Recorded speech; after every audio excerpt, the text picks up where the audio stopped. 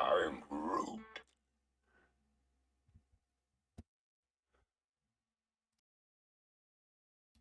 Okay, so that should do it. Okay.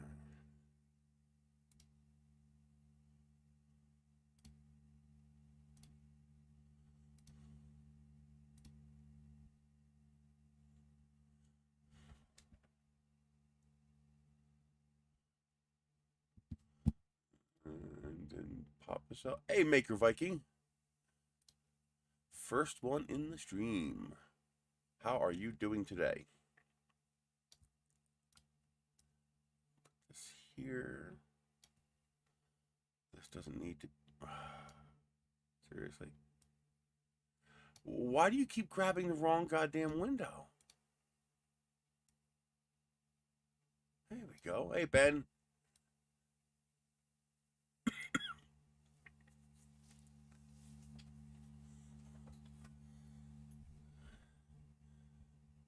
How are my critters this morning?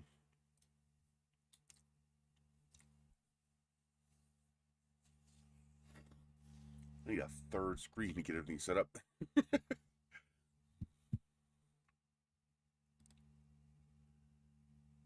Just that. Oh, you're on the other side of the planet. That's the only way you're just having dinner.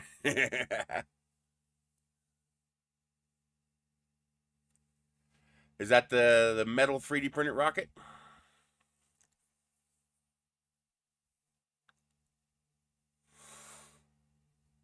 Yeah.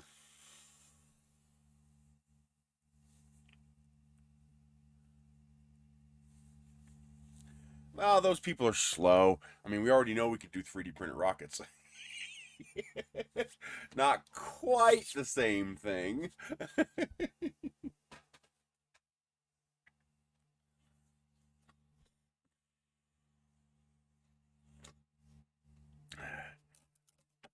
Peel off.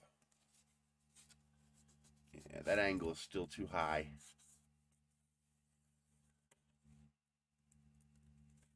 But yeah, that came out nice and strong. I like that.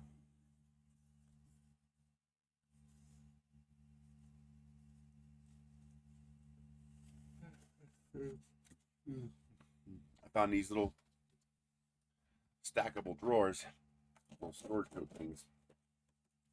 They're actually kind of nice. Although they're nowhere near the original anymore. I've kind of really hacked them up a little bit.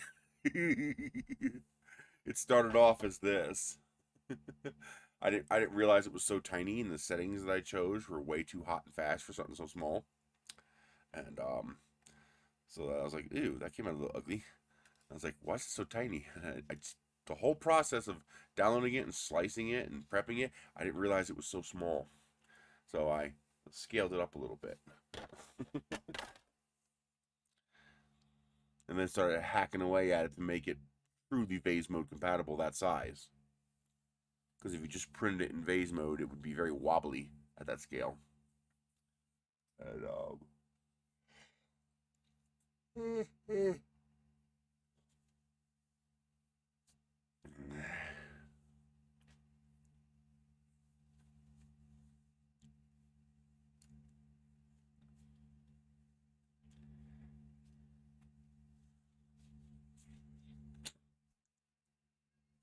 friend request on Facebook. Hang on. Let's see.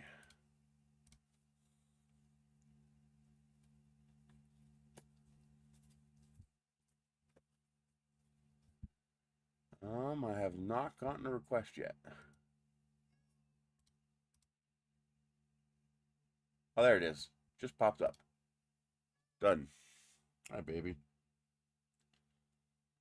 How you doing? Yeah, you're hungry, aren't you? And she hasn't come out feed yet.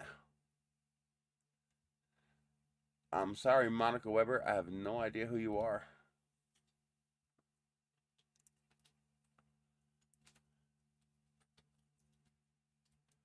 Let's see. Pedro, no idea who you are. No idea who you are. Creality Cloud, I guess we can friend you. Kent Bowley, no idea who you are. I have no idea who these people are. You gotta send me a message or something, give me some indication of who you are. Because I can't just say yes to everybody. Because you get a lot of, I'm not popular, there's just lots of scammers out there. There's lots of, bullshit. So who are you? Tideway. Thomas. Hang on, let me check.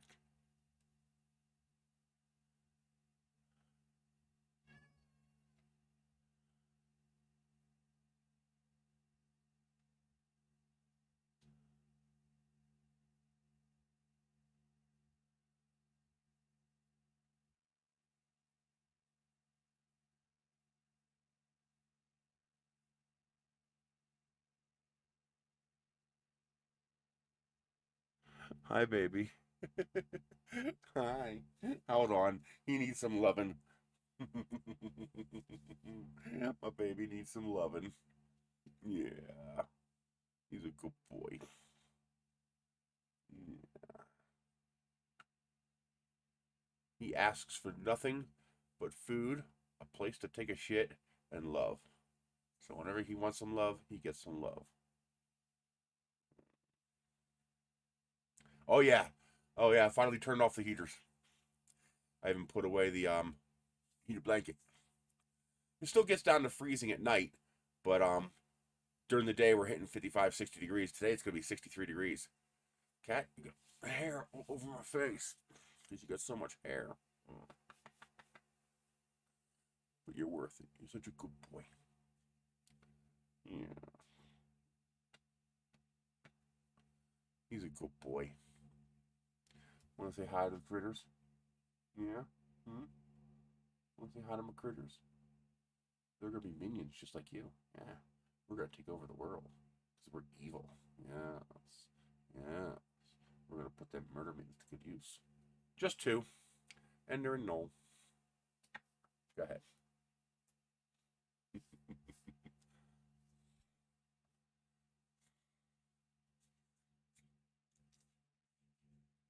But he asks for so little. And he's a good boy, too. He catches mice for me.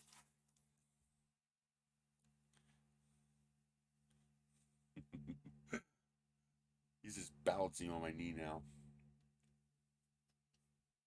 He's a good boy. He is such a good boy.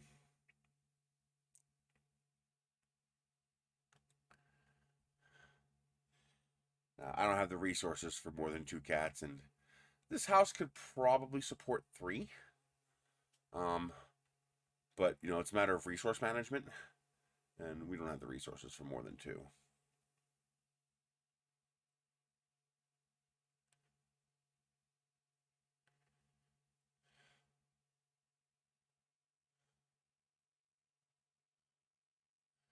Yeah, he's a good mouser.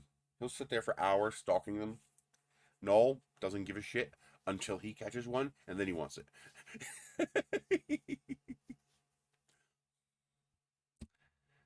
Okay, who's Tideway? Looks like a tool CNC kind of place. I see carbide tips. I see hole saws.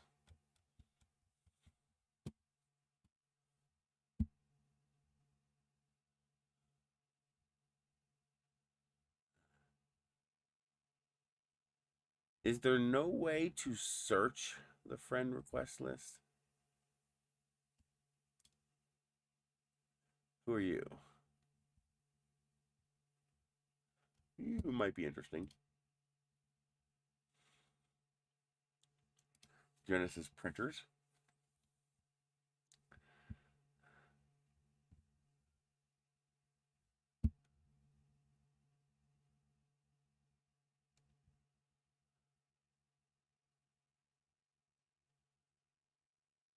I'm going through the friend requests thing. It's an unusually long list. Yes, do that. It should pop right up if you do that. At least I hope.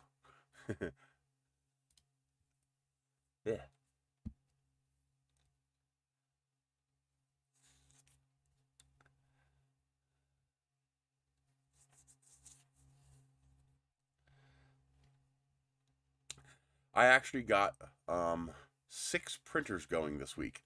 I got the it's all about annoying me. Where is it? It was right here. I couldn't find my soldering iron, and then I found my little USB one sitting right here, literally a foot from me. That was annoying. And so I got the end stop switches soldered on the Sapphire Pro, got it working. And then I had to stop using 6 printers, and because I realized I couldn't afford the electricity for 6 printers running continuously. Because it's about $15 a month per printer, so that would be $90 a month on my electric bill if I actually kept those printers busy. I was like, yeah, I gotta slow down a little bit. I don't got that kind of cash. And it's one of the reasons why I would really love for just one company to contact me with a nice sized lithium iron phosphate battery, like a 200 amp hour lithium iron phosphate battery, because then I could just set up that battery with a couple of solar panels. And the trick would be finding an MPPT controller that can take battery, solar, and AC input, and basically use the solar when it's available, but then use AC when it's not available. This way it's seamless. I know the one I'd probably have to do, not, a little bit. It's in the summertime, if you run something in the summertime, my electricity is it's just shy of 21 cents a kilowatt on peak and 11 cents a kilowatt off peak. So it's actually not too bad. But that on peak really hurts. So your 24-hour average, if you run something 24/7, is about 15 cents a kilowatt hour. And an i3 size printer is going to consume about 150 watts.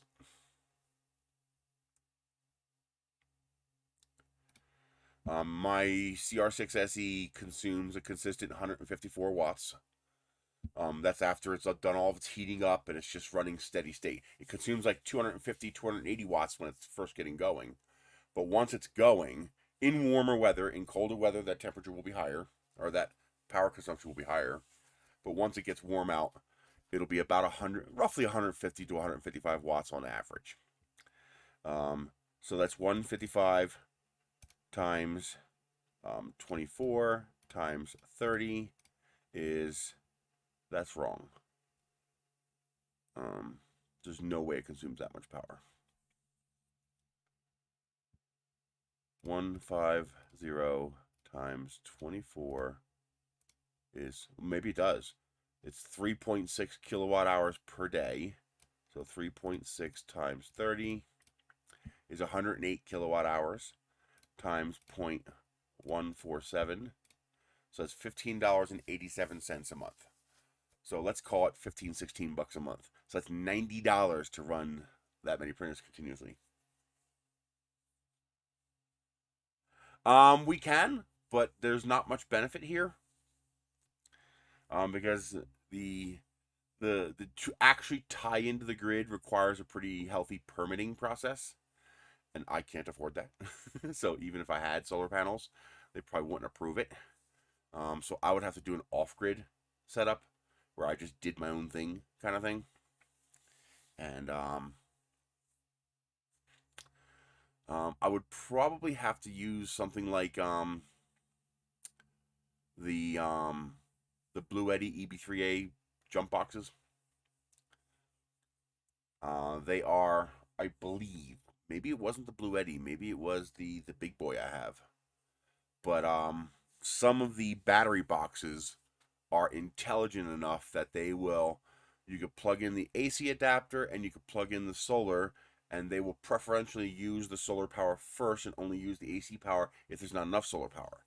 And that's what I need, because then, even if I can only manage to get 3 or 4 solar panels, that's okay, because that will reduce my electrical consumption by that many solar panels.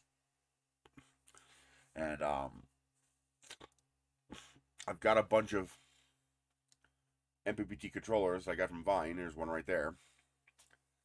And but I don't think any of those are intelligent enough to do that. They're intelligent enough to take different DC sources, but not. Hey, John. I gotta figure that out. I'm surprised that nobody does that. That nobody has power sharing with grid power. So plug in your AC power and plug in your DC power, and it will use up the DC power and then draw from the AC power whatever it can't get from the DC power. So if you're drawing 2 kilowatts and you're making 3 kilowatts of solar, great, you're on solar power.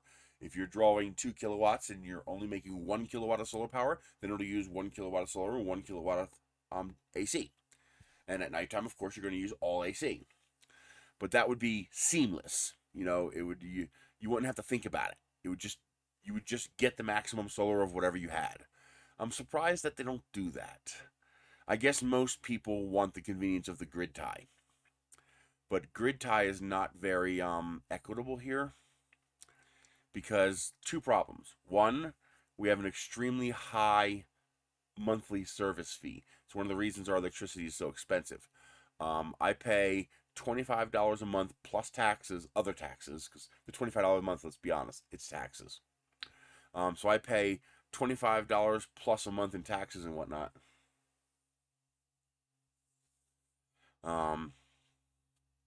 It's also probably complicated. Mixing AC currents is difficult to do. They can do it. Like you see the generators where you can plug 2 generators into each other to double the power. That's actually really hard to do. Getting 2 AC sources to phase with each other is surprisingly difficult.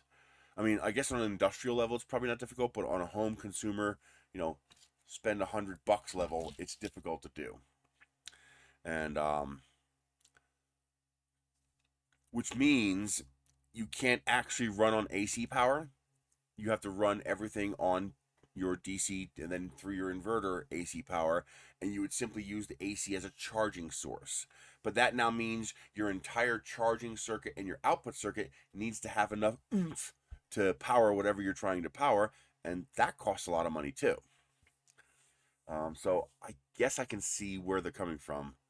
That $1,500 battery pack, that does it, but it's a $1,500 battery, so of course they could pay to do that. But that uses tenery cells, so I don't want to burn that on daily cycling because you only get like 500 cycles on a cell on batteries like that. If it was lithium iron phosphate, I wouldn't care. They got 3, 4, 5,000 cycles. But I'm really surprised nobody's worked on it because you do know that obviously the economies of scale would kick in if they made enough of them, and eventually they'd be dirt cheap. You'd be buying them from China for $10. But cat hair all over my face. It's irritating. I haven't gotten that friend request yet. Is there any way for me to search?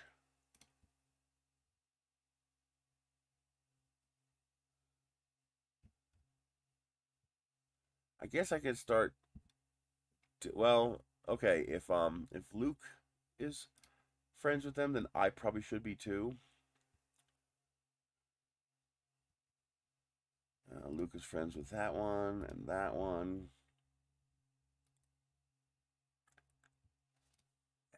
Cat hair. A lot of times I just don't know who these people are. Who the hell are you? That you have an Amazon icon.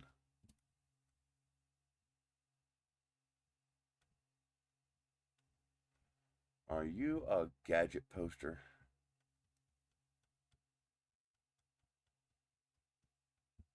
I don't know.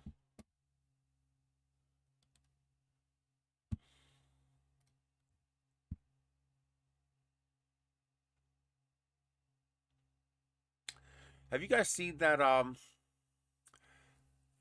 that girl who does printer reviews? She has the strong racks behind her. Young kid. Asian. Aurora Tech. Good content. I like her stuff. A little dry, a little, antiseptic in her delivery, but that'll come with time. She'll get that groove with time, but good content. Did a lot of strong rack, yeah. No. It was Aurora Tech. Oh God.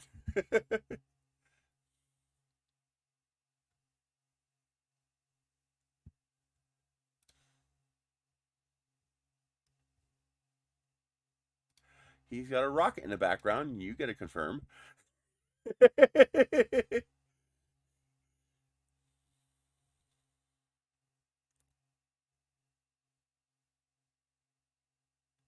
Yeah, it's good. She does a good job. Like I said, her delivery's a little, off, but that will come with experience.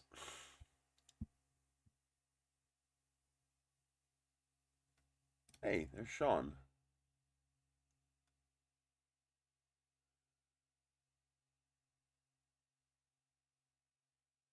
Ooh, that's a ring fin rocket that has helicopter recovery? Yeah. You get a friend just because of the interesting rocket.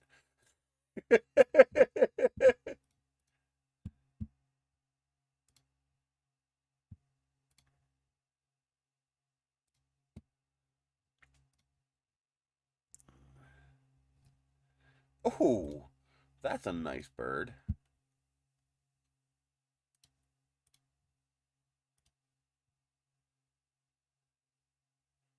CQ editor working? What's that?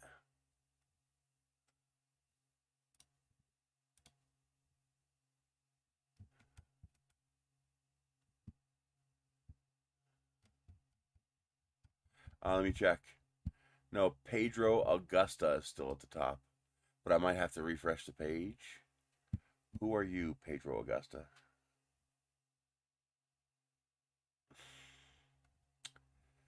Everything you're typing and posting is in a foreign language, which is fine, but I can't read it.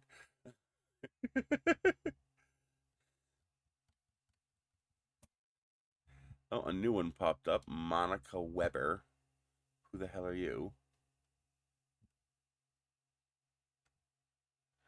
Yeah, as soon as I see sexy pictures, I know it's a scammer account.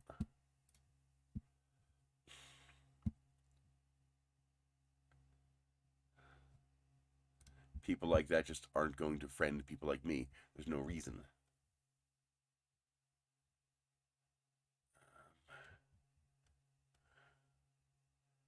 People, if it, you gotta give me. They should have a way for a person to put a note in a friend request. So they can post and say, "Hey, I saw your printed rocket on Facebook." I'll say, "Okay, he's a rocket person." Or, "Hey, I saw your live stream." Okay, he's one of my viewers. Or, "Hey, we're a printer manufacturer," or electronics manufacturer, PCBWay or something like that. Some kind of note, so that I can have some kind of idea of who the hell you are. Because I can't just accept everybody. There's 553 friend requests, and that doesn't mean I'm popular. That just means there's probably about 500 scammers out there, and probably 53 of them are probably people I should be considering. But going through them is such a bear.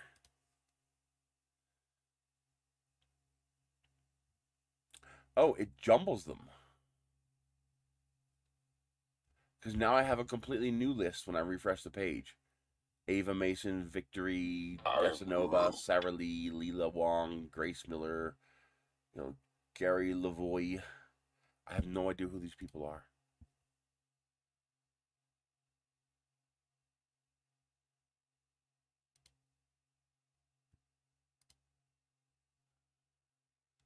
And there doesn't appear to be a way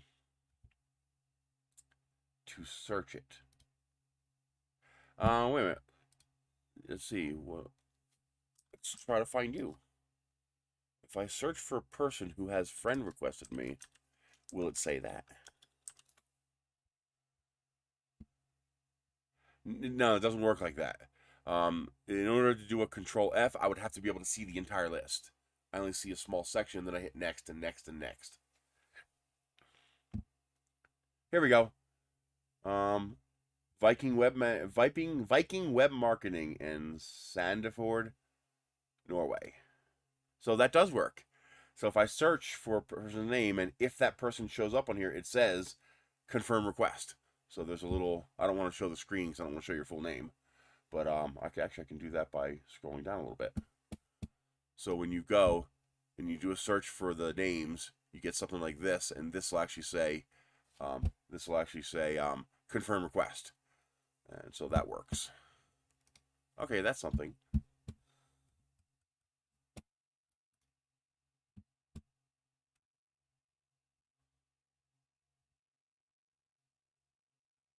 I really wish this person would make audiobooks because I really want to listen to this series, but it's not available in audio yet. But it's a sci-fi series of a um, uh, I guess a space miner and his cat. And I love the way it says a cat and his human minions. I love it. That's great. I want to read that so bad.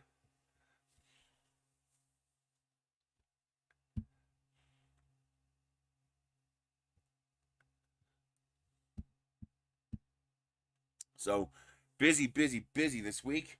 I'm pretty much done the dragon. That's actually looking really nice. And it looks great with the white and red nose cone. And I even did red motor mount, fire, red. um, yeah, this is looking nice. I'm looking forward to flying this one. Then I found an old roll of Eryone sparkling silver filament, and let me tell you, it is beautiful. Look at this.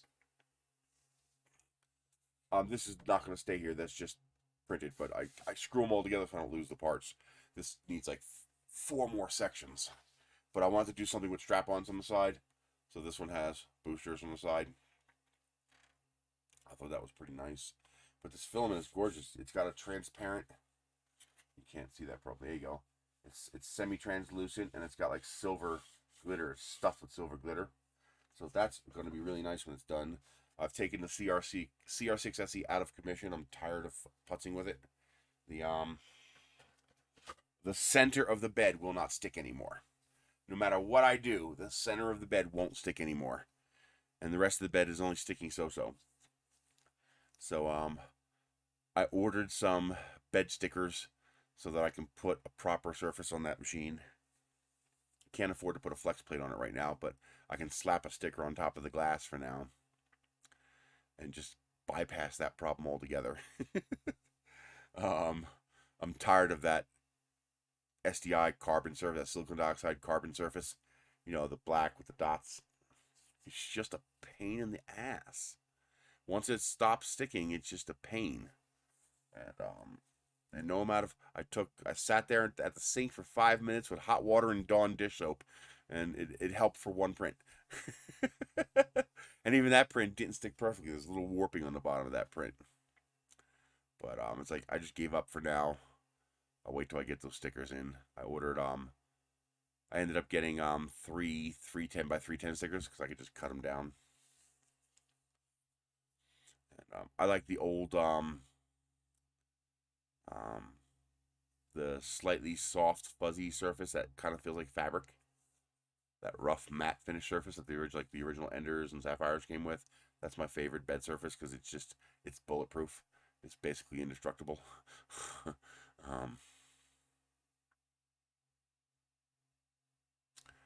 What is that? Search.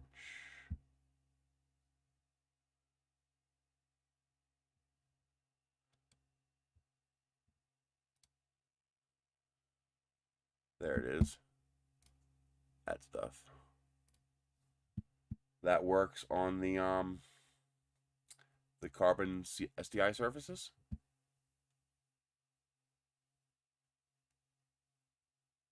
I don't got it right now, but I'll save that to my 3D printing parts, tools, and accessories list.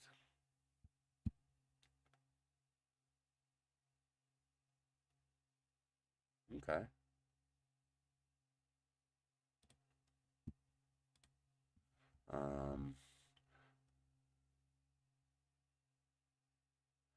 This guy's a little weird. First of all, fantastic picture. Second of all, who isn't aware that they're called murder mittens? Hello, that's their name. And those murder mittens need a little clipping because those look like they're gonna hurt. But that's a great picture. I've had no luck with glue stick and the carbon beds. On glass, yes, but on the carbon beds, I've had no luck. I've just never gotten the glue stick to work. Even the craft bond stick, the good one.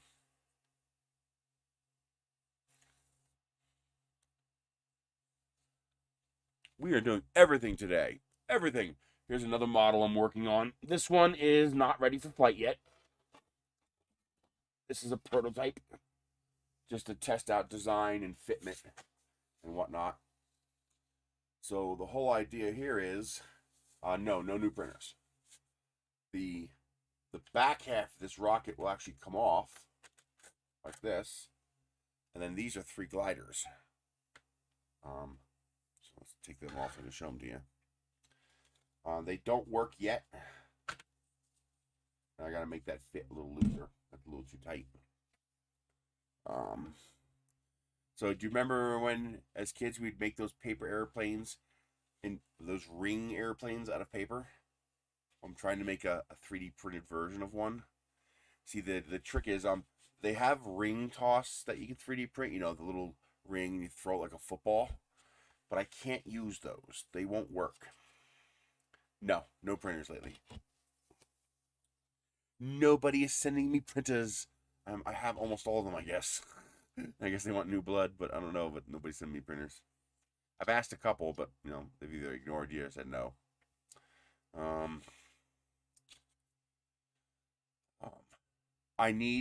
Whatever I put on a rocket has to have positive incidence. So if you take one of those like Xylo rings and you drop it like this, it'll just continue straight down and hit the ground. It has no propensity to pull up and maintain positive incidence. Nice. Yeah, I asked them. They said they don't have any more to give out.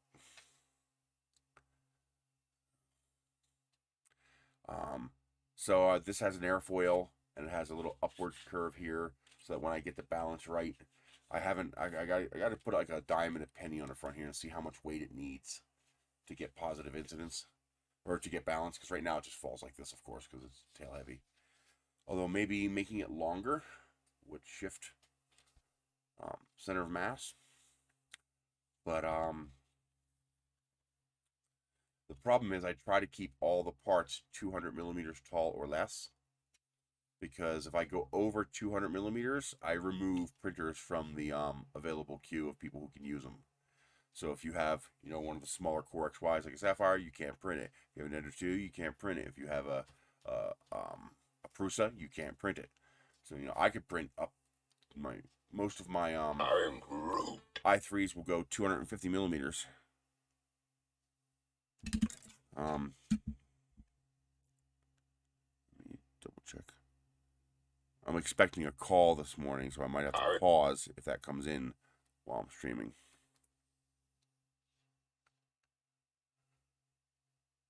Yeah, well, yeah, most of that kind of stuff is heat sensitive.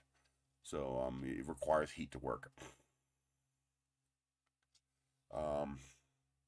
So the idea is that these, because they're made of plastic and not paper, they're very rigid. So this is all vase mode printed except for these little modules right there. That little tiny piece is the only thing not 3D printed, because it has the little socket to accept the glider. Hey, Matt. And then the glider sockets right in to that. And then this part interfaces with the prongs on the top.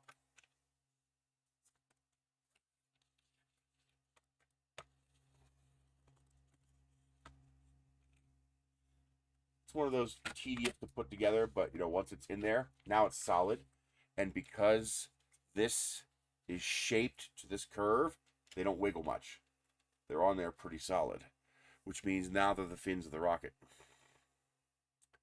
And then when the ejection charge fires, this portion gets blown off the back, releasing the gliders, and they'll create a little air show in the sky.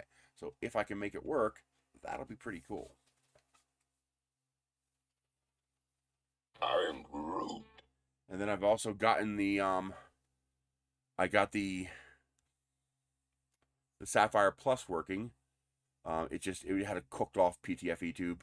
I tried to run PETG at 260 degrees. It didn't like that. It didn't like that one damn bit. Immediately, I had a lot of hours on that printer, so the end of the PTFE tube got cooked off. Cut it off, working fine. And I got the PETG printing, and I'm getting the ramjet parts going. So almost all the parts are done, including the fins. So I finally got the fins to print properly, and they made up nicely. This will all get glued together. This will not depend on screws and threads. So this will all be glued. But this is looking really nice.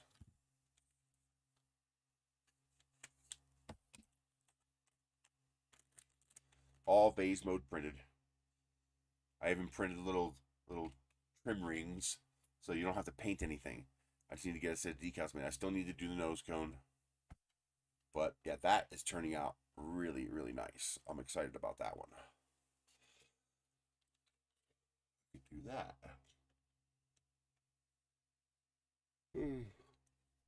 Just CA. They all slot together, and this one will have a paper tube going straight through the center, so none of these plastic parts will experience the ejection charge. So just little drops of CA hold the whole thing together, and it's all vase mode, so it's relatively light. You know, even the little center section even allows me to hide the launch lugs, so they'll be inside the tube area, so you won't even see them. So pretty cool. That's actually a recreation of an old Estes kit called the Estes Ramjet. And so I was like, I can 3D print that. Like, yes, I can. I can 3D print that. And I was getting worried because I need reproducibility. Other people have to be able to make these parts. And if other people, no, I haven't yet, Maker Viking. If other people can't make these parts, there's no point. I can't sell digital kits if other people can't print them. And I was getting worried because my Sapphire Pro cannot print these parts, and I don't know why. And I haven't been able to figure out why. It prints beautiful parts, but the seam never fuses. That's not broken. That's actually how the model is supposed to print, except this gap is so small that normally each time the filament nozzle passes this section, it fuses together, it melts together. And for some reason on that printer, it will not fuse that seam, and I have no idea why. I've got the extrusion multiplier turned up higher, so high in fact, that the parts are now dangerously brittle. Because as you crank up the extrusion multiplier, you're making the plastic thicker and thicker, and this part is really rigid. You know, I like a bit more flex in my parts so that they can handle impact without breaking. And this part is so rigid that it'll probably hold twice as much weight, but yeah, when it hits the ground, if it hits a rock, it's gonna break it. And but I can't have that. That's unacceptable. Because if you don't have fusion, the ejection charge is just going to go right out the side of the rocket when the ejection charge fires. And, well, apparently it's just that one printer. Because the other 5 printers all fuse fine. Just that one machine. Even the other Sapphire works perfectly. All these ramjet parts, I can crush that tube and the seam doesn't break. And that's the other thing I haven't figured out yet. I printed this tube in PETG, and I have a nice, look at this, look how flexible that is. Look how much I'm squeezing that. And it's not cracking or breaking. I changed nozzles. It had the same nozzle on it, but I changed nozzles and it didn't help. But crazy flexible and beautiful. Good fusion, nice and flexible, no cracking. I took that exact same filament, exact same temperature profile, exact same printer. Literally, I just changed G-code to print one of these. It's as brittle as glass. So I can't quite figure out what the difference is. Is the plastic being changed by how I'm printing it? Or is it a mechanical difference? Like it's flexible as a single wall, but it's not flexible as multiple walls? I'm not sure. That's something I'm going to have to eventually figure out. Because I have to make sure that these are usable parts for other people. Like even the nose cones I made for this are too heavy, too brittle, too hard. So I just basically, I can't use that printer for printing these.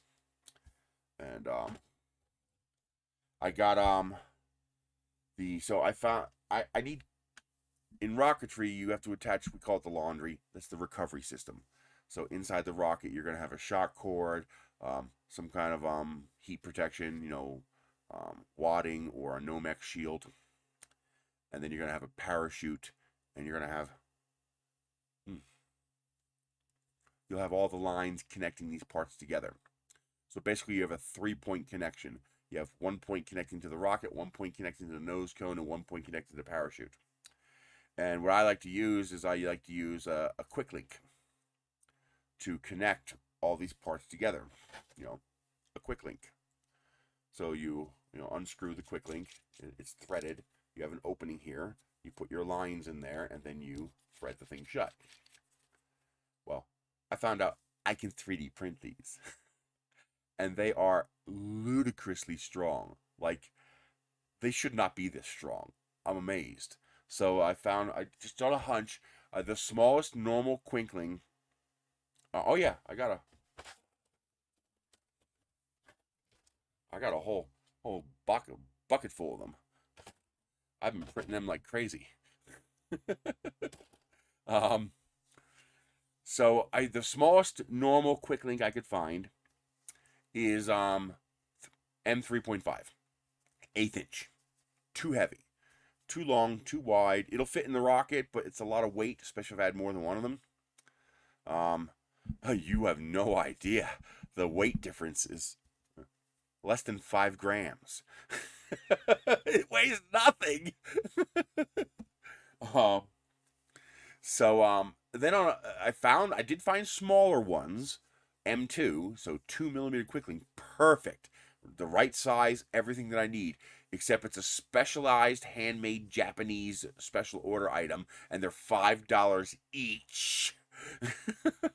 Okay, I guess if you're buying one, that's okay. I would have really loved to find titanium ones, and I did. They do make titanium ones, but they're light enough, but they're bigger than I want. I don't want them that big. And also they're expensive. I need to get down to 25 cents a piece to make it equitable to put inside of a kit. And so just on a hunch, on a lark, I typed Quicklink into Thingiverse, and lo and behold, a goddamn Quicklink popped up. This was 200% scale. So I think this is normal scale. Except I accidentally made the I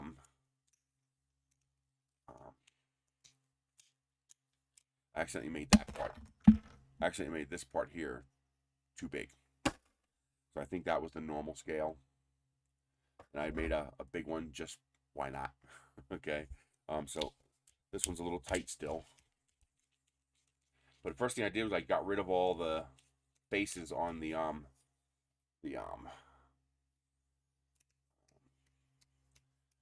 this here, because I'm not doing anything that requires a wrench to tighten it. This is using AMOLED wood filament.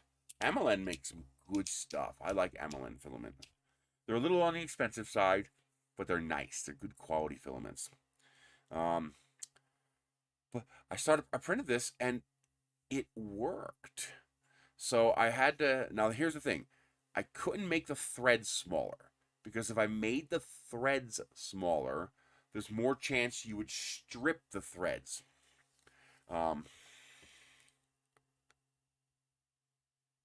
There's a higher probability that you will strip the threads if I tried printing the threads.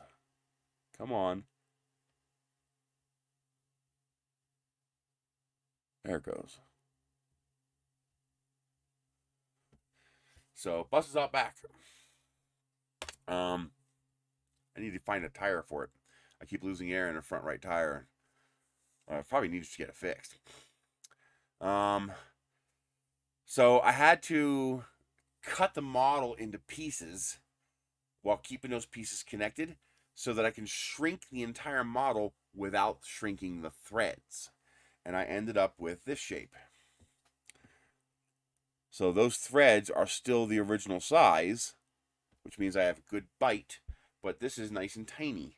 This is easily, only a fraction of the size of the inside of this rocket, so it only takes up a tiny bit of space inside the rocket. So now I don't have to worry about it jamming or tangling or anything like that. And most important, my users can print it, and also it's light. But this is, and now keep in mind, this is weaker because it's wood filament, which means it has a fill. There's 20% wood powder in here, which means the plastic itself is weaker because you're creating voids with the wood powder.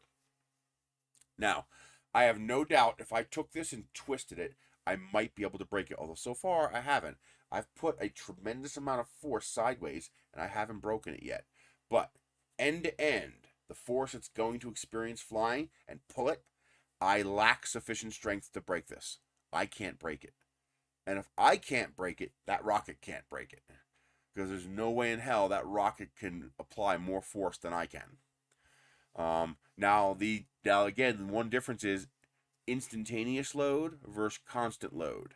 So I can put my hand on your chest and lean into you and push you over, okay?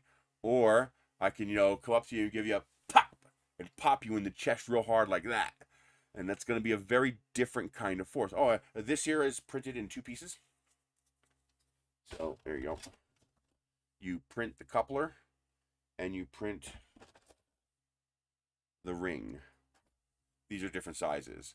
And then what you do is you bend this ring like that. Oh, that one broke. This is one of the bigger ones. You bend the ring until you can thread on the coupler. And if you bend too far, it breaks. But these are shockingly flexible. Like, let me see if I can get one off. I've never tried to take one off. But if I push it, like, it's actually pretty hard to do. There it goes. Got it. So you do that. Come on. There we go. So there, I just took one apart. And what you do is you push this to the side like that. It's actually pretty hard to do. A lot of the times I'll actually take 2 screwdrivers and put them in there. There we go.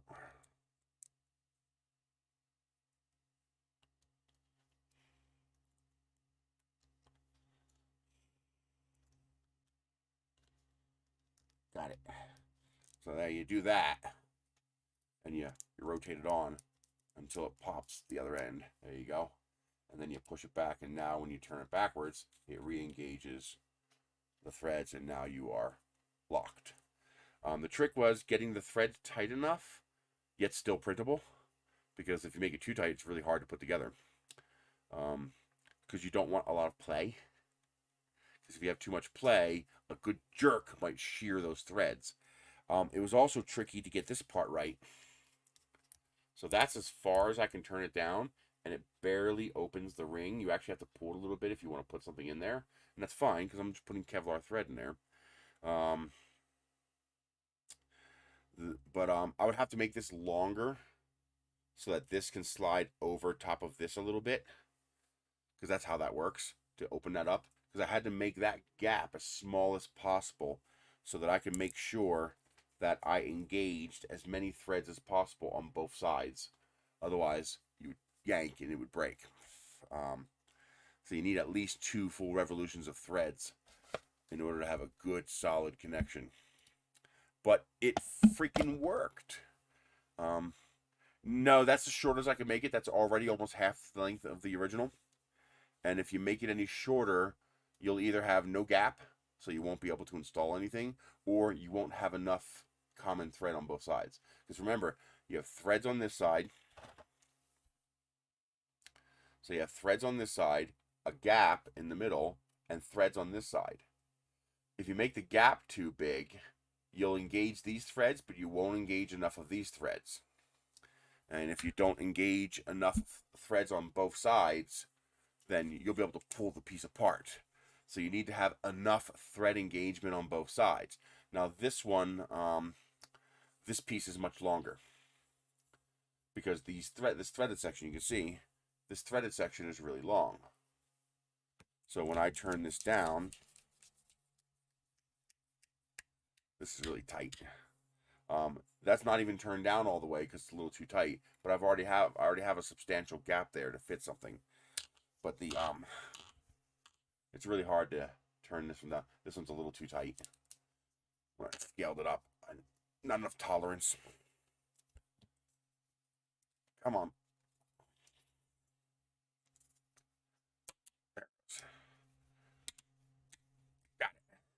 So I need to make sure that I engage enough of these threads to hold on to the part without disengaging too many of these threads, because otherwise it'll just pull apart. And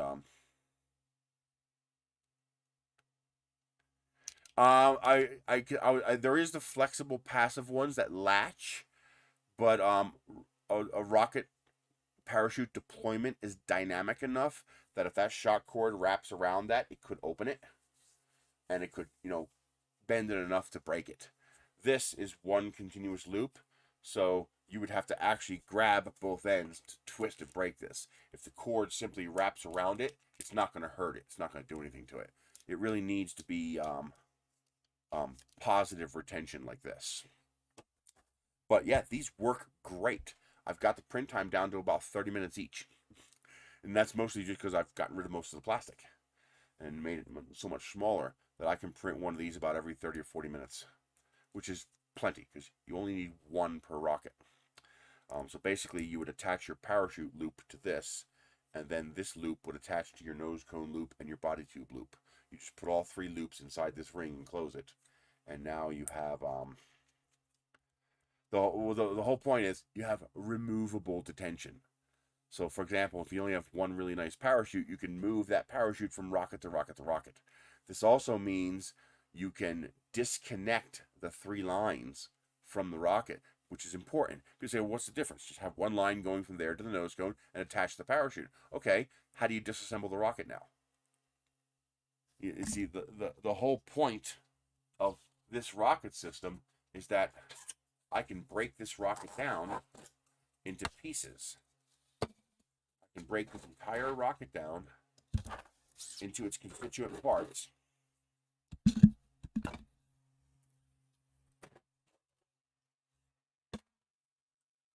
So this whole rocket with no glue can be broken down into these constituent parts. There's also another piece that goes in here. So your motor mount goes in the bottom, but if it's attached with a shock cord to everything else, all of this will be on a string. So you won't be able to replace it. You'd have to cut the cord. Well, now that I have a quick link, I can put a separate cord on the nose coupler, the engine mount, and the parachute. I can unscrew this, disconnect them, and now I can pull the whole rocket apart. Do maintenance, upgrades, repairs, changes, whatever, or just for storage. And now I could also take this entire motor mount and put it in a different rocket. So I don't have to make 10 of these motor mounts if I have 10 rockets. I only have to make one or two. Now I can fully assemble the rocket again. Just run the shock cord through as I do the assembly.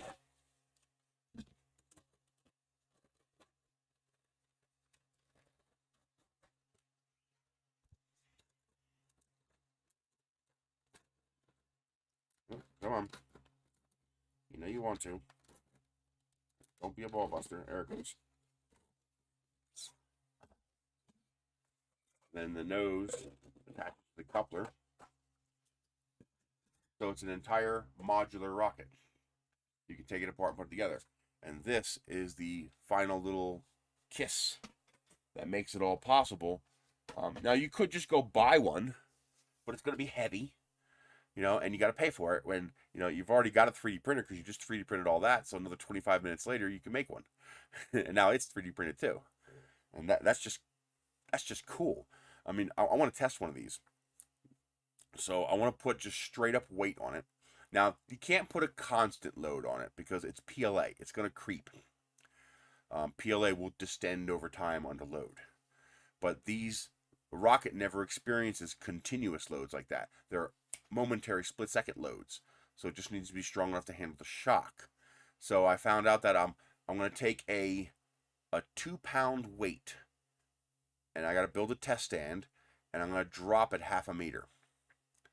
Or I can do 1 meter. If I could do 1 meter. It's only 4 feet. Yeah, 1 meter. So I take a 2-pound weight and I hook it to a Kevlar string on the end of this and drop it 4 feet. That's a 2,000 G load. Well, anywhere between 1,500 and 2,000 Gs, depending on how much modulus the entire system has. The stiffer I can make the system, the higher the G load, because Gs are related to speed versus distance to stop. So the stiffer the system is, the more instantaneous the stop is when the weight hits the end of the string. But I'm betting you this is going to handle, a few 100 pounds of momentary load force without a problem. Because I can pick up 100 pounds without a problem, and I can't break this when I jerk it. When I jerk it, there's no give whatsoever on that. It hurts my fingers. I put a dent in my finger. So it's strong. In fact, my biggest concern, if you use too thin a shock cord, the shock cord itself might concentrate the force. Because remember, this is not a valid test. Because I'm spreading the force of my pull over all of that surface area. While if you were to attach a string to this is not a string, it's a piece of filament. But now this is concentrating all of that force on that one little tiny cross section of the string. Okay, that's going to be a much higher concentration of force. So I've got to get some Kevlar string, a little weight, and just do some drop tests and see how much it's going to handle. But I'm betting you it's going to handle a couple 100 pounds of momentary force, which is all it's going to experience in flight. If you have an unusually violent ejection charge, or if you deploy ballistically, so your rocket's on its way down and you pop the parachute, well, when that parachute goes, FOP! It's going to yank on that rocket momentarily. But it's not going to be that much. It's not as much as people think. Not when you have that much plastic. And now, interestingly enough, the 0.6 millimeter nozzle, which is what this was printed with, works a lot better than the 0.4 millimeter nozzle. And it's also something to do with the wood filament. The wood filament seems to be more flexible. Like this one, I could physically bend this and thread this on, while I printed a whole bunch of these in the marble filament from Eryone, and I cannot bend these to put the threaded piece on. I can't bend it enough. Well, I can. If I take both hands and I bend it, I can bend it enough, but now I can't hold it because I have to release one hand to get the little piece, to put the little piece on. So the only way I could do it was I had to take 2 screwdrivers, one this way, and then I was using tweezers, but anything will do to demonstrate it to you guys. One this way and one this way, like this. And I had to squeeze these two tools together to force that over and allow me to thread it on. It was that hard to bend, but it took it. It allowed me to do it. And how well these are going to work is going to depend on the plastic you're using. So for example, this one here, no joy. I shattered most of these getting this to work. This one warped a little bit on the bed, and I think that's what allowed me to bend it. So some of these are not going to work, so you're going to have to make a test print with whatever plastic you're using. But some PLAs are more flexible than others, and so some PLAs are not going to work. This one here, where's the dark colored one? Here. This one kind of worked. This is the silver that I'm using to print this. But it cracked these bottom layers, but it held. It took it. And I still can't break this. So you're going to have to test it. It might also be the kind of thing where you might want to dip the bottom part of this in warm water to soften it up a little bit, to bend it, screw it on, bend it back, and then let it cool down. But point is, you'll test it. You'll make a test print first. But I'm blown away that these are functional. They actually work. I'm wondering, how much can I do with these? Like, what can I make these do? Like, this will easily hang up a planter. So, for example, if you want to put up a flower pot, easily strong enough to hang one of those. You want to hang a bird feeder or hang some lights, easily strong enough to do that. Because your modulus is not going to be too high, because it's a constant load, but it's not a heavy load. Compared to that, it's no big deal. So there's a lot of interesting things you can do by being able to print these. Can you buy them? Sure. But the cost in fuel alone to drive to the store to buy one of these from Harbor Freight for $1 is more than the cost of printing one. And you can print it in less time than it'll take you to go to the store and get one. And it's plastic. So you're not going to have to worry about like a metal one hitting one of your windows, or denting or scratching something up or rusting. It's never going to go bad. People say, "Oh, UV, give me a break." I had an electric car socket bolted to the side of my building in New Jersey for 5 years, and the only thing the UV light did to it was make the gold color fade. That's it. The plastic itself was still fine. Will UV eventually break it down? Yeah, sure. When you're dead and your kids are dead, then maybe the UV will break it down. Just like, technically PLA is compostable, yet people have buried PLA parts for years with zero degradation in the part. It's going to take industrial level composting to break one of these down. So the reality is, the only concern you have with using PLA for anything like that is high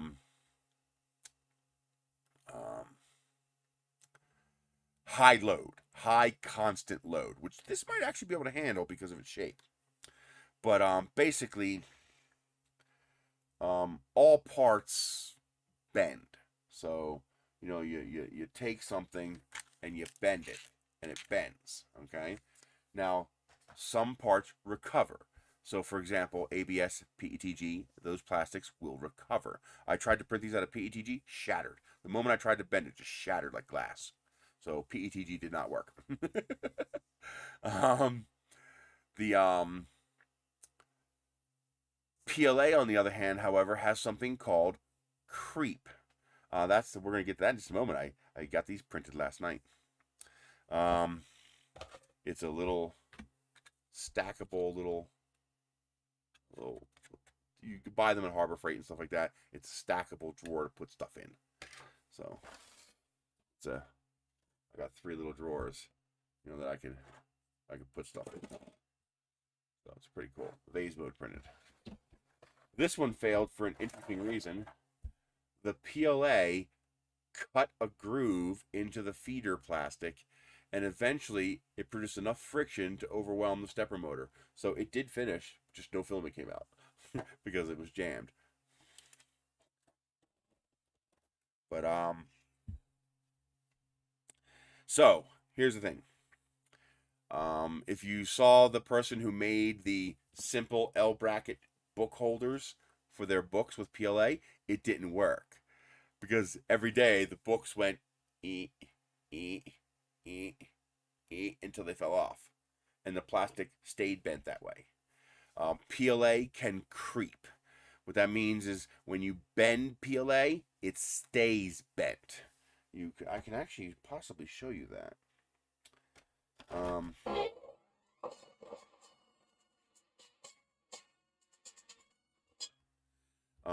When I bend this and I hold it like that for a while, you can see how much I can bend this. More than enough to allow me to actually. Is that the right size to use this? Yes, it is. Nice. So I can bend that and put the little threaded thing on there. Now here, the problem with this one is the gap is too large. So by the time I engage these threads, I'm disengaging these threads. And this would not be very strong. This needs to be longer for this one. Let me show you. I was in the middle of showing you something and then I stopped. I'm going to take this off because it'll make the demonstration more obvious. I'm Groot. So if I bend this like this, you can see I'm bending I'm bending it apart so I can put the threading on. Let me just hold it there for a minute. Now if I release it, it stays bent. See how it did not recover back to where it was? So if I were to stick this in a clamp and I were to hang a pretty decent weight from this, this would eventually bend down. It won't break. It'll just keep bending and bending and bending and bending until it reaches a balance point. That's creep, and PLA will creep. So very high load, thin structure stuff doesn't work with PLA because it'll do that.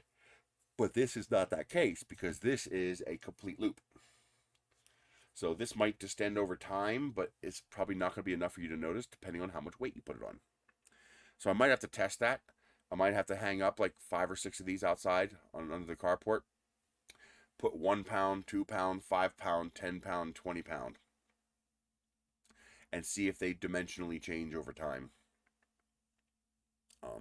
Or see if the threads give over time. But for temporary loads, like ejection charge, deploy the parachute, yank, okay, I'm done. That, it's fine. It'll handle that all day long. There's a guy, his testing was a little imperfect, but it was consistent. PLA is better than nylon. PLA held up better than nylon. PLA is an amazing material. It really is. It has, so far in many applications, it has better toughness than PETG. Now, thin wall PETG is more flexible, but like thick wall PLA is more flexible. It has more modulus than the PETG does. It shattered. This didn't. But that's only one PETG, so a different PETG might behave differently. All these plastics are slightly different from each other. They're not all the same. Most people have never printed with PLA. Technically, they've never printed with PLA. What they've printed it with is a PLA plus. Most of these plastics are PLA plus. I think this might actually be a pure PLA, and that might be one of the reasons why it's so hard. Now, of course, not all PLA pluses are the same. They're all different, but good ones like Filament 1, Filamentum, Atomic, IC3D, Sunlu, the good PLA pluses, they add modifiers to the plastic to alter the plastic. That's why it's called PLA plus. It's PLA plus some other stuff. Silk is a PLA plus. They're adding elastomers to the silk to give it that shiny sheen. Now, in that case, they actually harm it. The filament itself is stupidly strong. Like, silk filament puts nylon and PETG to shame. Like, they can't touch it. The silk is so stupidly tough and strong, it's ridiculous. But it has a very, very nasty con. And a lot of people think of this as strength, but it's not. What it is bonding. So the filament, grab it, break it. Very strong. However, there's another aspect to PLA that we need to deal with, and that's one layer sticking to another layer. The plastic bonding with itself. And silk has very poor layer bonding. It doesn't stick to itself very well. So if I were to, this is a vase mode print. If I were to print this with silk, I could grab the end of the strand, and in theory, I could unravel this entire part into one long strand of silk. The layer bonding is that bad. So people say, I tried to pull the print off the bed and it just came apart in my hands. Yes, because you used silk. So you got to be careful taking it off the print bed, because you can literally delaminate the part and tear it to pieces. So that creates an issue where you can't really use silk for structural parts. Now, if you're printing with a 0.8 or a 1mm or a 1.2mm nozzle, the larger surface contact patch helps a lot. And no, 3.4mm paths is not as strong as 1.2mm path. Not even close. So when you print silk with a fat nozzle, you can get away with a lot more. But now you're making the part heavy. This sucks balls. Hey Jerry, this really sucks balls. Because imagine how god-awful freaking good this would look in like a gold and silver silk. This would look so good in silk. It's ridiculous. Because remember, this is vase mode. And vase mode is the optimal printing style for silk, because silk amplifies imperfections.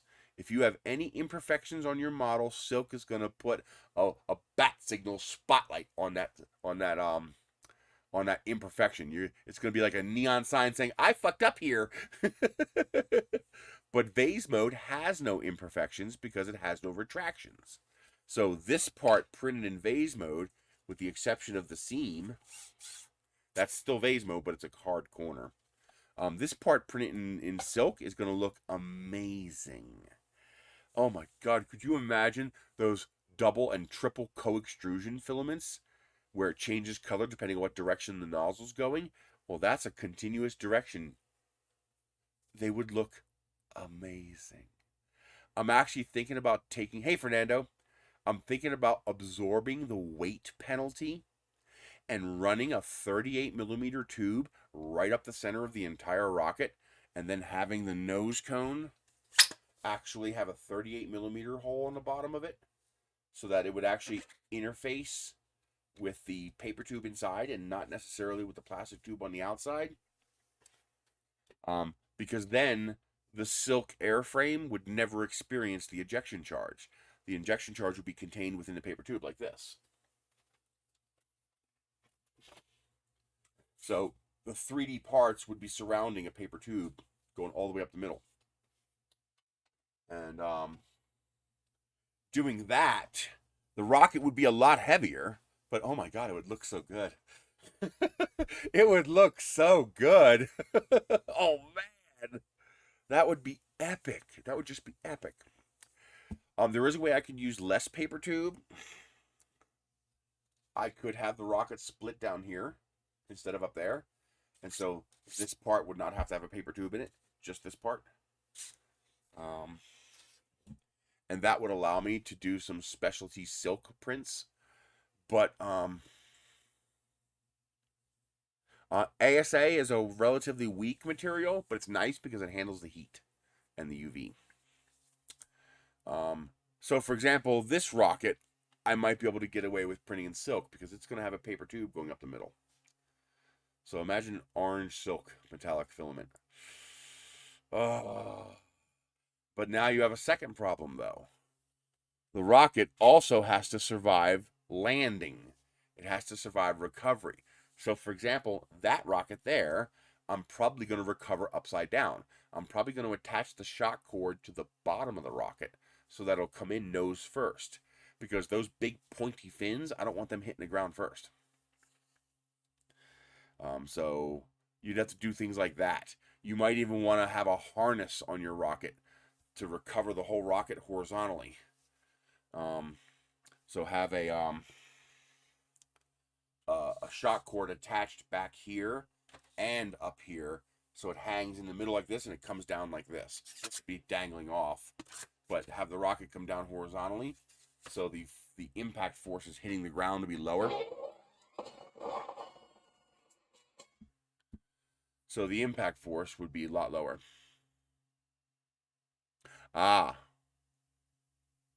You probably, depending on what you're making. Oh, you're making an engine, so yeah, you want the 0.8 millimeter nozzle and the 4 walls. Yeah, you might even want to bump up to a 1 millimeter nozzle.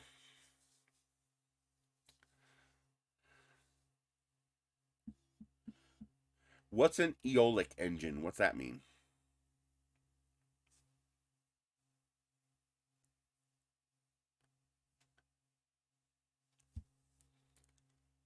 Oh, but I also got some PVC caps. I downloaded the step files from McMaster Car and then fed them through an online converter to make STL files.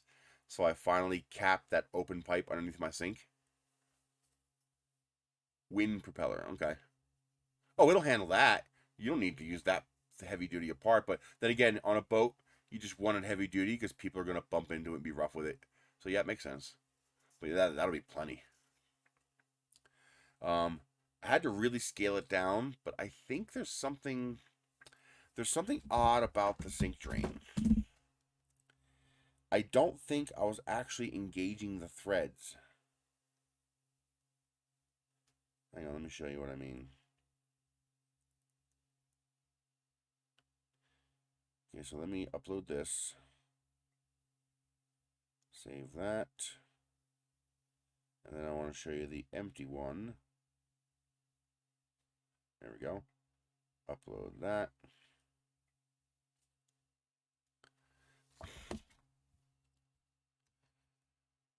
I finally figured out how to get the ads working for Amazon Shopper Panel. I have to use a different phone. So I just have this phone sitting here at home, and I just do my Amazon Shopper Panel on this phone. because not only do I not care if this phone can access the internet, but it works. Like, I can still access the internet. For some reason, if I turn on the always on VPN for Amazon Shopper Panel, on the Sony it works, on the LG it works, on Michelle Samsung it works, but on my AGM and my Oukitel, when I turn on the VPN, it disables my data connection. Like, the data connection's still there, it just doesn't work. Like, I can't get on the internet, apps can't access data, the web browser can't access data, the data just stops working. Even the Amazon app stops getting data. Weirdly enough, Google can still access the net. I can still do app updates. If I go into the Play Store, that still works. Isn't that weird? So there's something broken on these Chinese phones, the AGM and the Oukitel, that the always on VPN doesn't work. But if I use a phone made for this market, the VPN works fine. I don't know why.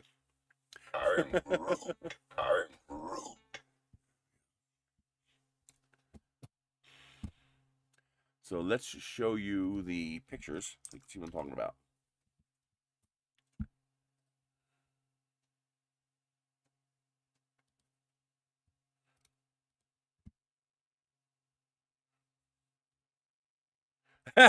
Maybe. No, I think it's just poorly coded. I think there's an error somewhere in how they code their stuff. Like the way it's set up is wrong or something. So here's the hole under the sink. So this is underneath my sink. This is the drain coming from the sink itself. So you have the two drains on the sink. They come into one, and then one goes to a P trap, and then it goes to this. This pipe goes down to the sewer. This pipe is just sitting here open. This tube was just sitting inside this pipe. This tube came from the dishwasher that used to be here. I got rid of the dishwasher because it's pointless to run a dishwasher here. The hard water kills them in a few months. Well, the problem is with this open, yeah, well, if you get a clog in your sink and then you free the clog, well, this is lower than the sink. So if the water doesn't drain out fast enough, it fills this up and the water pours out of this. It's like, why would you design something like that? At the minimum, this should be capped with an air vent pipe going up higher than the sink, so it doesn't come out this hole underneath the sink. I got the sink unclogged, and I heard water gushing. I'm like, where the fuck? I opened the sink, and water's pouring out of that pipe, soaking everything. So, I printed a cap for it. So now, even if it's not sealed, it's going to dramatically slow down how much water comes out of that. But the cap doesn't quite fit right, and I had to shrink it by 1 millimeter to get it to fit. I mean, having to shrink something to make it fit, I do that all the time. You know, the tolerances, you don't have to worry about tolerances. But a millimeter? That's a lot. That's a lot to shrink something. But then I noticed...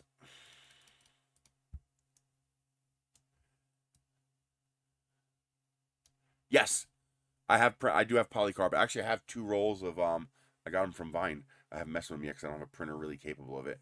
But I got 2 rolls of PC with carbon fiber. So if you look at this, it looks like it has 2 different lips. This is the threads inside.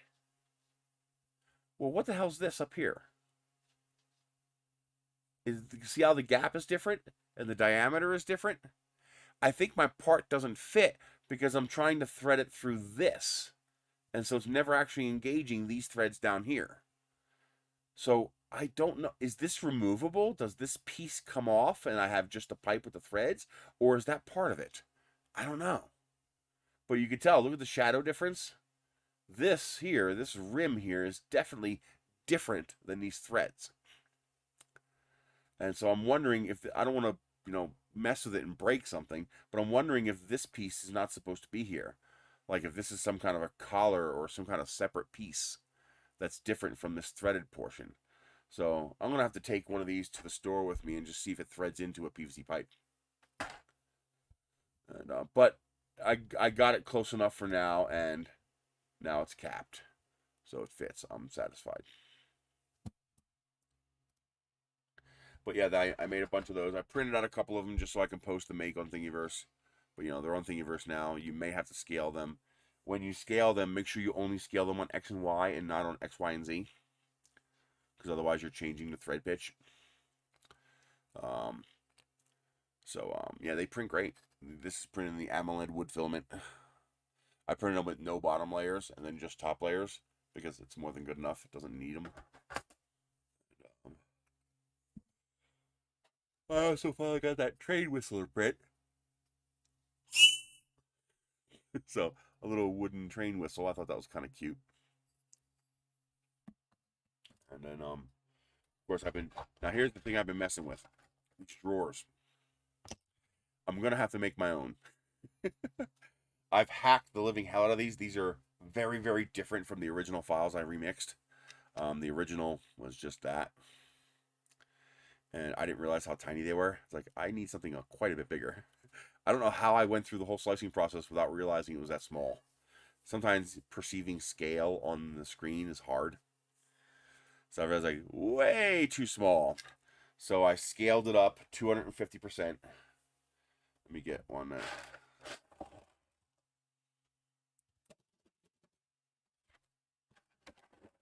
Well, not lame. He actually needed them to be this size. So he had little stacks of them on his desk, and they held all of his little nuts and bolts and screws. And you know, look how small the little M5 and M4 nuts and bolts and screws are for your 3D printer. That's actually a pretty good size for that particular thing. So I just didn't realize how small they were. And that also obviously was not designed to print with a 0.6mm nozzle. So I scaled it up to something more usable. Yes, this is real wood. It has 20% wood powder in it, and you can smell it. It smells like burning wood when you're printing it. I love it. I love the smell. I grew up with a wood fire, so I like that smell.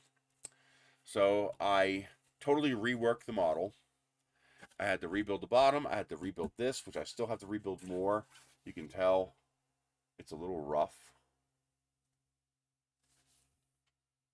This part here is a little rough because the angle is a little too steep. So I've got to make the angle a little less. Because I started with a printer objective. I wanted to print this with a 0.6mm nozzle at 0.4mm layer height because I want to print it fast. This prints in 3.5 hours, which for something that size is pretty fast. So a few tricks that I used. First of all, I'm modifying everything to be compatible with a 0.4mm layer height. I've got everything worked out except this. It prints, it works fine, but this needs to be a little bit less. You know, another 10 degrees will be fine. The bottom, I had to use some, slicer tricks. So the first the first 4 layers are infill, and then the top 2 layers are fill. You could just do all infill if you're only going to put big stuff like this in it. But if you're going to put smaller stuff in here, then you're going to want that fill. Plus, it just looks nice. I put ribs, so it's got you can see them through there, all my ribs. So this is actually, this is vase mode, except for the first 6 layers. This is all vase mode. You can see it's all open there on the top, because it's all vase mode. This needs 2 more ribs. So I need to use 6 ribs here instead of 4. I mean, this works fine, but I want it a little bit stronger.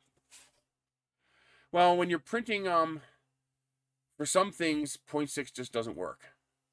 For example, this rocket. This rocket would not work with a 0.6. It'd be too heavy. When you're doing vase mode stuff, sometimes 0.4 has a benefit. So this rocket would weigh 50% more if I print it with a 0.6. It'd be strong as hell. It'd be damn near indestructible, but you'd have to fly like a G80 on it just to get it 1,000 feet up. And this is supposed to be a mid-power rocket. I want to be able to fly this on Fs and maybe even the D engines if I make it shorter. So it would be entirely too heavy if I tried printing. It'd be like this.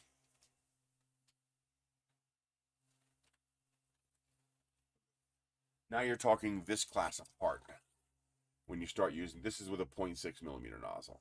but this is substantially heavier than that entire rocket. But you know, when you're making them this big and you're flying on bigger engines as appropriate, then the weight is not as big a penalty. But for rockets that size, 3-inch class, 0.6 is too heavy. I'm actually thinking about trying to print one of these with a 0.2 millimeter nozzle, going down to like a 2-inch or 1.5-inch rocket and trying that with a 0.2. That might allow me to print model rockets. So 13 millimeter Estes engines, for example. The trick will it be strong enough? Will it handle the ejection charge? It probably would, especially if I had a long enough paper stuffer tube to handle Roman candles. Sometimes black powder engines can Roman candle. Yes, he hasn't flown a second time with the updated files, but the first flight was fantastic. I showed you guys last week. The first flight was fantastic, except the seam broke. But that might actually be a combination of tooth in a wall and his slicer, Prusa slicer. It has what's called adaptive extrusion, where it will increase and decrease the amount of extrusion. Oh yeah. But yes, I think all printers should, we should probably default to a 0.5 millimeter nozzle. That would be an excellent compromise between 0.4 and 0.6. Because there are some small trinket stuff where 0.6 is kind of cumbersome. But a 0.5 can do 99.999999999% of what a 0.4 can do. And you'll have less clogs, you'll have stronger parts, you'll have more reliable prints, and you'll have and when you start using exotic filaments, you'll start having less clogging issues. So for example, there's always a chance you're going to clog with wood filament on a 0.4 millimeter nozzle. You know, one little clump of wood that doesn't break apart correctly or flow correctly, and boom, you're jammed. A 0.6 will never jam for that reason, and a 0.5 is highly unlikely to ever jam. So yes, I think they should start defaulting to including 0.5 millimeter nozzles. I think that would be a good thing to do. Because most people, if they are into it enough to understand that they need the detail of a 0.4, 0.3, 0.25, or 0.2, they're going to have the means to change that. But your average person is going to be printing something like this. Something like this. You know, something like... What the hell? Why do you keep popping this shit up? Go away. You know, they're going to be printing, you know, a whistle for their kid, a cap for their sink, a link to hang up their plant, a little organizer for their desk, you know, a geocache container for their hobby. That's what most people are going to be printing. And all of that stuff would benefit from a 0.5 millimeter nozzle and would not lose anything by going up in size to a 0.5 millimeter. People like me will have a use for a 0.4 or 0.3, but people like me will know how to do that. Will know how to change it. For your average person, yeah, I think they should default to 0.5. I think that would be beneficial, and I don't think there'd be any cons. I think the benefits outweigh the cons, how little there are. So, I've been hacking the living hell out of this thing. I already increased the angle down here to make that more compatible, and it's perfect. It prints great. They fit together nicely. The vase mode cuts really make it strong. This one has too few. It needs more vase mode cuts. It needs 6. It needs about that kind of spacing instead of that kind of spacing. It's strong enough. You know, there's no strength issue here, but I'd like it to be a tiny bit stiffer, and this wall is also not flat. Because the spacing is too high, so the plastic's allowed to form a little bit. So another change I want to make is I'm going to thicken the floor. So I'm going to make the floor a little bit thicker, and I'm going to put a curve on the back. I'm going to make it concave, but not this part here. Just this center part.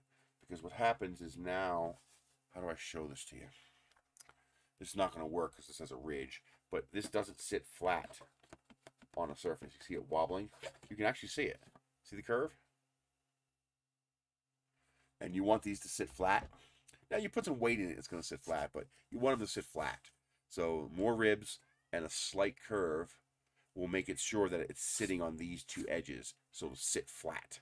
I can't put a curve here because this has to interface with this drawer. And I also might increase the width of the shelf here, so this little part here that it sits on, so that you're less likely to do this. It's more likely to be in the proper position to sit there where it's supposed to. So I'm going to design one from scratch. It's probably going to look basically like this because that design works, so I'm going to copy it.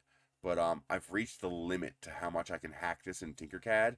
I'm starting to get more and more errors, because the original file had 2,300 errors, and Prusa Slicer couldn't save the changes to fix them. So the original file had a lot of problems internally, and I've been adding chunks and thickening to different parts of it to try to get around that problem.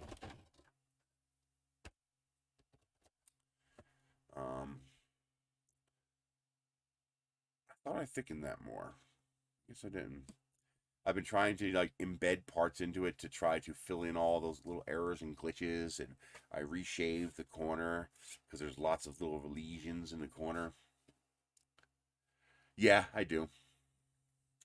I think I might trust SolidWorks more than I trust Fusion. I think SolidWorks will still be around a couple years from now. Fusion, I'm worried that they're going to keep limiting the free version until people don't want to use it anymore. And then I'll have learned how to use it and wasted my time. But yeah, SolidWorks will probably be a pretty safe bet. But the only problem for designing parts like that, yes, but I'm so visually oriented, and the CAD programs are not visual. They're not object oriented. They're plan oriented. I mean, I'm very good at picturing what that plan will result in, but I'm not so good at making those plans. But I need to learn. I need to learn to do that. So I also can't scale this. I figured, okay, if I shrink it by 33%, 0.4 millimeter nozzle. If I enlarge it by 33%, 0.8 millimeter nozzle. Yeah, when I enlarge it and shrink it, it totally fucks it up in the slicer. The slicer just throws a fit. So whatever errors are in the model just get worse when I try to scale it. So I got to start over. This will be easy. This will be relatively easy to make in Tinkercad. It's all just simple shapes. But I got to start over and make my own. And the complex part in Tinkercad will be I want to radius all these corners so that there's no right angles or very few right angles, and that's a little harder to do in Tinkercad. The outside ones are easy, inside ones are not so easy. They're not so hard either. It is feasible to do. It's just a pain in the butt. Basically, I'll show you guys. Prusa Slicer is even worse for this kind of stuff. When you're doing complex vase mode, it has to be a pretty nice file, or Prusa Slicer adds errors. But yeah, it's good for scaling. So let me show you this. This is actually a neat little Tinkercad trick that you guys will like.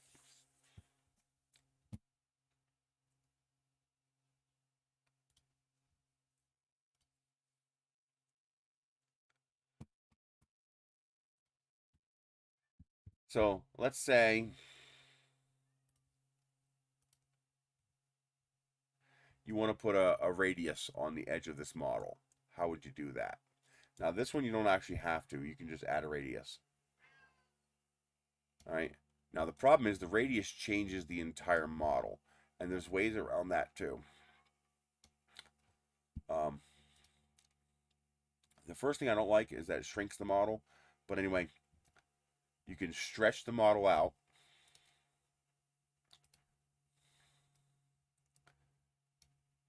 Cut off the top and the bottom, Control D, so that you're just taking a cross section.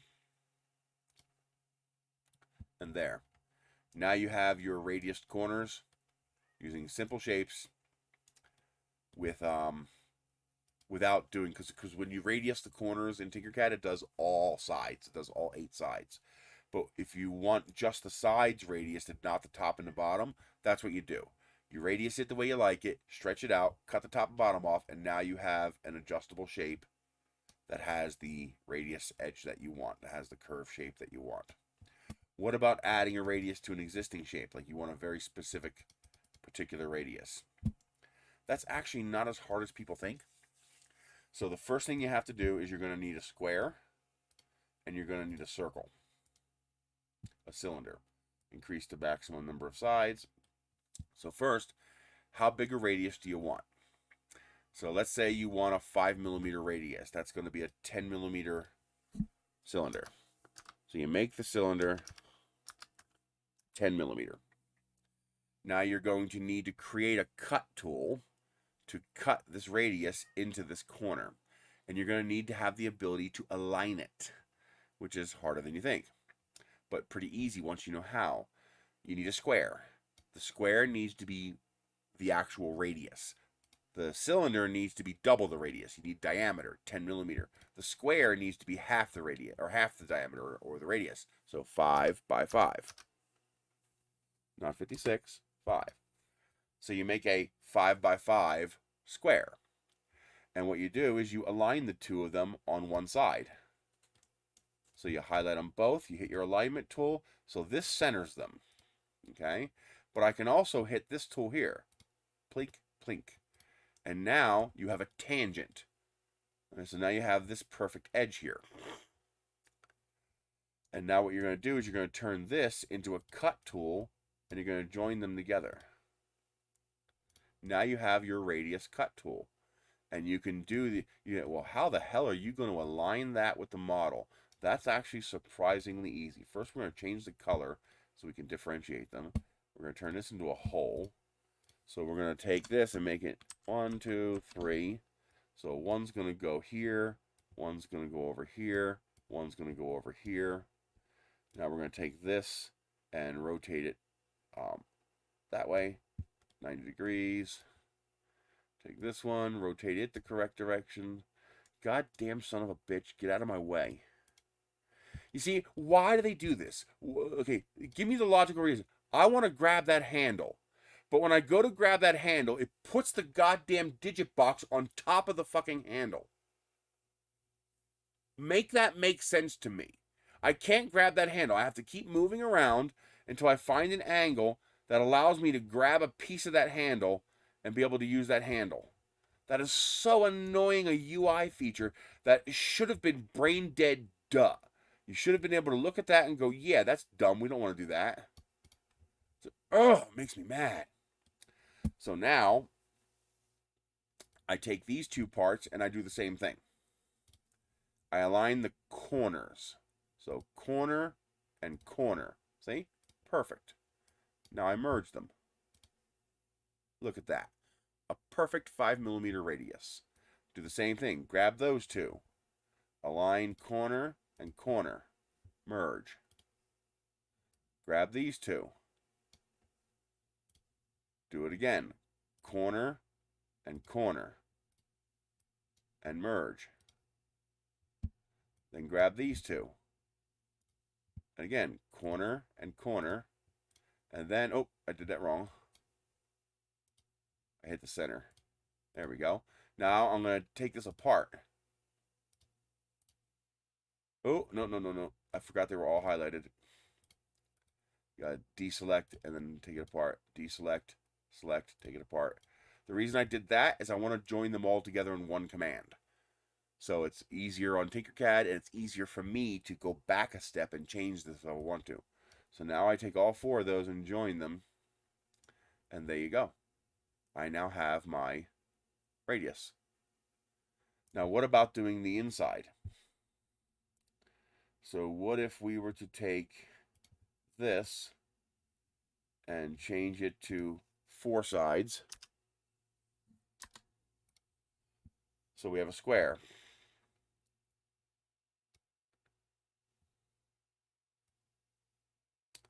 And I want to put the radius corners on the inside of that square. Why is it so short? Oh, that's right. The ring starts off shorter. All right, so if I want to put a chamfer on the inside of here, you actually do it exactly the same way, but it's a little bit harder. So you take this, and you take these pieces here. So let's duplicate it. And you got to put them in the corner. Come on. And you got to put them in the corner here like this. Now, to do this is a little trickier. If you don't need precision, you just have to make sure they overlap. But if you need precision, then what you have to do is put a work plane here, grab this, lift it up, change that to 0. Then you turn it this way. You put a work plane here, grab this. Once again, the control I needed was off the screen. Change that to 0. Except now we're going to leave it a solid. And now we do the same thing to the other faces. Control. This one we're going to do a little differently. I'm going to do one duplication. And I'm going to put the work plane back down on the bottom. I'm going to rotate this around 180 degrees. Not 180, 90 degrees. There we go. Now I stick a work plane on this face. And then I move this down to 0. Now what I do is I join these two together. I Control D them. I do a flip command to flip the duplicate that way. I put a work plane on this side, and I shrink this down to 0.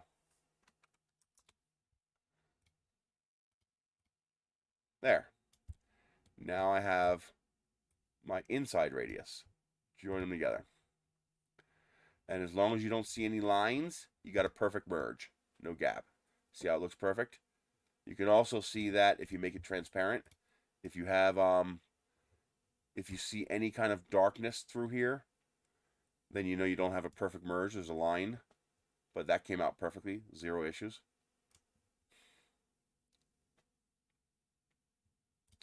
But that's how you put radiuses inside and outside. It's actually not very hard, but it only really works on simple shapes. If you want to do it to complex shapes, it gets a whole lot harder. To the point where it's near impossible. But there you go. That's a simple way to add a radius to the outside and the inside of a Tinkercad model, at least a simple model. So that's how I will do it when I make my own version of this. Because most of these services are going to have radiuses. Because radiuses are stronger. They're going to be small radiuses. It's going to be a 5mm radius. So it's going to be nice and tiny. But in vase mode, radiuses are stronger than 90-degree corners. Well, yes and no. It depends. 90-degree corners are stronger, but radiuses make the entire structure stronger. And it also allows you to print faster. Because when you have a radius, the tool path doesn't have to slow down as much. You don't have to, when you have a 90-degree turn, you have to stop. You can't just go around the corner. You have to accelerate, decelerate, stop, change direction, and accelerate again. But if you have a radius, you can just go zip around the radius. So a radius is a whole lot faster. So for example, let me show you.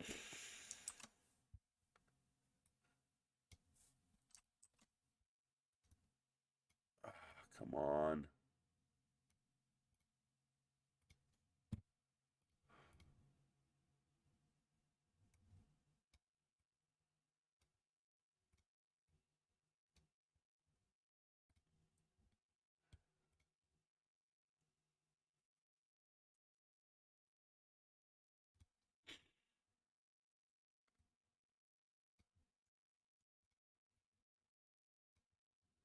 I'm going to show you what would happen if I were to do something.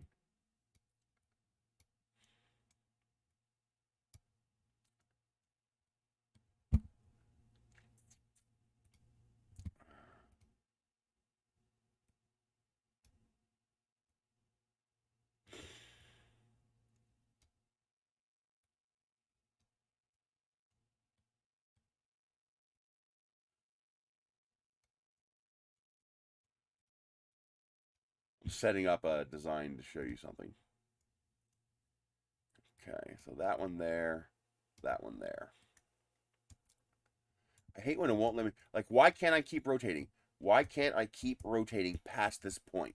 What possible logical reason is there to stop me from rotating, letting me continue to rotate all the way around? There's no programmatic reason to limit that. I have to turn it around like this. It's not a big deal, it's just these little things that shouldn't be there. These computers should be smart enough to handle that.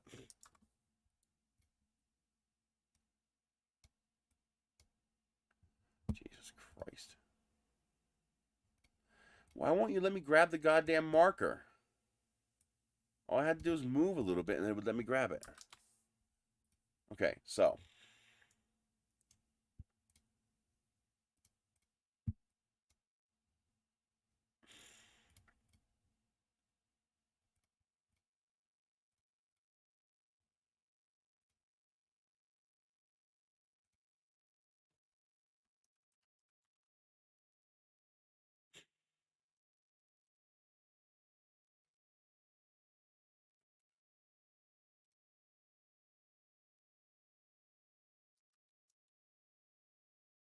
Nope.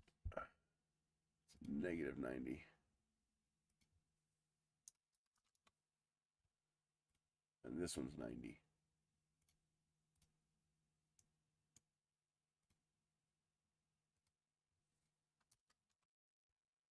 It's still negative 90. I thought I got that right. Okay. So now we put a work plane here. Jesus Christ.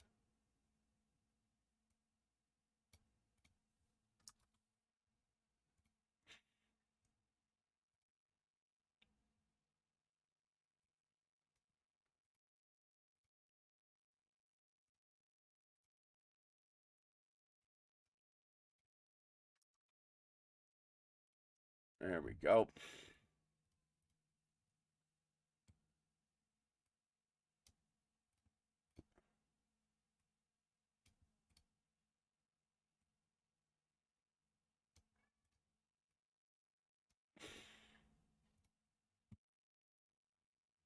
That actually has an imperfection.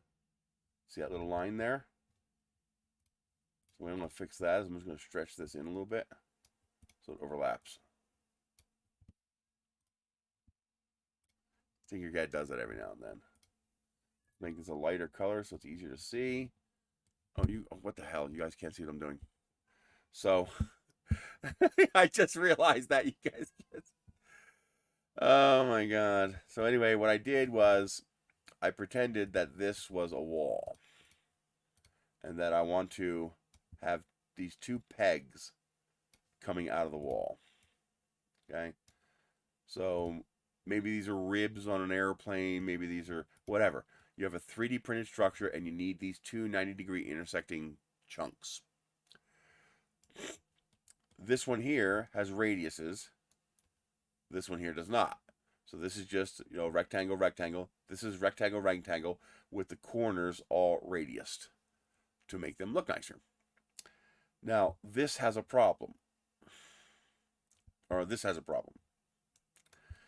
This will print substantially faster than this. And this even works at tiny scales, such as this. This part right here, I radiused the end of this. And it completely eliminated the ringing. So I had a problem where, where's that tube? Well, anyway.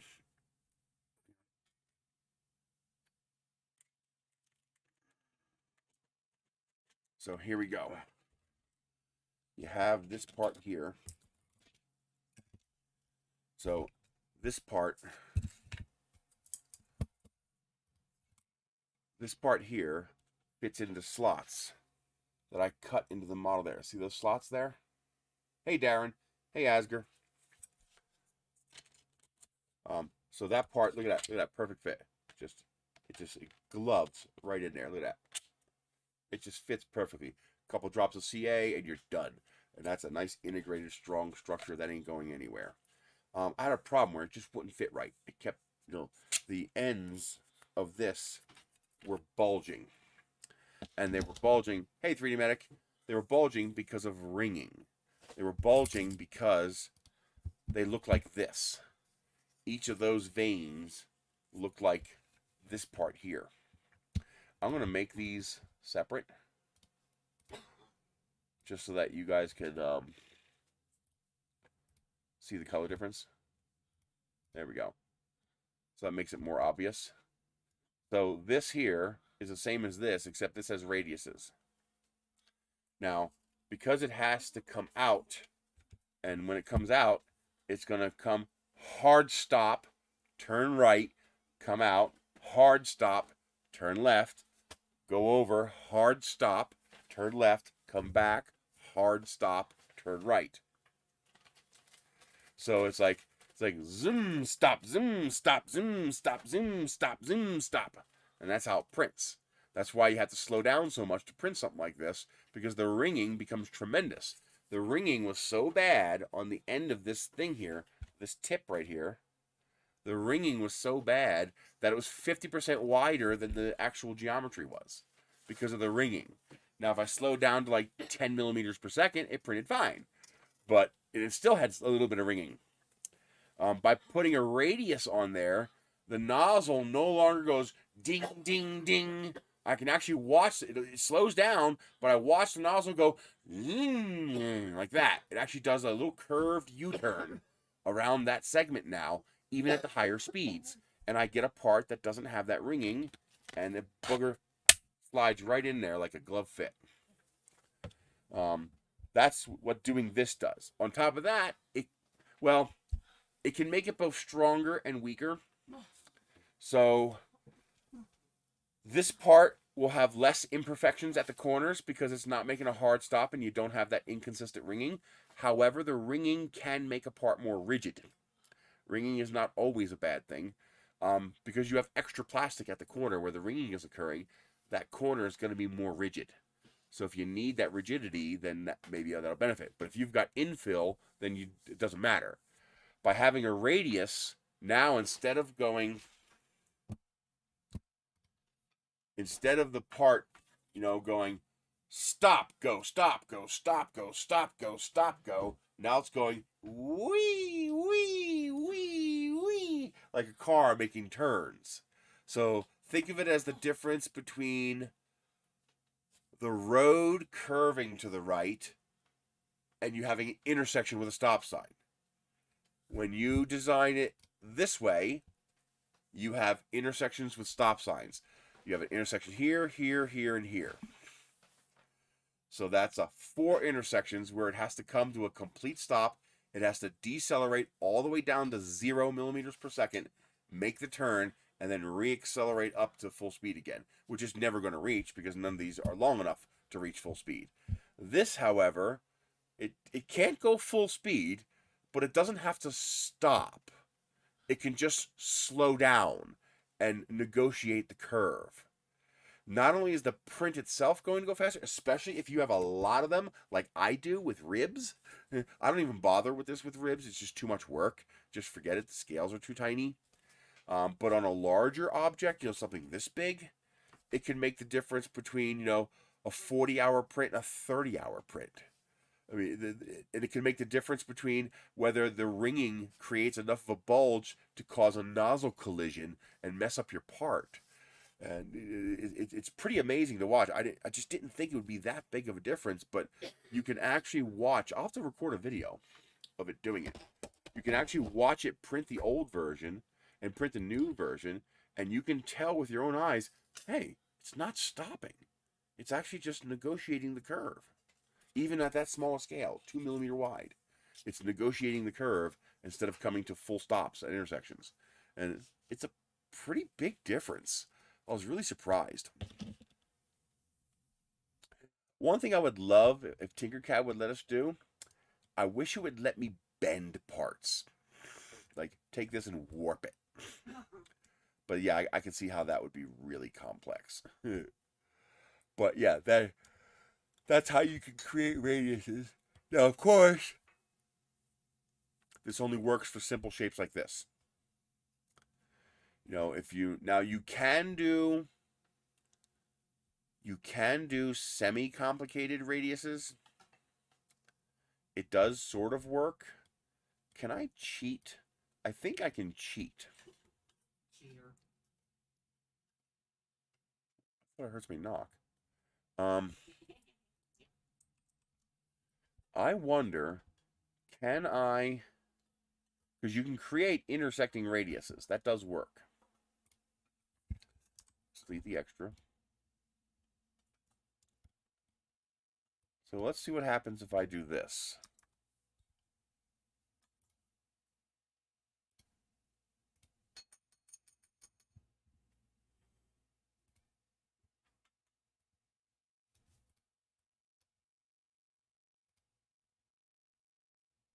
Yes, this will work.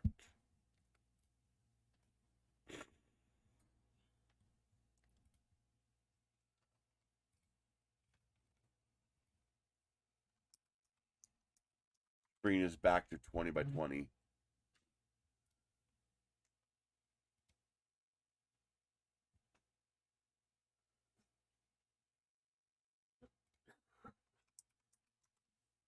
Back to its original scale.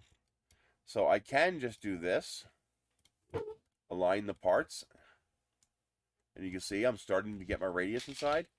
And then what I do is I take this piece, I duplicate it, I rotate 90 degrees, and then, did I do that right? No, I didn't. I duplicated the wrong piece. Oop.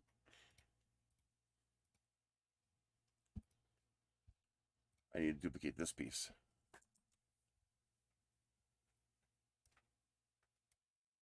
Come on, where's the goddamn wheel? There it is. There it is. Yes, that does work. So now, I've basically created a bowl. And really, it grabbed the goddamn piece behind me and joined it. Why does it do that? It's so annoying. And there you go. You now have basically a bowl on the inside there. Now, I think now if you extend the part, there's not much you can do to get rid of this. This is just a vertex where the three angled faces come together. How would I make that better? You probably can't. There's probably no easy way to make that better. The only way you can make that better is by extending the sides. So for example, if I were to take this piece and extend it, no, that doesn't change anything. That actually doesn't do it. You could do that, but the ball has a lower resolution, and that only works for, and actually the ball wouldn't work for here, because the ball would only do the centers. The ball wouldn't do all the way around. It wouldn't be equidistant. So to do that with a ball, you'd have to make the ball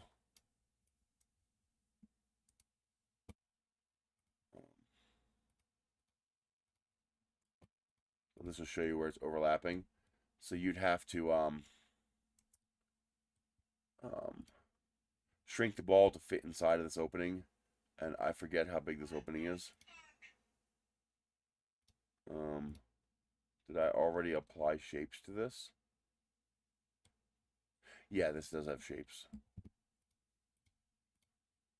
So I have a wall thickness of 2.5. That means 5. No, that means 2.5. So the total diameter change is 5. So this needs to be 15.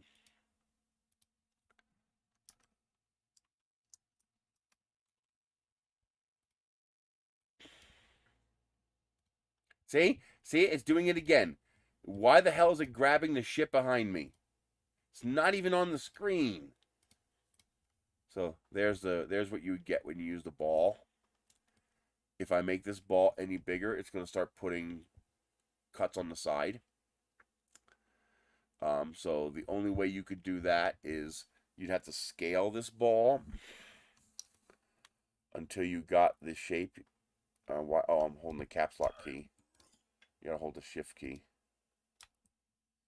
Scale it until you get the bowl shape you like. It's got a lot of scaling.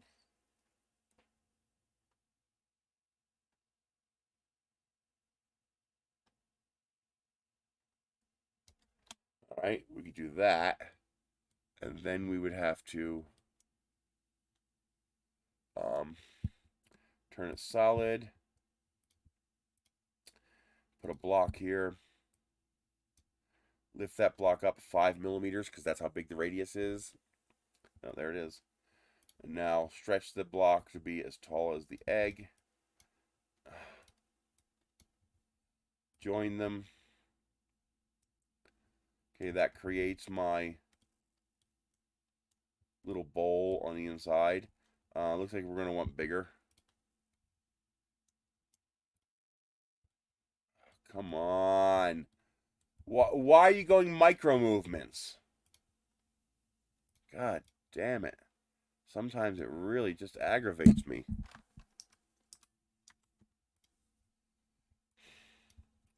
$10 millimeters. There we go. Now what I have to do is what is your fucking malfunction?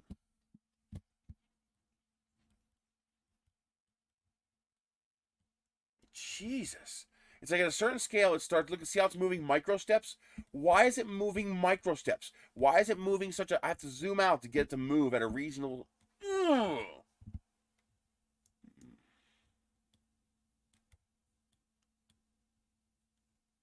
So to fix this, I'd have to put a wall here and then chop off the face of the cube there. Put a wall there. Chop off the face of the cube there. Put a wall here.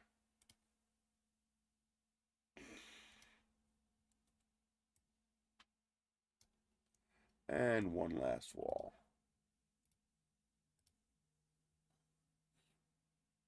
Damn what? What'd you do now? So now what I'm going to do is I'm going to, God, keep pissing me off. See what I do to you. I'm going to highlight my orange bits. Hide them. Jesus fucking Christ.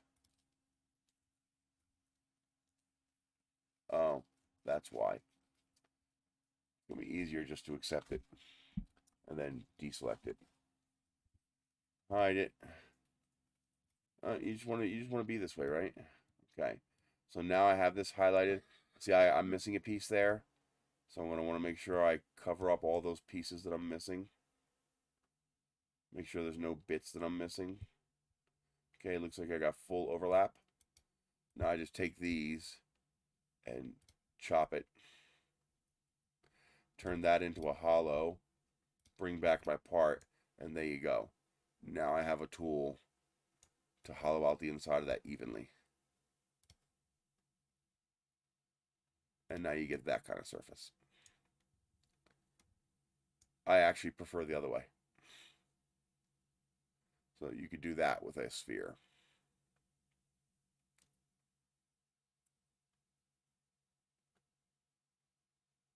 Yeah, you could use small balls as well, but aligning them is going to be a pain in the ass. Like, that's going to be a royal pain in the butt. This is more than good enough, and it's even and equidistant. That will print nicely. Why?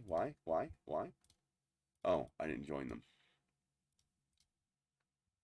But this will print nicely. Yeah, see? You get a nice solid print out of that. No lesions. No cracks. Yeah, that'll actually print nice.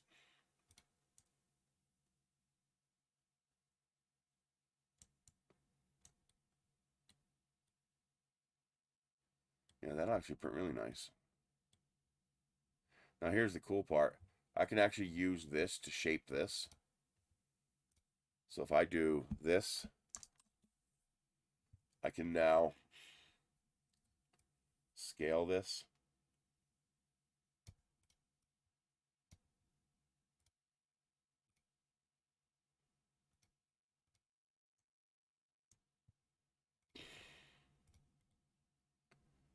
In order to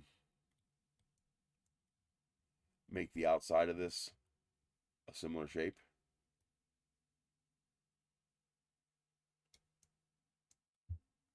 We just gotta see the bottom there. Just make sure it intersects like that. Okay.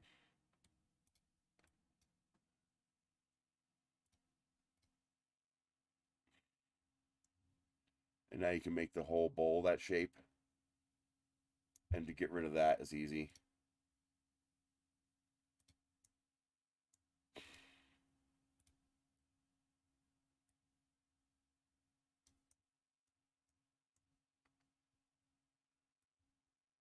There are other ways to do this, but this works well.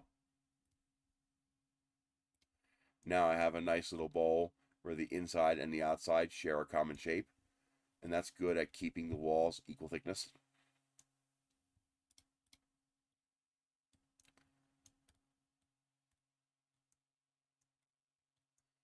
And that should print okay. With a 0.2 millimeter, yeah, that'll print fine. 0.2 millimeter layer height. You might have a little sag on the bottom here. But yeah, you could do shapes like that, and you can see it's clean. No lesions. That's actually a vertex where the three lines intersect, so that's not a lesion. But yeah, that's a nice clean shape. Of course, once you have this, you can start, doing whatever you want to it. Make it bigger, make it taller.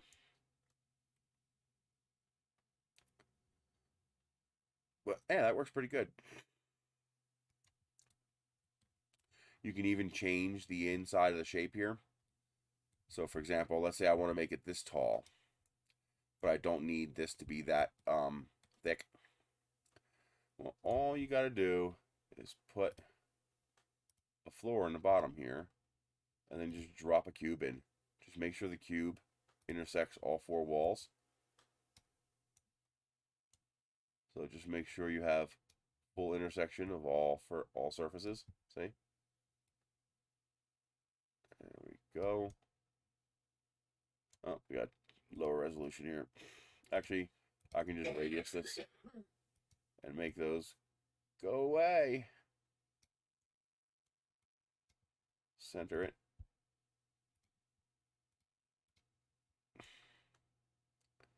There we go. Nothing sticking out. I do make sure you make this taller than, or as tall as your object is, or close to it. There we go. Now, I take this, I duplicate it, turn it into a hole, and merge it with this. If this is a really complex shape, this can cause you problems because you're adding complexity. But these are all simple shapes, so you can get away with this. So now we turn this hollow, and we simply adjust this to be whatever thickness we want. So let's say we want it to be that thickness, about equidistant to what it is now. We don't actually make it even thinner. Where the hell is it? There it is. Make it as thick or as thin as you want. Come on, give me the fucking arrow. And then you turn that into a hole, turn this into a solid, and you join them together.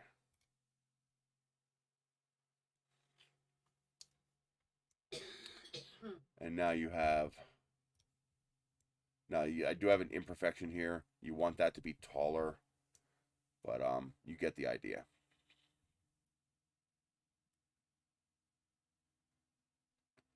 To fix that, it's actually pretty easy.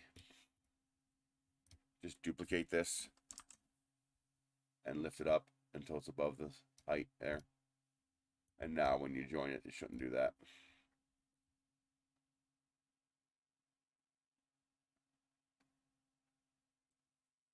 There you go. Now you have a perfect inside. Even though that line should not have been created, Tinkercad's not precise. There are slight deviations that cause problems like that. So now I have my cup where the bottom is not so thick.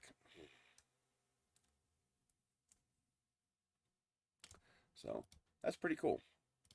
It's pretty neat what you can do with this.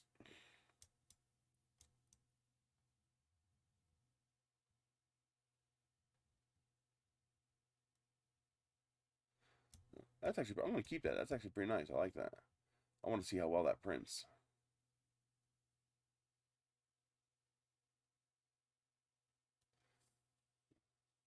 Oh, another trick that people don't realize you can do. You saw me do it earlier. I don't know if you noticed it. But this allows you to make a donut. First, do not change the shape of the donut with the control points. The only control point you can use is this one here for height. Do not use any of the other control points. If you use any of the other control points, you void these very convenient, very precise controls. Okay? So make all the changes with this first before you mess with these control points. So you can increase your number of sides. You can increase your diameter up to 200 millimeters. You can change the wall thickness. You can add a bevel. So make something like that. You can change the number of segments, so instead of a bevel, it's a curve.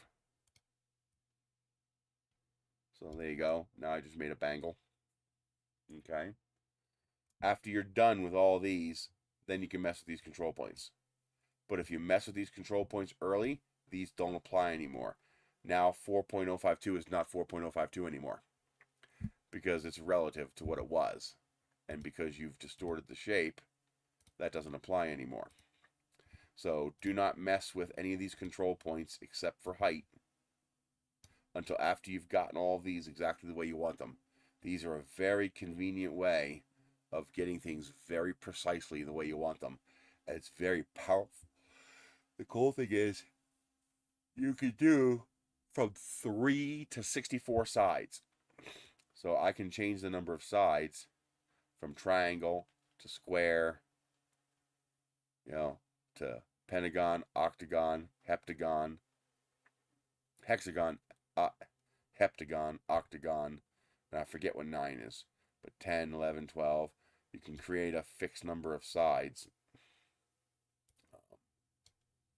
for whatever shape you desire or want. It's very, very handy. So, for example, I'm going to be doing a 3-sided one just because I want to make a triangle rocket. And then I want to make a square rocket. So I'll do 4 to make a square rocket. Also, in Tinkercad, there is no way to align one face with another face relative to the build plate. Okay? So you need to be very careful with your rotation angles. This here is currently rotated 45 degrees, so I can rotate it 45 degrees, and now it's square up with this frame. Okay? However, if I ever do this to an arbitrary angle, and I do not remember that that angle was 12 degrees, it is very, very hard to realign that shape with this shape. Now, a square is pretty easy. You can just put another square next to it, and then you keep doing arbitrary angles. So, for example, let's say I'm off by 1 degree. So I go -11. I actually need to go -12. Now, you can actually see that this is not square. See how it's closer there than here? But that's because it's a square. It's 4-sided. So the way you do this is you put a work plane here, and then you put this at 0.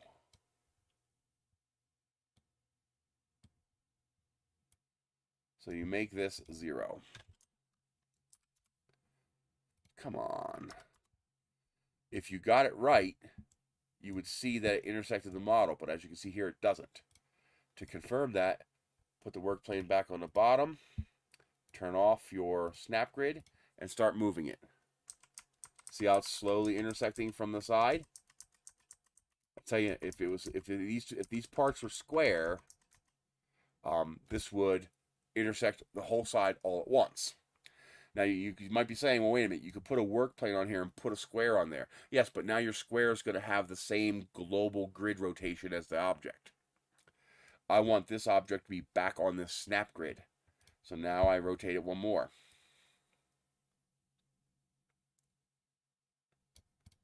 And now I do the same thing. Let's move that in again. Boom, see? That does it all at once. All at once. So now I know I'm rotated the correct angle. You can also do fractions of a degree. You can rotate 0.1 degrees if you want. So that's a way of, the better thing to do is to don't do that. Make sure you retain your universal alignment. Adjust what you're doing to work within this alignment field. So that, so basically, a square shape, I would try to keep it on either a 45 or a 90. So that it's always very obvious what the orientation is relative to the grid. If you have to rotate apart a little bit to make it slice properly, do that in a slicer. Let's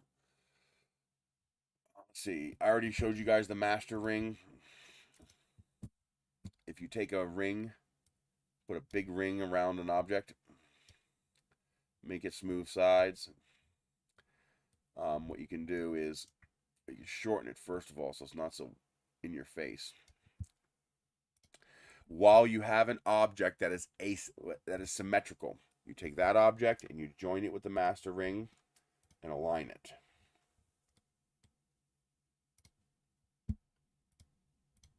Okay, now this is aligned with this. So if I join these two parts together, either hold them together or join them together, whatever you want to do, when I rotate the ring, it's going to rotate around the axis of the largest XY plane object on the screen. In this case, that's this ring, because the ring is the biggest thing here. Let me show you what I mean. If I were to attach a face to the side of this, like that. Let's say I want to put this peg on here like this. Okay. So I join that together. I can no longer rotate this part. If I rotate the part, watch carefully. The part moves. See how the part is shifting around in the square? And this one's actually an easier one because it is equidistant on both sides. But if I were to add a second shape, say this ball to the side here, I'm going to make this more obvious for you. Now if I rotate this, you can actually see it shifting around. You can see the center of mass of the object is shifting around. It's oscillating left and right. However, if I join this with my master ring, since the master ring is bigger than the object, I just select them both. Now when I rotate this master ring,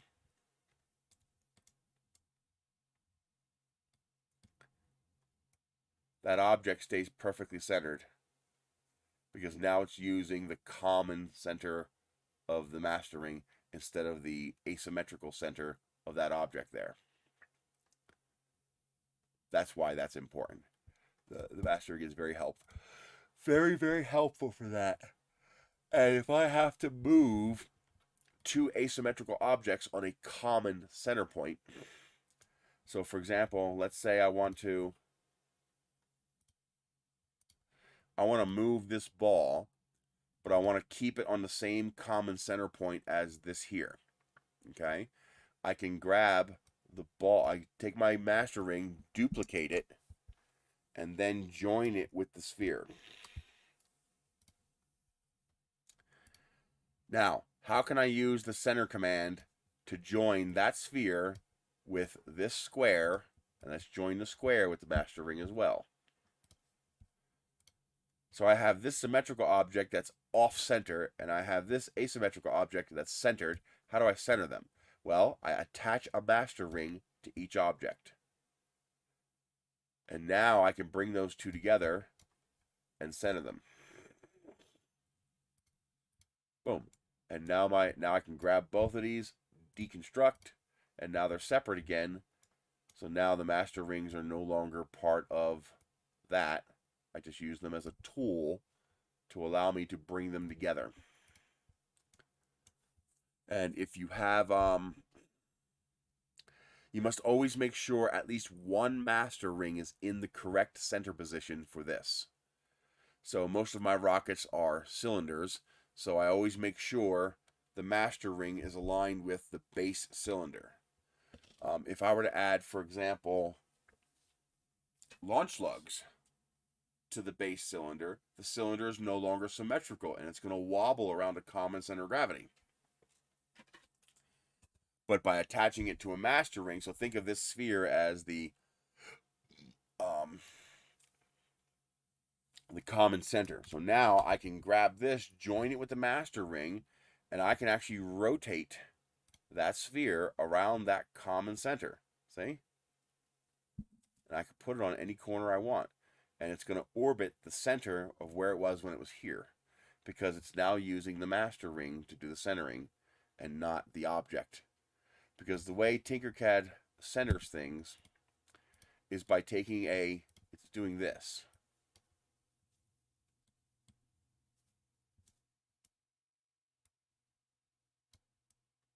See that? See that shadow? See how that shadow has an outline? It's taking that two-dimensional XY plane that object fills, and it's using that to rotate and center things. So it doesn't understand common center of mass. It doesn't understand axial radius. It doesn't understand any of that. It understands this 2D representation of that, and that's what's being rotated. So you can actually see it when I rotate it. See? Now it has a different 2D plane. See this different shaped, it's the shadow is the object, but this plane right here, that's what's being rotated. So by doing this,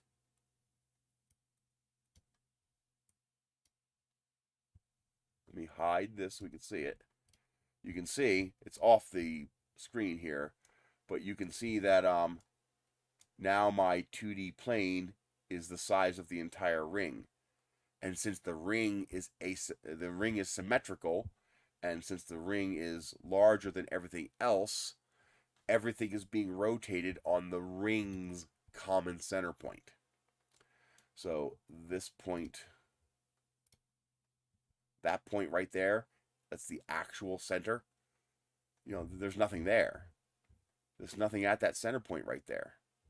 All right, that center point is created by the two-dimensional shape of your object on the plane of your workbed. So you have to use an object that is bigger than everything else on the workbed, and also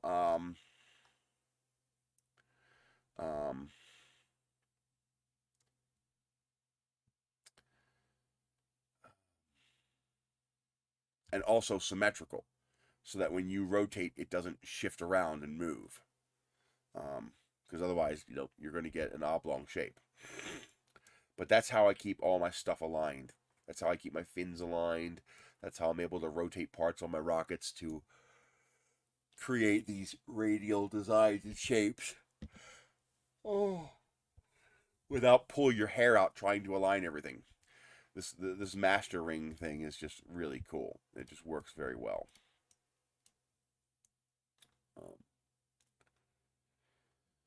All right. What else do you guys want to talk about? What about that launch?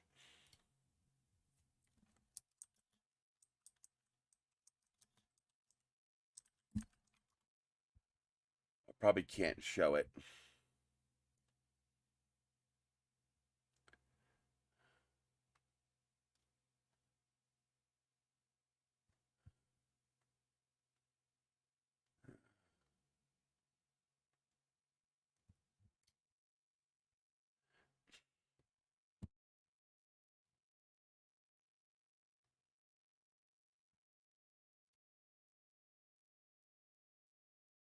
Oh, that's a test firing.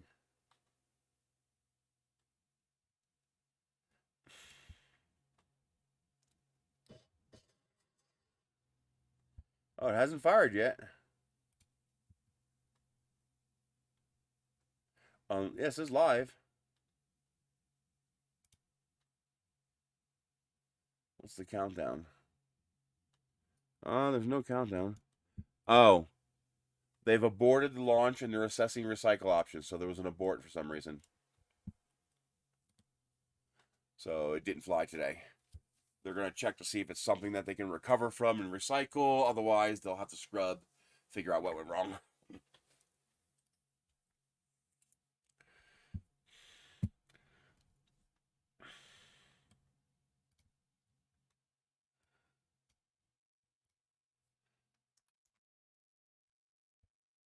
Is it me or does it feel chilly in here? I wonder why. It's 60 degrees outside.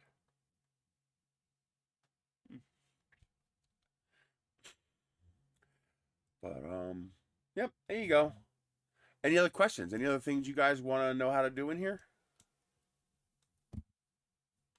I got a couple other designs I'm working on. So I'm working on this one.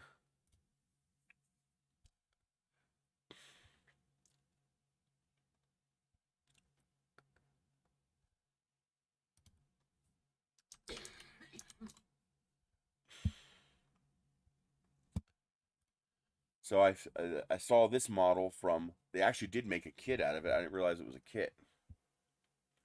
It's called the Scorpius. Oh, we got some new ones? No.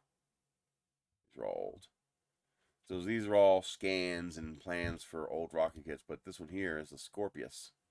Really, really cool looking rocket. So I am modeling it to be 3D printed. I'm adding my own flare. So there's 2 of these panels instead of 1.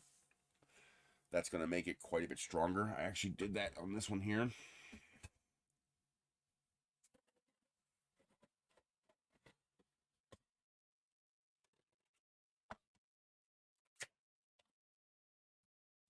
So this is all one piece, except for the motor mount, of course. So this is all one piece, and I have these 2 little structures connecting the 2 parts together. So it's really strong, but it still has some flex. So it'll flex a little bit, so it won't just snap. If there was just one connecting it, this would be too flexible, I think. So that gives me nice rigidity. I also should be able to stick the launch rod right through there, so I don't have to put a launch lug on it. I can just slide the launch lug rod through there and then have a second lug up top here on the next body segment. And that should be enough to keep the rocket aligned. And but yeah, that's nice. Theoretically, you could even put motor mounts in all 3 of these. So if you wanted to do a cluster, you could do a 3-engine cluster. Plug the motors in the outside so you don't have to worry about deploying in a recovery system. Of course, this center one here is where your main motor would go. But I designed these little short cap cones. You can either do short or long. I have 2 of them. I have long ones like that, and I have short ones like this. So you can do whatever design you want. And the idea is you would take another airframe. I'll just use this one for now. There's supposed to be more segments, but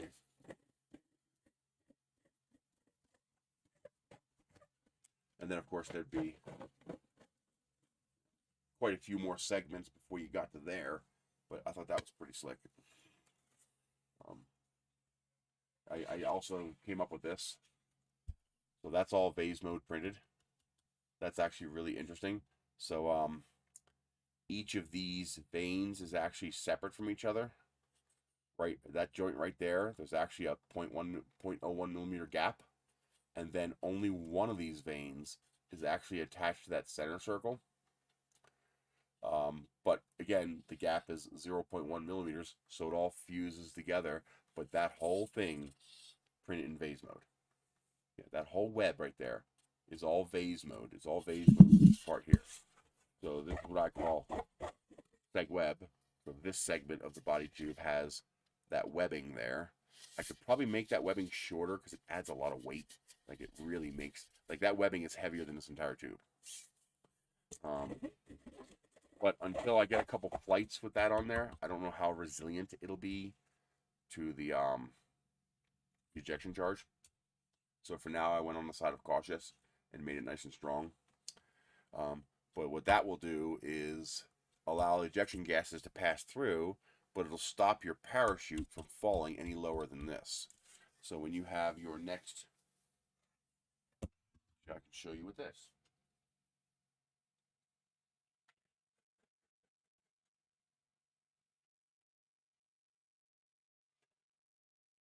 when you put on your next segment, now the parachute can't fall below this segment. I can also swap these two, and I can put this one up here so the parachute won't fall below here. So that the parachute won't be able to fall all the way down to the bottom of the rocket, which could cause the jam, could cause it to get burned, and it'll also shift your center of gravity, which you don't want. So you put that seg web component at wherever you want your parachute to stop. So you can put it right here if you want a single segment. If you want a double bay, put it here. So you can do that to allow you to do things like that.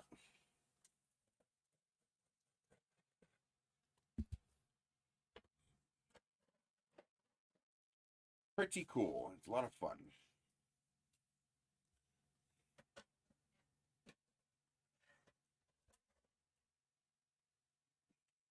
I hope I can get this working. I really want this to work. I love the idea of this, and it just looks cool. But of course, I'll have to do the gliders in 3 different colors. So I can make this a 5-color rocket. So, you know, the airframe 1 color, the nose another color, and then 3 different colored gliders. And I can fit 4 on here. There is enough room radially. I could put 4 gliders on here if I want, but 3 just looks cool. I like the way 3 looks.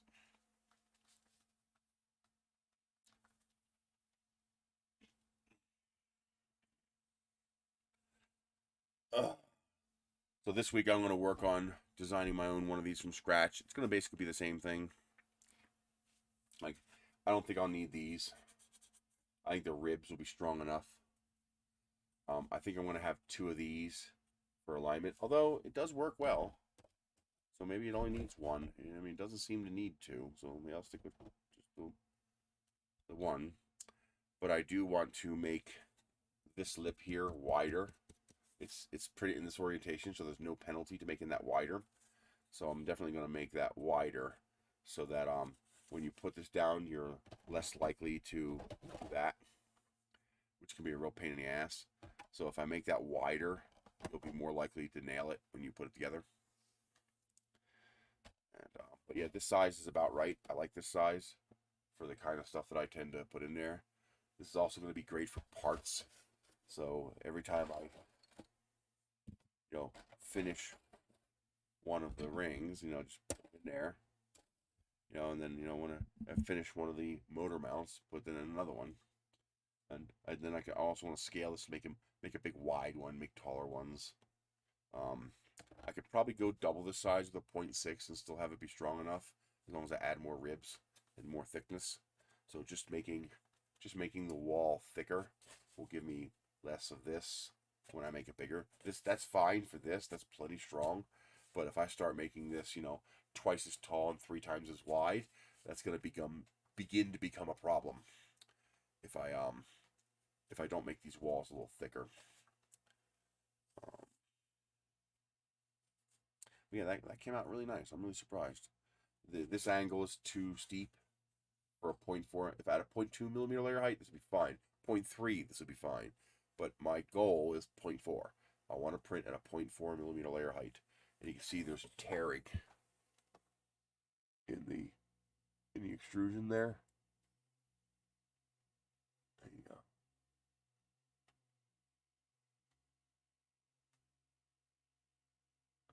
And that tearing is a result of too much lateral shift for a rise in layer height.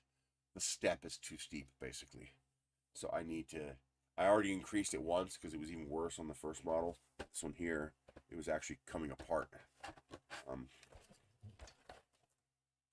This one printed just enough where I can tell, yeah, that's coming right apart. So the step was too steep.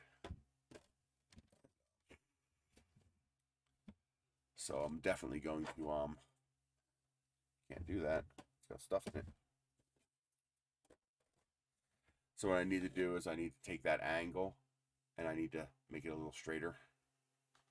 So now when I model this part here can be a separate segment from this part here. So all I have to do is stretch this until I get the angle I like. Hey, Alan King. But yeah, I'm really these could be very helpful. And I also want to make them interconnectable.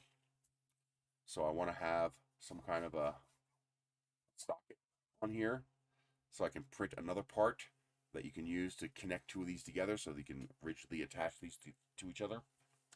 And then attaching to the wall would be pretty easy. It would be nice to come up with a rack mount method, something I could do to rack mount these. But I don't think I could do it in vase mode in that orientation. You know, some way of going, you know, locking them in place and being able to mount them. Probably the easiest way to mount these would be to use the same method that I'm going to use to mount to the side here. Basically, I'm going to create a shape on the side here that'll allow two of these to interlock like that. Yeah, like a dovetail. And so you dovetail here, and then you would print a bow tie vase mode part, and that part would slide into one, and then the other one would be able to slide into it. And but you could also take that bow tie and mount that to the wall as a short piece, and then you'd be able to insert these onto the dovetail. So that could work as well. So I'll probably do that. Yeah, see, this is not. This is not. It's breaking. I can feel it separating right there because that angle is too steep. But that's an easy fix. I mean, this is strong enough to be used as is. It's fine. But you know, if I'm going to go through all the work of modeling a fresh one, I might as well make it as perfect as I can. Now the trick with the dovetail is the dovetail is going to be a completely separate piece. So I'm going to continue doing what I'm doing. The ribs are going to be on the inside, not the outside. This way I can attach the dovetail to the outside in the modeling program without having to modify the ribs. Because as I scale this up and down, I have to keep the dovetails the exact same size. Otherwise, only same for same will be able to mount to each other. So, but yeah, I like this. That's nice. And it didn't take a lot of plastic. How much did it take?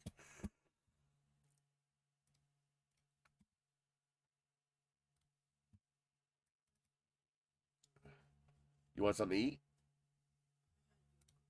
Okay. It takes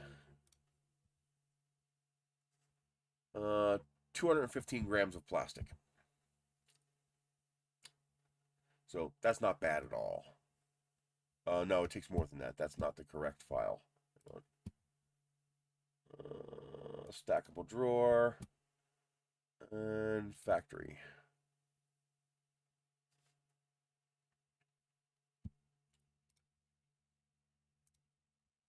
It takes 100 grams.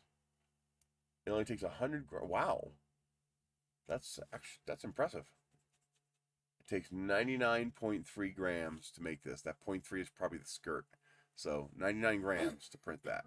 So it'll probably be 100, 110 by the time I'm done, because I'm going to have to increase that angle, which is going to make it a little bit taller. I'm going to thicken the walls a little bit, so the ribs are going to be a little bit thicker. And see, what else would I change? Not much.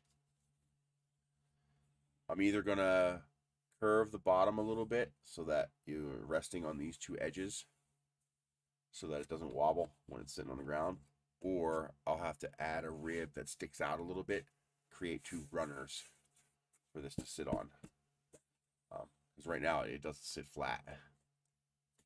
The bottom, during the printing process, that bottom edge there, you can see it as a curve. More ribs might get rid of the curve, but it'll probably never sit truly flat.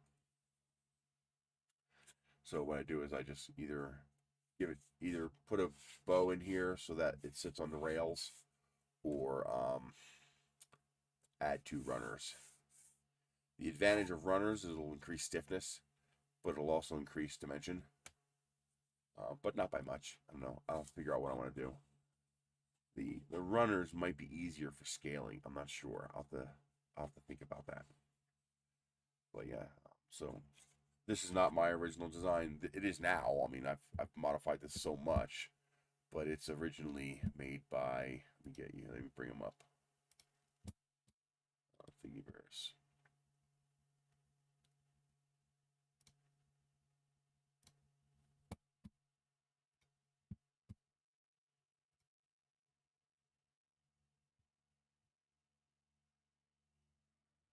It's originally by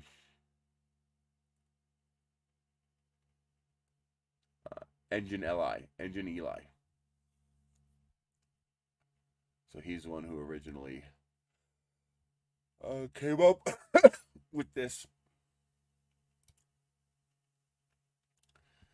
So I'm gonna start from scratch though, because I have the model here.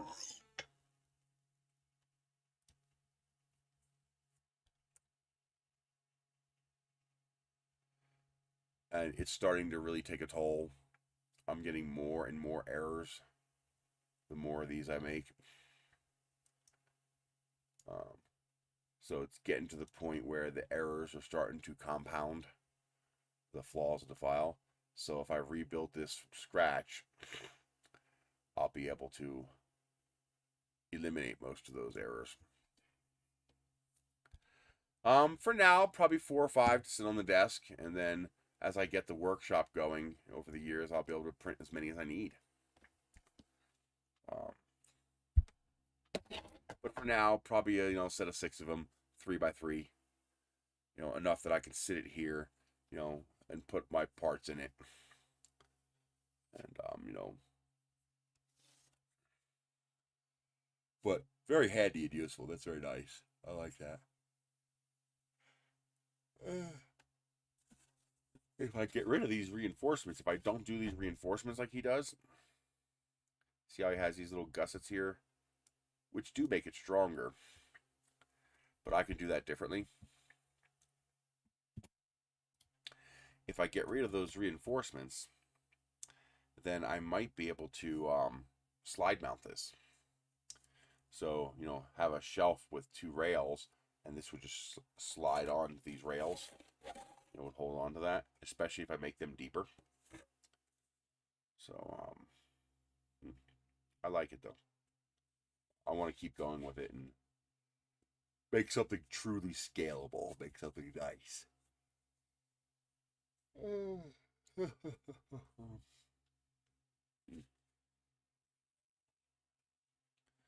But yeah, it's cool. I like it. It's only 100 grams. And that's with a 0.6 millimeter nozzle. I wouldn't do this with a 0.4 this size. It would need a lot more structure to be able to make it rigid enough. But with a 0.6, this is very nice. That's why I add the ribs, so it's not as flimsy. This, you can see, I can flex it, but it's not floppy. It holds its shape. So this is a lot better. You could fill that with parts without a problem. But that's why I did the grid on the back. The grid is faster to print. If I made this all solid layers, it would use more plastic, and it would take an extra hour to print it. So by using the honeycomb grid, it looks nice. You don't have to worry about first layer squish as much. And then I just do the 2 top layers where I need it.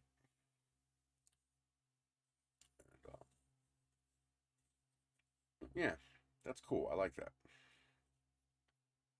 So I'm looking forward to playing with that. I was wondering why. Oh, God. I was wondering why he had this bevel back here.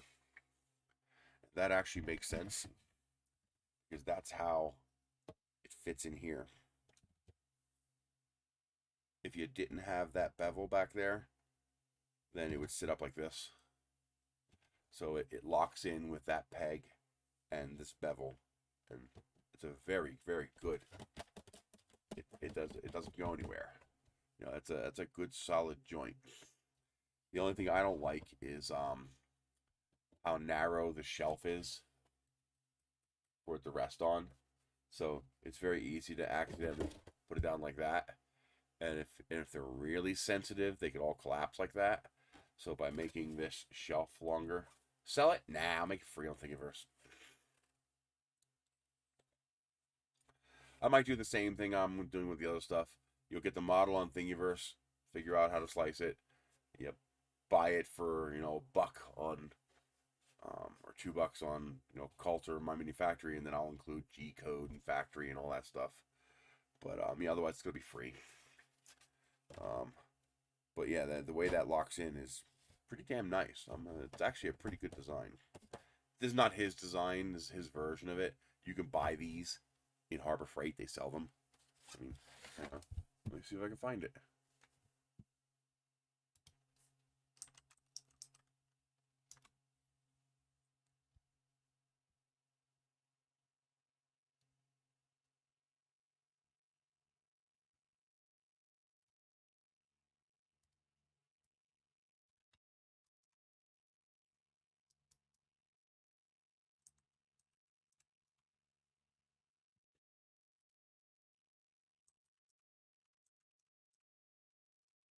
Come on.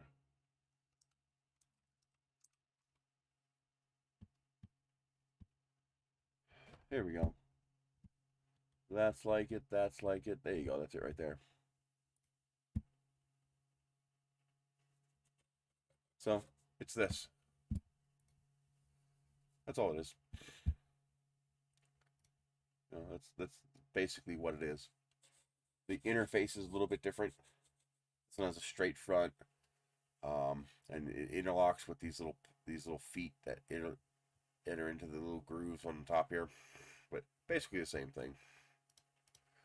Yeah, $15. These are small though. How big are they? Here's a bigger one. That's more about what we have here. Okay. So that's approximately what we have right here. That's a little tiny bit bigger than this, but I can easily make that longer. If I were to stretch this out another 50 millimeters, 100 millimeters, it's that. Because that's about the same width, it's about the same height. Just needs to be that big. Those other ones were very tiny. They were made for, you know, little parts like this. This is more like this. So it'd be about 150 grams of plastic. So, and it would take about 4 hours to print. So let's figure out what that costs.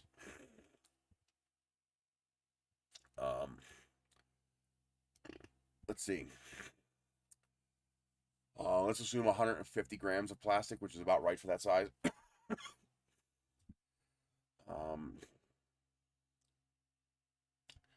So 1,000 grams of plastic, you can get that for about $14. Actually, you can get it for $10. If you're gonna bulk print stuff like this, you're gonna buy the, you know, the $99 10 rolls of filament deal. So you're gonna get it for $10. So that is 10 divided by 1,000. So you're paying a penny per gram. So times 150 grams, that's $1.50. Now you also have to use electricity. So 4 times 0.147, 58 cents plus 1.5.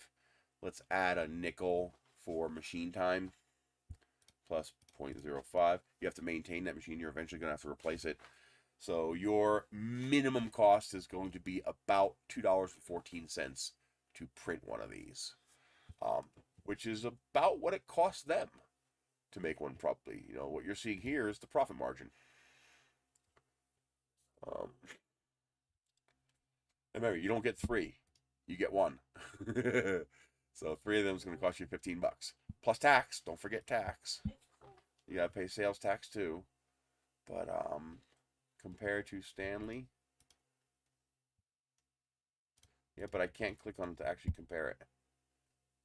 So let's see if they have any others. Stacking bin. So they're just showing the one. That's actually pretty nice. Wow, for $2.99, that's actually pretty goddamn nice. Wow. It's got the joints so you can join them together. And it's got the little clear drawer that swivels out for you to get your stuff out and then you close it. That's actually really nice for that price for 4 inches. That's about what that is. That's about 5 or 6 inches, but now I want to try to print one of these.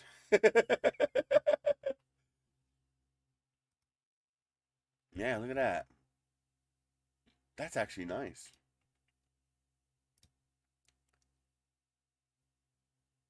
Yeah, these are small. How big is that? How big is mine? Yeah, 6 inches. So these are 6-inch bins. These are 4-inch bins. So I could print the shell for like probably 40 or 50 cents, but then you also have to print the insert. So you're actually printing 2 pieces. But that's pretty nice. I like that. I like the idea of that. Of the interlocking shell with the drawer that swivels out. I'm assuming there's a stop so it doesn't swivel out too far. That's actually pretty nice. I wonder how hard it would be to model something like that. But yeah, just being able to do that. Oh. But yeah, that's pretty nice. Now, a nice trick I could do with the shelf mount version of these is I could make them so you can pull them out. So the way I would have to do that, I think the way I would have to do that would be to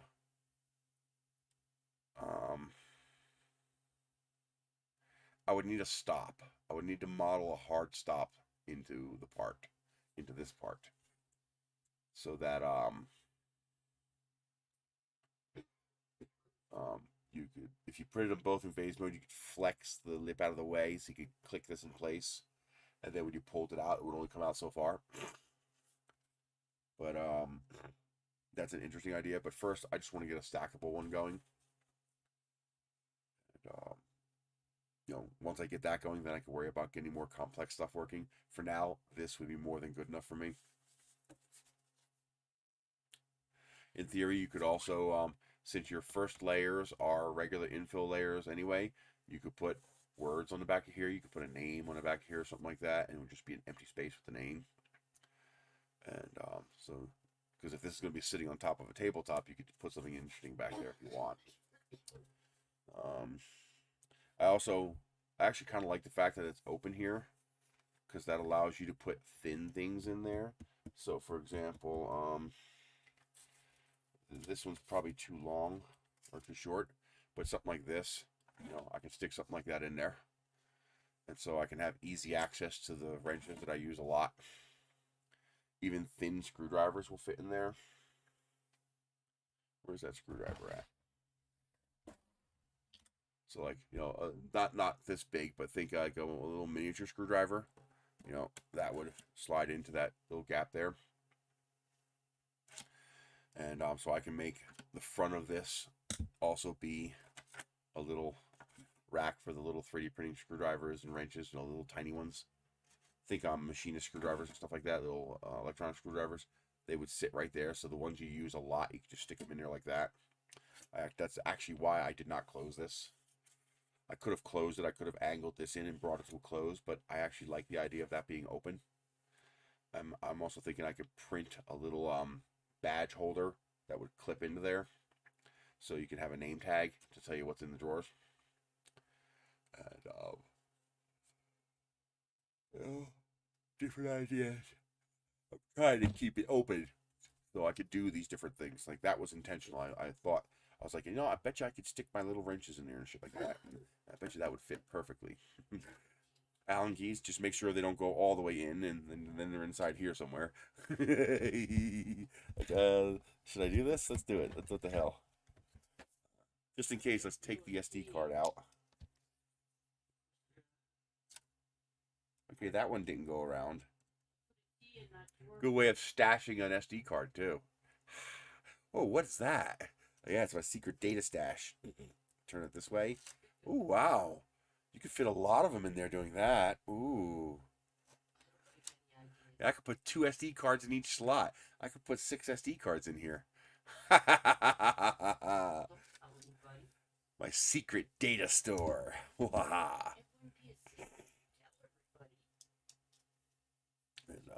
But yeah, I could stick one of them in there. That's actually kind of cool. I didn't realize I could do that. Even if I make these smaller, I could just turn the SD card this way, and it'll still fit that way. No, not yet. Hang around, Michelle. I know. Turn the heater on. Bring it down, put it on the floor, and aim it at you. Yeah, definitely. That would be interesting for SD card storage. Yeah, they would just knock them all over and not even realize what was in there. But stash extra keys in there.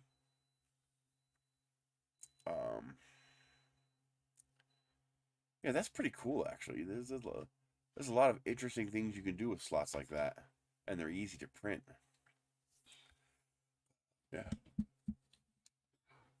Yeah. Yeah. I wonder if SD cards are magnetic safe. They're non-volatile. They might be okay near magnets. I'm not sure. I was actually thinking about magnets, building magnet holes into this, especially if I make it a wider shelf. I mean, they don't need magnets, but it would be a little bit of security. So these would grab. They would hang on a little bit better if there were magnets in there. And the advantage of that is if you're putting lightweight stuff in here. So if you're putting things in here that are really light, there's really not a lot stopping you from knocking it very gently and knocking it over. Well, the wider shelf will help with that. But also having, I'm not going to use magnets, but if people want to, just have the hole built into it so you can, glue and press some magnets in there. And then when they go in place, they'll snick and they'll hold themselves in place better. But yeah, I like that. I'm going to have fun with this. And it's not a rocket. I've been doing a lot of rockets lately because they're fun. I like my rockets. I'm going to finish this ramjet. I have to, I got to make sure this is the right diameter for the piece of paper tube I'm going to use. And then I have to make a nose cone. And I might adjust the lengths a little bit. Like that's actually too long. It's not supposed to stick out like that. But I kind of like the way it sticks out. It kind of looks nice.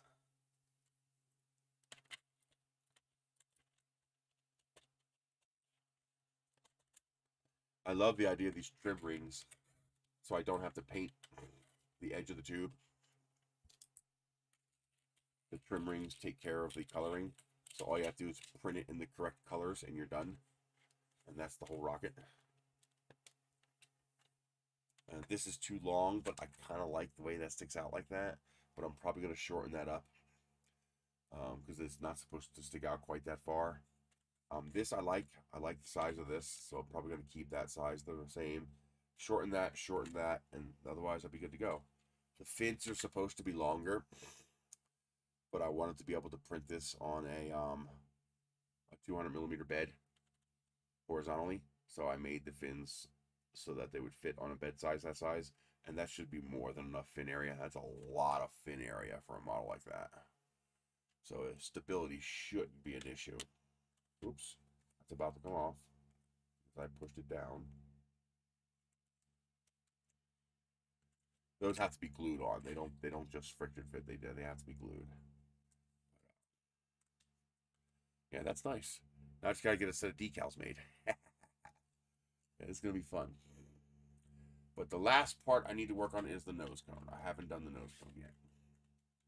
Why isn't this sitting straight? I mean, the paper tube's gonna line everything up, so I'm not worried about it. But that came out way nicer than I thought it was gonna come out. I mean, I'm actually pleased with how that came out.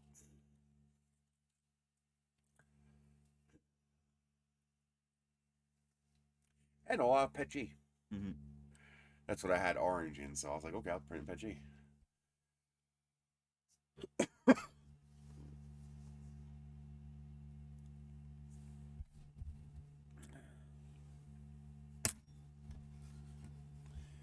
Now, what would also be interesting is to... can I do that?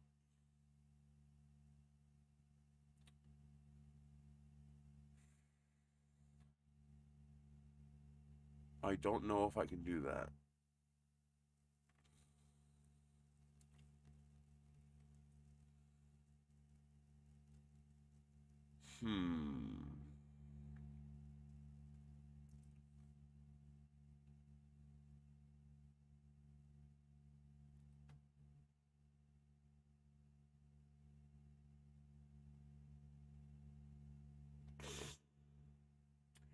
It'd be a pain in the butt, but it might be worth inverting this. So right now,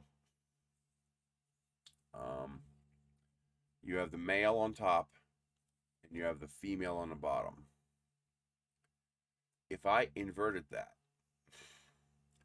if I had the female on top and the male on the bottom, I would have to cave in these walls a little bit to allow a shelf so that you could have a male sitting on the bottom.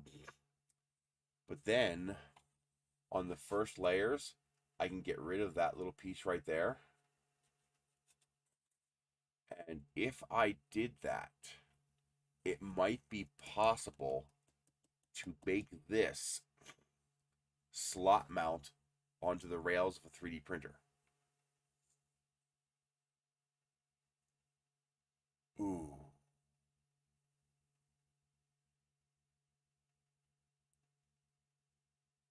And then you can like print like a narrower one of these, but still long like this. And then you could just go clip, and you can clip it right into the frame of your 3D printer. Ooh, that's interesting. That is really interesting. You wouldn't need one this big, but one half this size. You could just put one on each printer, just clip it right into the bottom frame of the printer, then you'd have a little drawer to put whatever you want in. Oh, that's interesting. I'll have to think about that. That one doesn't need to be stackable, so I could just make a different version for that purpose. But I kind of have this thing with trying to make one part do everything, just because it's kind of fun. The technical challenge of figuring that out is kind of fun. Huh.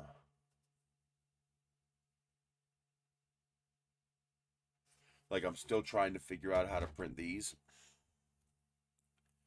These are what we call glider hooks. So these are two hooks that interlock.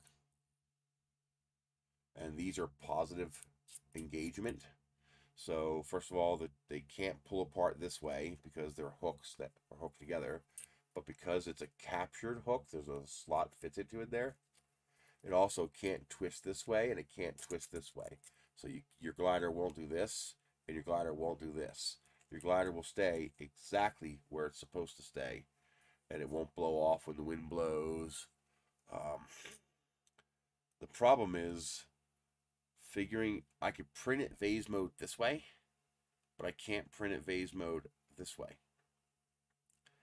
Because if I actually would have to be this way. If I vase mode print it this way, as you can see, you have an island. And that island creates a problem because you can't have an island in vase mode.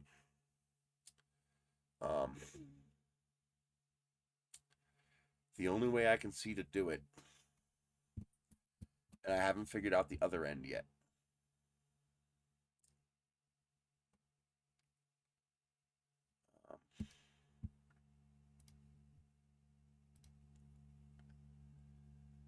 So let me show you what I'm talking about. So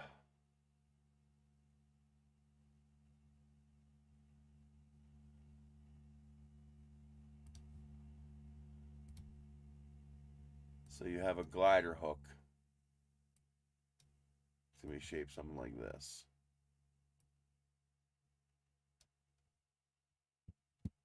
And that means I'm going to need to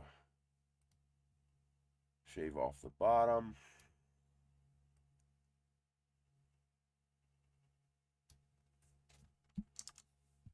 Shave off the top. All right. Oh, I didn't quite get it all. I hate when I do that.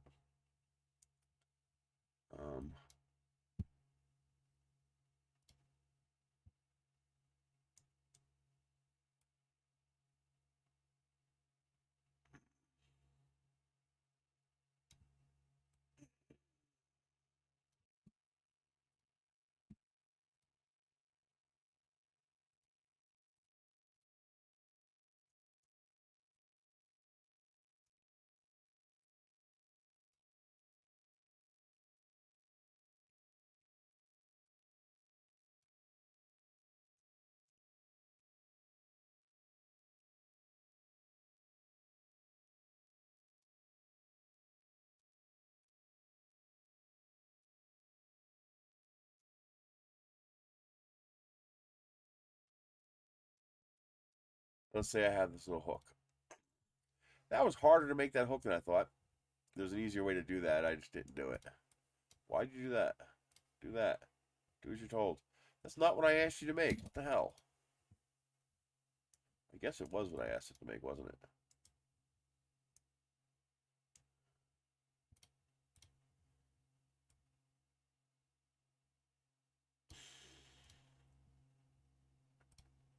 Why the fuck are you attached?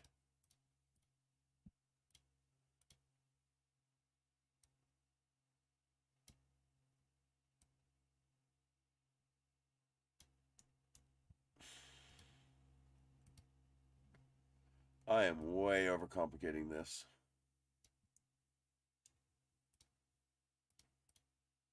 I don't care at this point.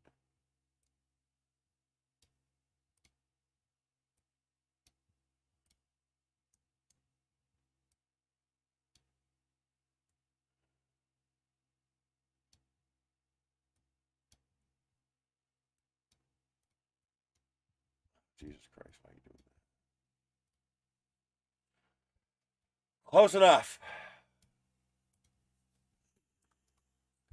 So I have this hook, but the problem is I can't print that in vase mode.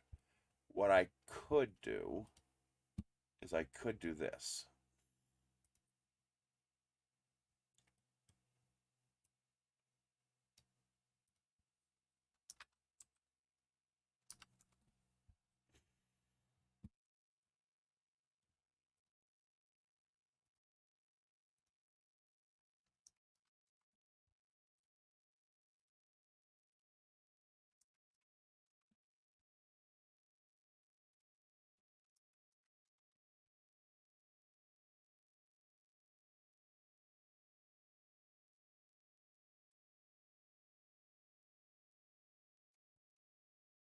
Okay.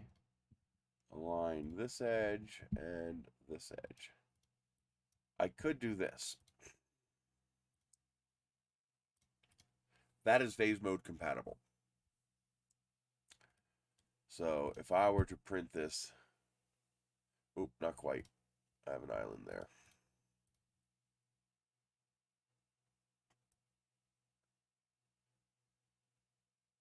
There we go. Seriously? You're gonna fuck with me like that? Yeah, it's gonna fuck with me.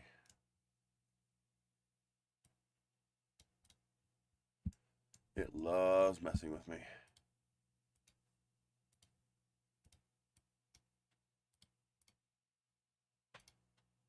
And you know what I'm saying? I don't even care about that little line. So there we go. That is vase mode compatible. I could print that in both orientations, and that will print in vase mode because I added a rib here in the middle. So there's no islands. The problem is that's not going to mate to this. However,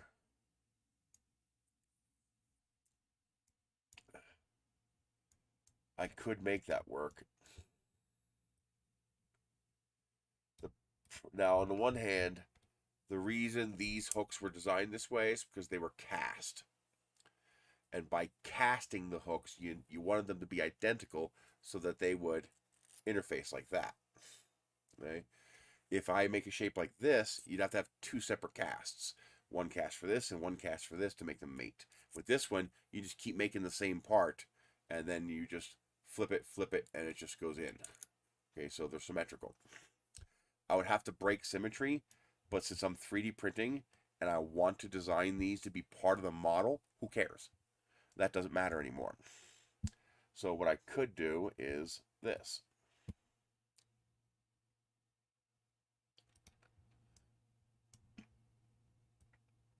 How big is this? 6. 6. 18. Okay.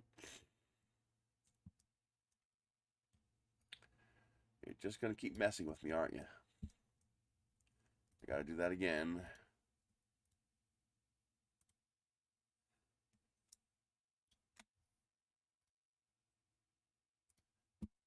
Okay. Then I take this, I Control D, make it hollow, join it with this. Now this would have to be adjusted for tolerance, of course, but this was a quick and dirty way to get what we want. So now you have this. So the, let's do this. Control D, bring you over here like this, make you a little taller.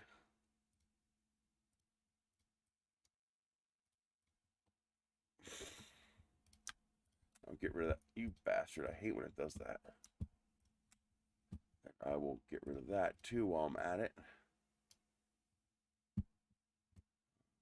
Join. I hate that it defaults to these so hard to see colors. They're like the worst colors you could possibly use. So there. The one model would have this shape on it, which is still vase mode printable. And the other model would have this shape on it, which is vase mode printable. Now these two would interface and lock together. This tab would actually help with that. It's not, and I can also I can increase how well this locks together. Let me show you. Actually, I can do that. I can actually do that really easily.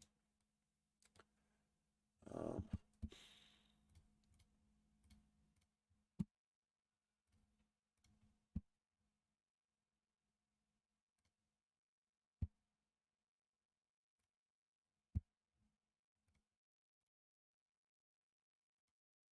let's make it 8 on this side, and let's make it 7. And then make it 8 on this side. Okay. Now I can just make this a hair taller. To make sure I got a good solid overlap. There. That would work. This is still vase mode printable. And I can actually make this more aerodynamic as well. I can shave off the corners on the back here. And this would positively lock with this. Like that. But I could do something like that. I can even thin this down so it's not so grotesque. So I could do this.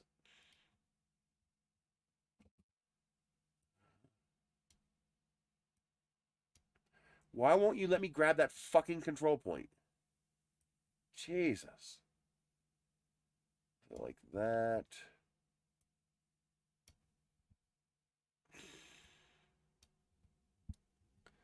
I'd rather have more overlap there.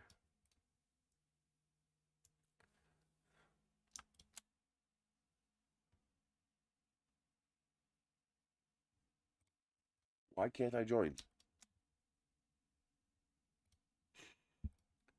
There we go. That's quite a bit more aerodynamic. And I can clean this up quite a bit more. So for example, I could take a pair of these and make this one 8.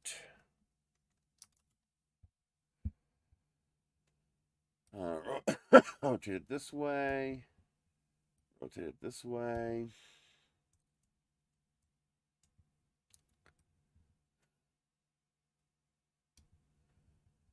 Then bring it up to 0. Make it 18 tall. Keep messing with me. See what I do to you. All right. And they're all aligned. There we go. Now that's aerodynamic. And I can do the same thing over here. Drop one of these on there, make it 6 wide, extend that up, extend that down, and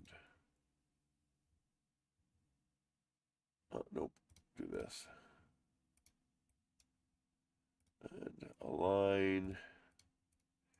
Now I can put one over here,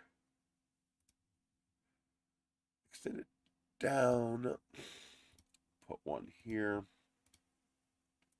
extend it across the top.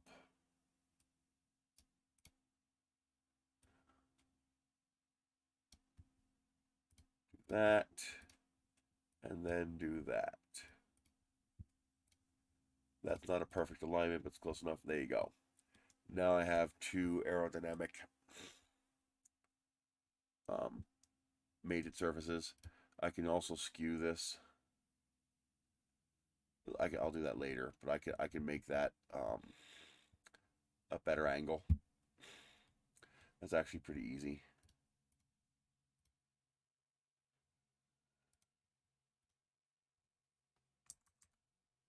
And that makes sure they overlap.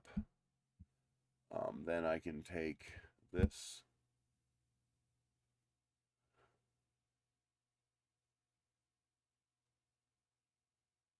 I need the same angle.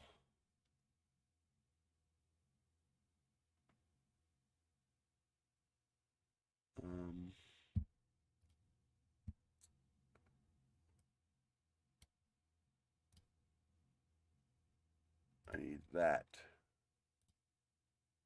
Then I need this.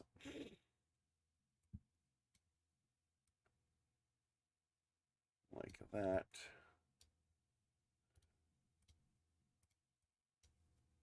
Center everything.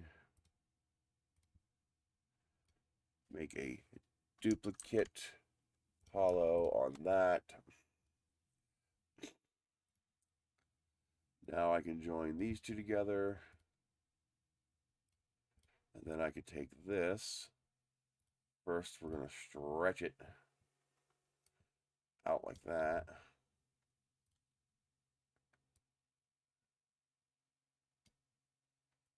Just like that. And now we play with the angle. This way I have the airfoiled shape, but I don't have it stretching out as far.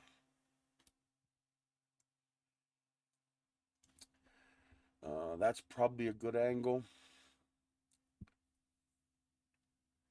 So now what I would do is unattach this again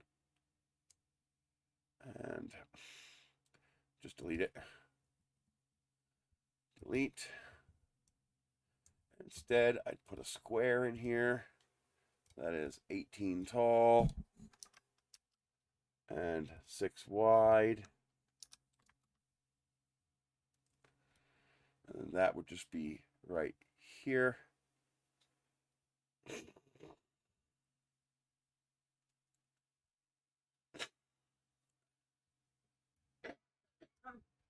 Align everything again. Yeah, that looks pretty good to me.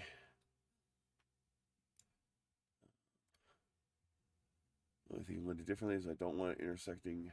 I want it a full intersect there and there. That looks good.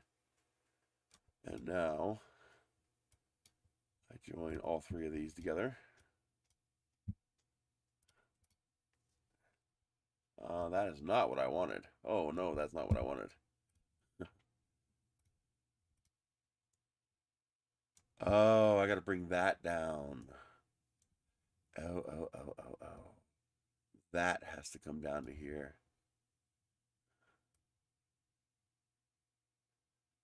Like that. Put this on the end and stretch it out. That's what I did wrong. Okay.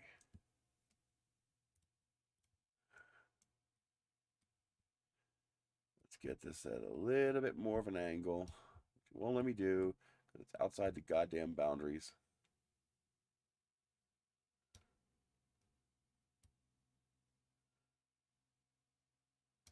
Okay.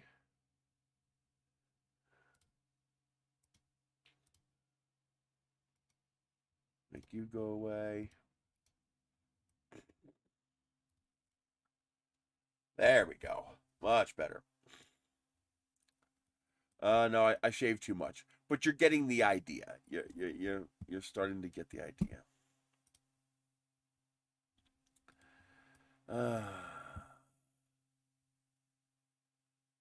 I see what I did wrong. I'm gonna move this until we do not have an overlap.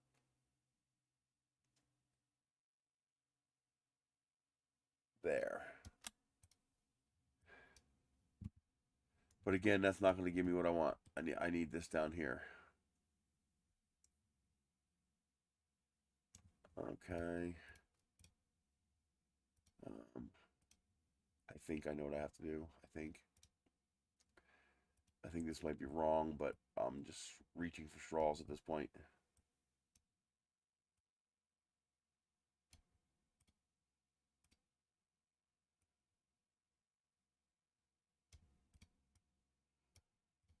Why? Why does it do that? I'll never understand that.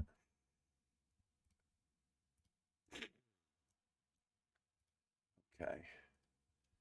Now, will that work better?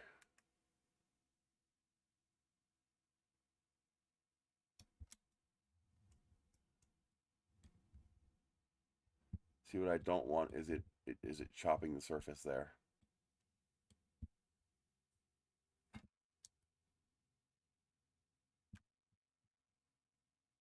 There we go. Except once again, I'm not going where I want. I did this all wrong. I don't care anymore. I'm done caring. But you get the idea. I can make the two shapes like that. And I lost, there it is. But that would be vase mode compatible. And it would still interlock. Yeah, you know what I could do? I could just fucking kiss. Sometimes I'm an idiot.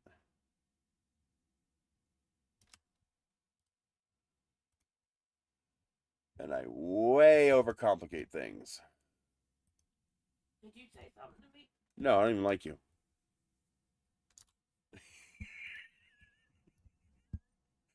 I'm just messing with you. Sometimes I just way overcomplicate stuff.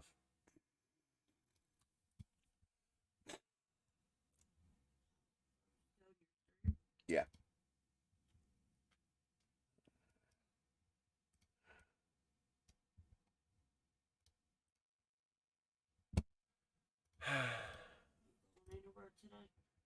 Probably not. There we go. Not perfect. I don't care. There you go.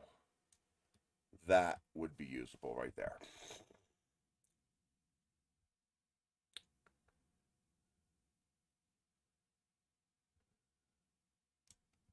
That would work, and that's vase mode compatible. I could totally vase mode print that. Now, one thing I would want to do is, this is no good. You want this angle to be this angle here, because otherwise this is going to be open. So ideally, you want, I'll show you what I mean.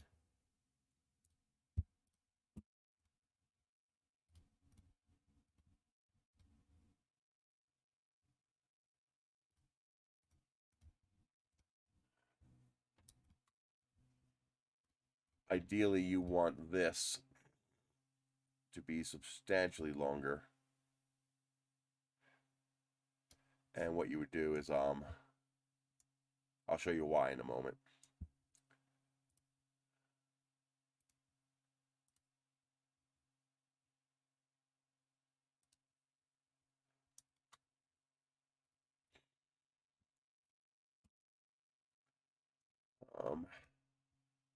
Let's do this. And then what I would do is drag this out until the bottom is even with the top. This needs to be the same here. So this is approximate.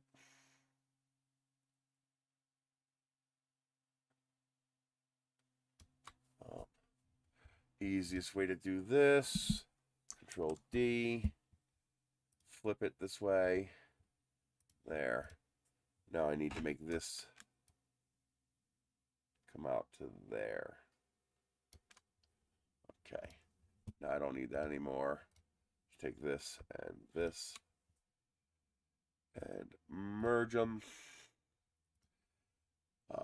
This is what you want for this. Let me duplicate this.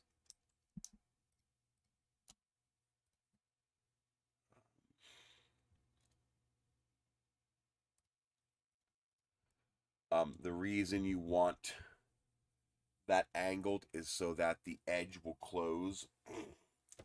If you have a straight edge, it's going to be open and it won't be as strong, but an angled edge will be closed.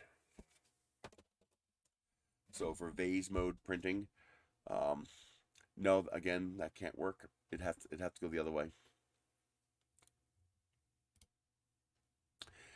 Here, watch how easy I fix this. Piece of shit. I guess first, I want to grab...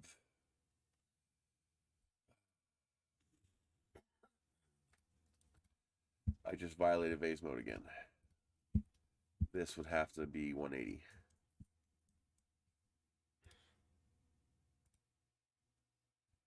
Why would you do that? Why would you grab them all when I told you just to do that one? There. That's what it has to be.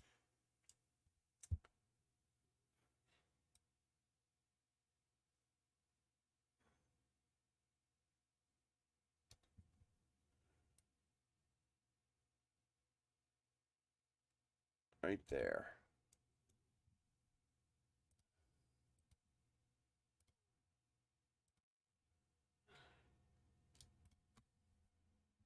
That would be vase mode compatible.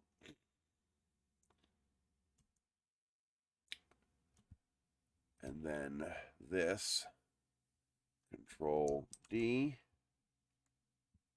join with this and this. Make it some other color. Get it out of the way. This would have to be 0.8. That would be 1.05 this way and 1.3 this way. That gives me my 0.25 millimeter tolerance. Although I probably don't need that much. This is vase mode. I bet you I can make this 0.15 tolerance, but I'm going to leave it larger. So let's go 1.25 on that corner and 1.2 on this corner. This way they stay centered. Are they all centered still? Yes, they are. So that does work. Line that one up with that. Let's make this a hair taller so it pierces the outer shell. Actually, not piercing the outer shell might not be a bad idea, because that will allow this to print in more solid vase mode. So yeah, 1.8.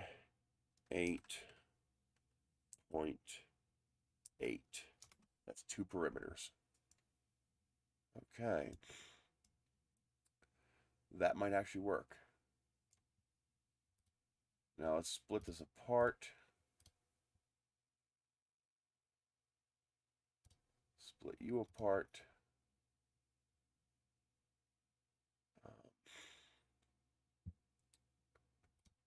I'll do it later. I'll fix it later. All right.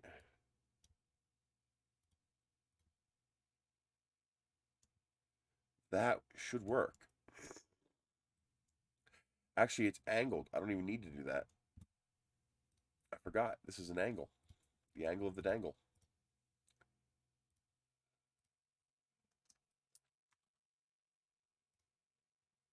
So these can touch. There. Holy crap, I think I did it.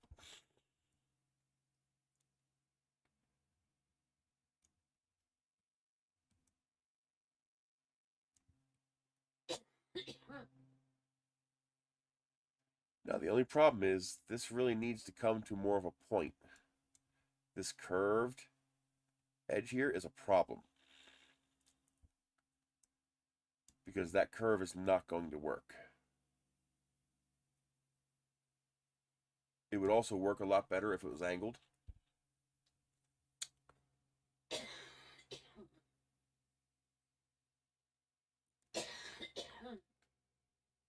This would work a whole lot better if that was angled.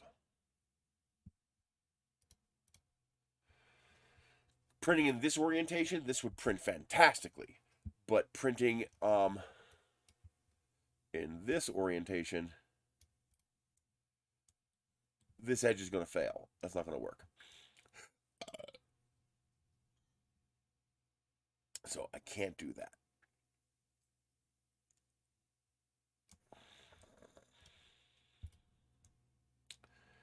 So to make that better,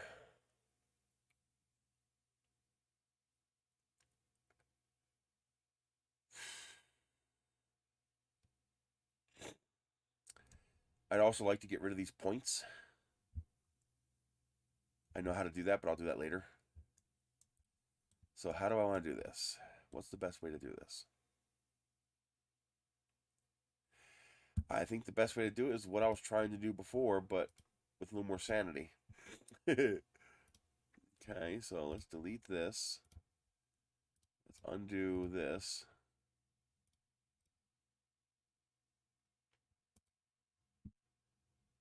Okay. Break that apart. Break that apart. Get rid of you. Not what I asked you to do.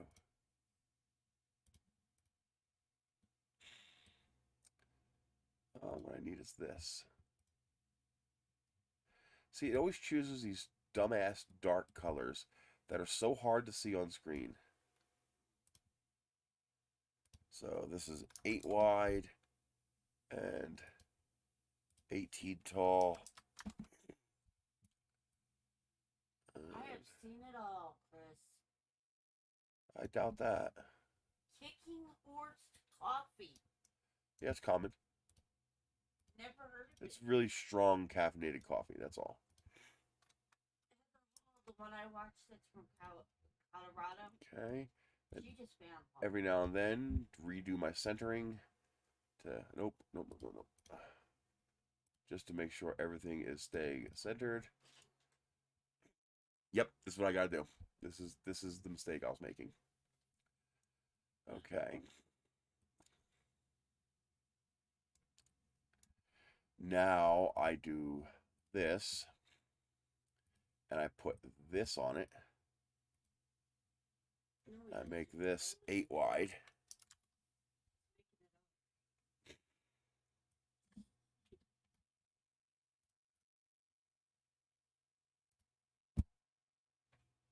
Yep, this will work now. Put that there. To make it taller on both ends.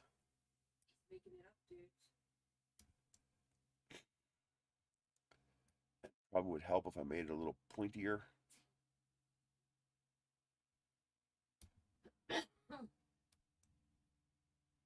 That will work. Oh, no, wait a minute. It's not pointy enough.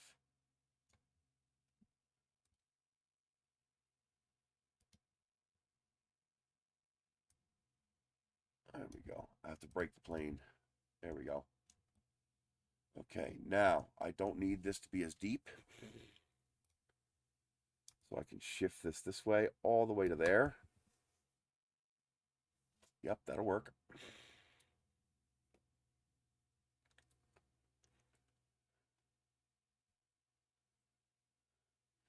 Yep, we can make that work.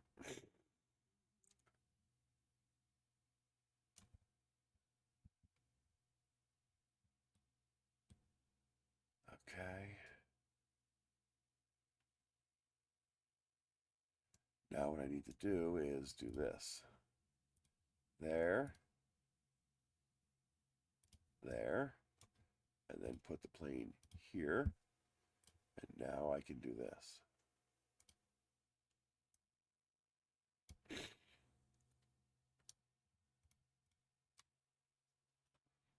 Why would you do that? Do what I told you to do. There we go. And now I can do this. No, that's not what I wanted. You tried to move at the last second, you little prick. That to that. Join. Okay. Is your phone vibrating? No. It's not vibrating. I made sure I turned the ringer on this time. And do that. And that. Join with that. There we go. What would be even better is if I skewed this even more.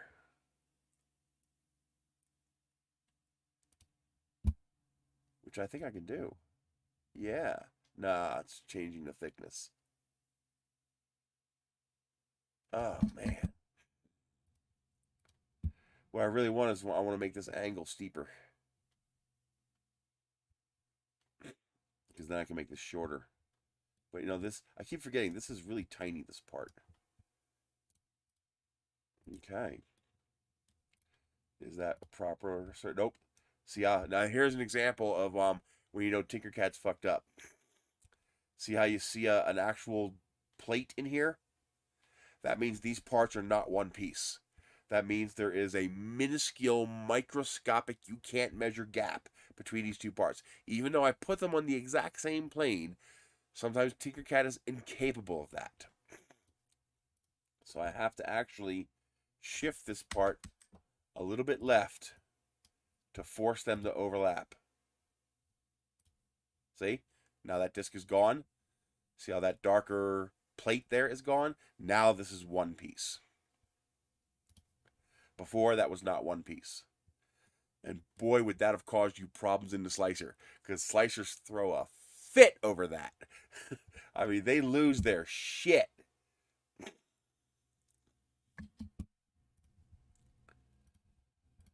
Slicer would just go, oh, fuck no, I'm not doing that. It really does, too. It's crazy. Oh, man, do they throw a fit. And now this can join to this. Just like that.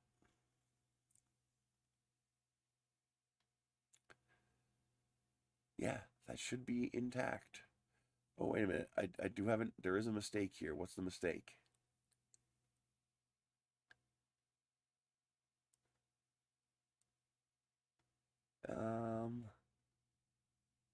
Yeah, there is a mistake here. This has to be pierced. Yep, this has to be pierced. Because that will not phase mode print. Unless I cut through it.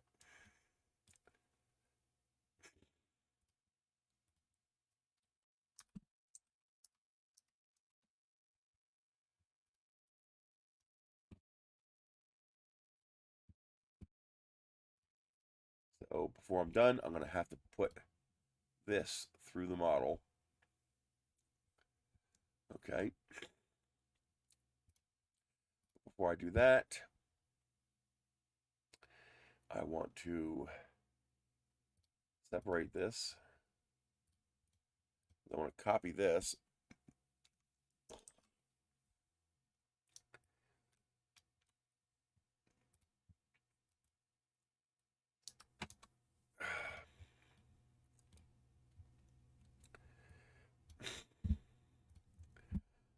Center everything. This is going to get flipped horizontally. And And we will sling it back here until it overlaps both parts like that. And then we will, I have to put a plane on there. So I need access to that plane. Right there. And then we put a block here. We put the work plane here. And then we put a cutting block here through everything.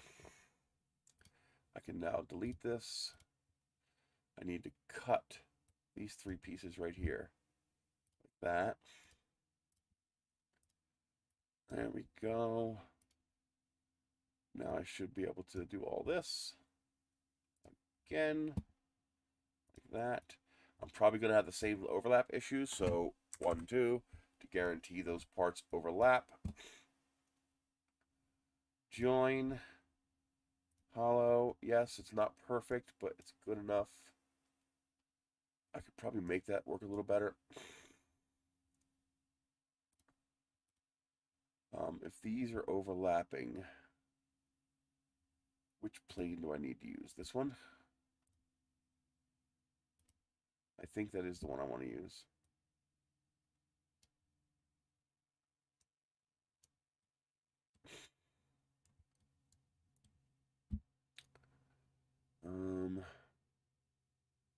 Yeah, I think I do want that to work that way. Then another plane here.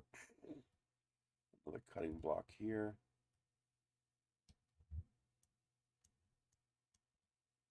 And then I think I want to make this 20.05 and make this one 20.05.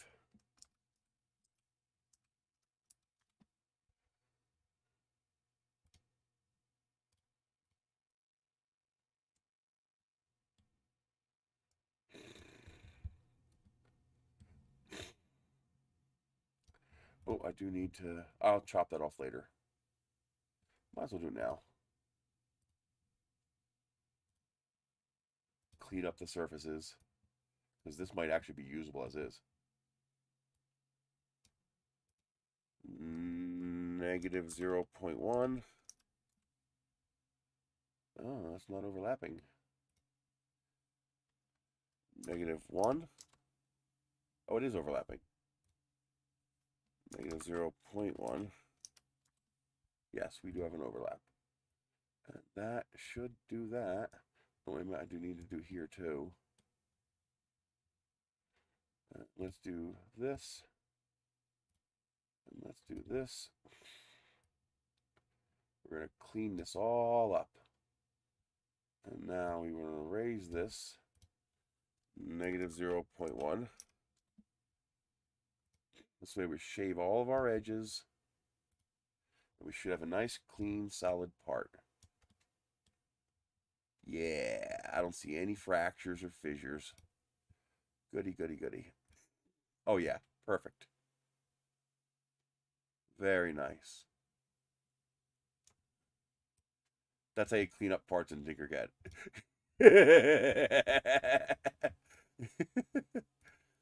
Okay, now I gotta do the same thing to this one.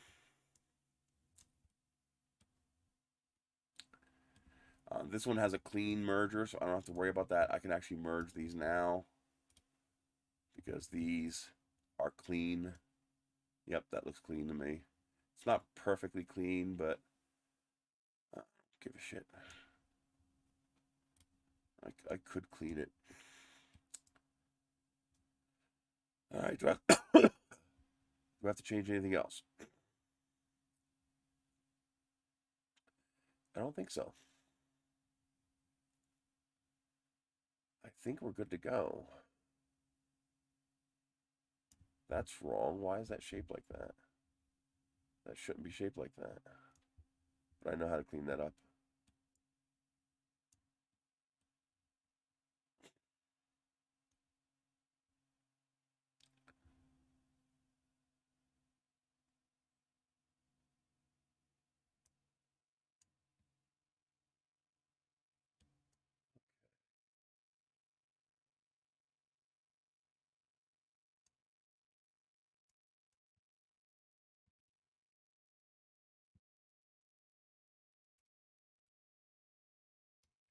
this, make this a little bit longer.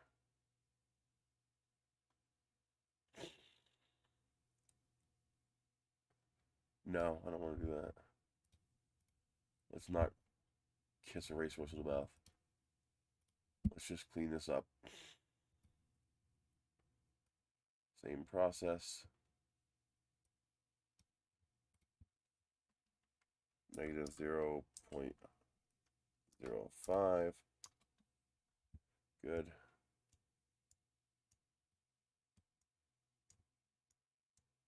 All right. Put one there.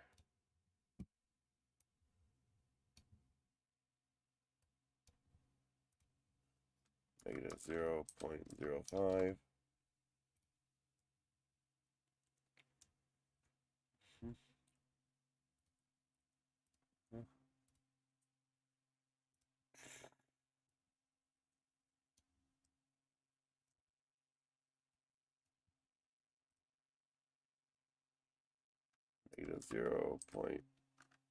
Negative 0.05. And one more.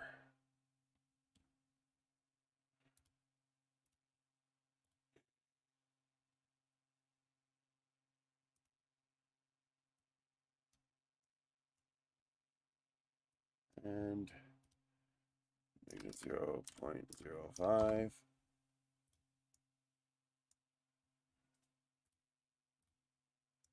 Okay, I do believe I got it all.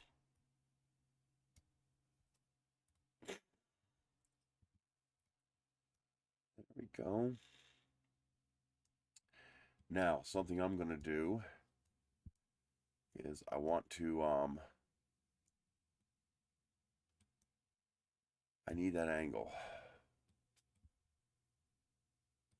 I know how to get it.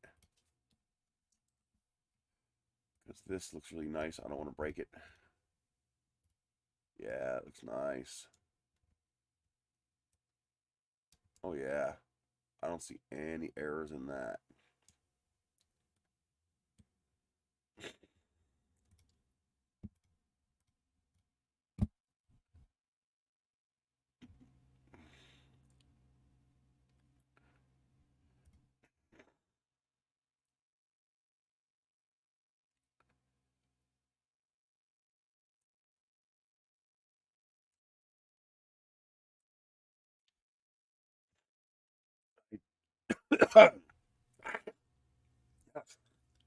Ew.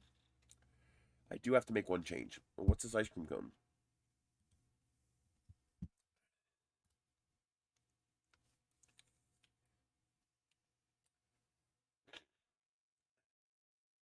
Oh, nice. That's a nicely done one. And it threads, too. Nicely done.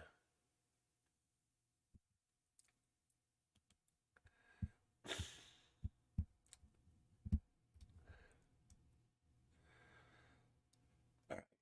There is a problem with this ringing. Ringing is going to cause a problem with this.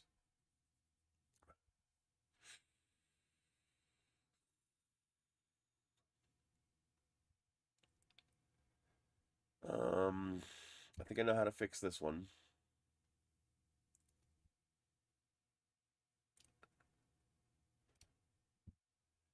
So if I put the work plane here, and I put, how big is this? Is that 0.8?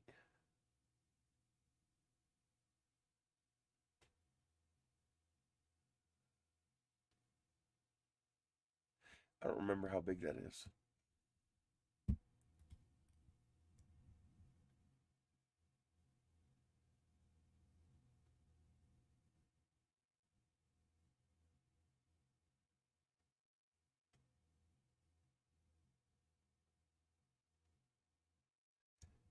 But I kind of need these not to be square. Because if these are square, there's going to be ringing. How the hell did that happen? This isn't centered. Ew. That's too thin. How did that happen?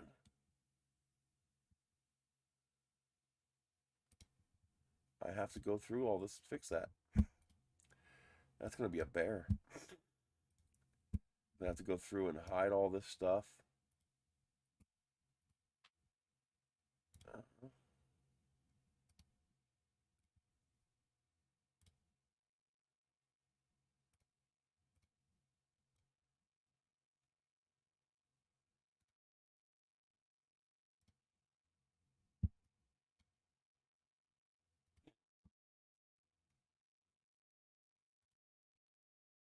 How did that happen?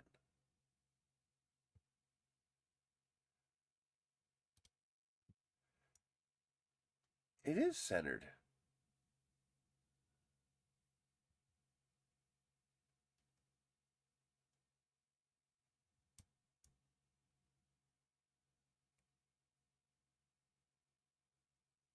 So how did that happen? Is this all centered? No, it's not. Bitch.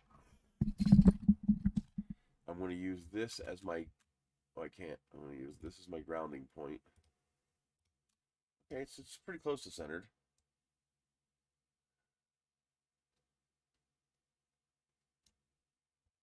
What's this?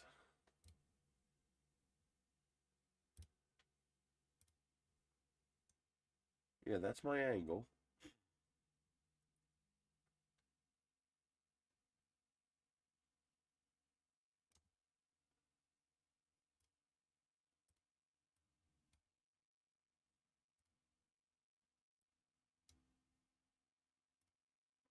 Okay. So what's the problem here? That should be centered.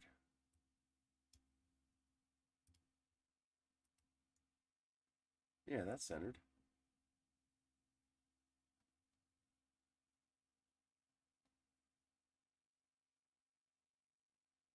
Okay. So how did it get uncentered?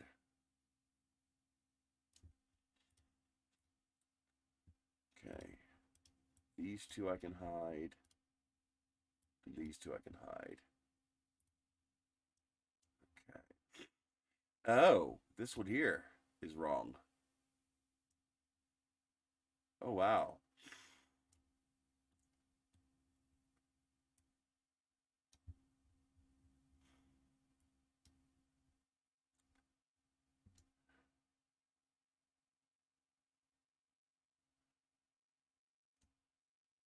I can just come back to that. So this and this. Do that.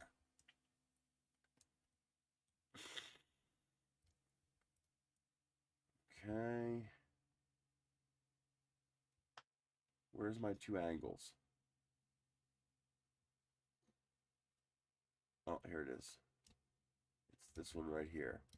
So this is one of the faces that I don't have to worry about yet. This is the bottom face that I don't have to worry about yet. This is the top face I don't have to worry about yet. This is this face that I don't have to worry about yet. Okay. So now I have to join this, this, and this. You son of a bitch. Oh, I'm still there. I can still do it. I hit the wrong key. Really annoying when I do that. Okay. So bring this out. Bring this here. And then this has to be negative 0.05. I must have accidentally made it 0.5.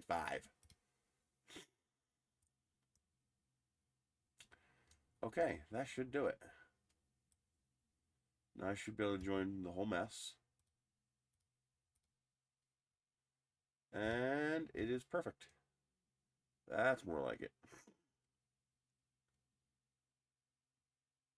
Yeah, but painful, but it's object oriented. It's easy.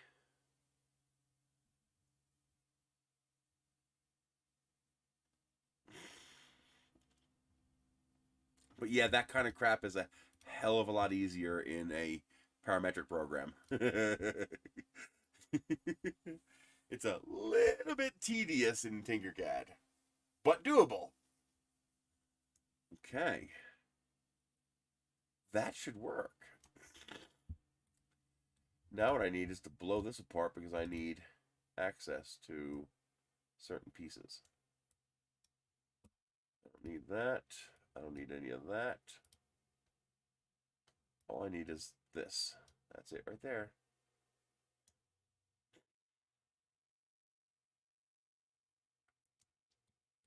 All right, now put this here, and then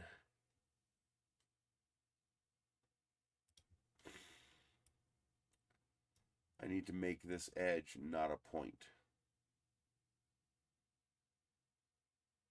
This edge actually has to have a little bit of thickness to it. Otherwise, the printer's going to try to print something that's impossible, or it's going to cause a tremendous amount of ringing. And now I can delete all that. Okay. Wicked.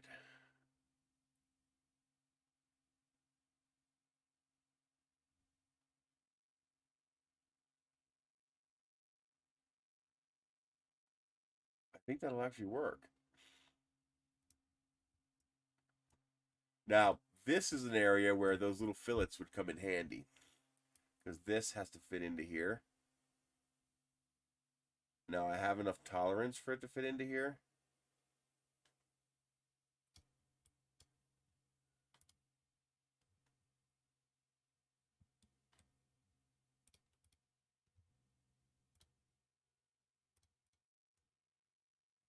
So that fits in there just like that.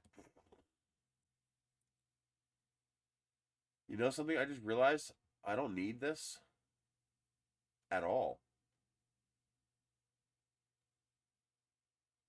That shape is going to do all the work that I need. Yeah. None of that's needed. All of that's superfluous. Okay.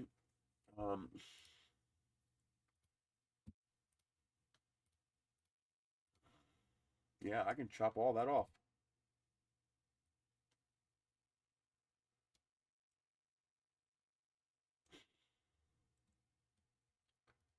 Yeah, I way overcomplicated that. That did not need to be anywhere near that complicated.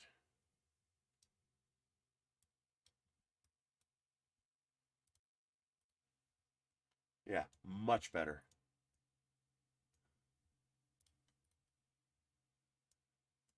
Way, way better. And I can make that a whole lot shorter now. Yeah, I can make that a whole lot shorter.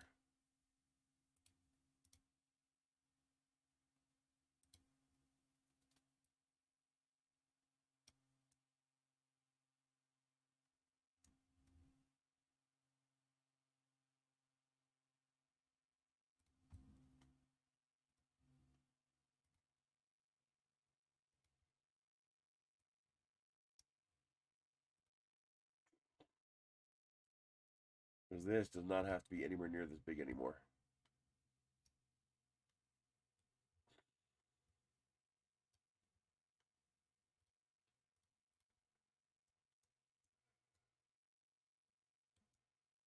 Yep.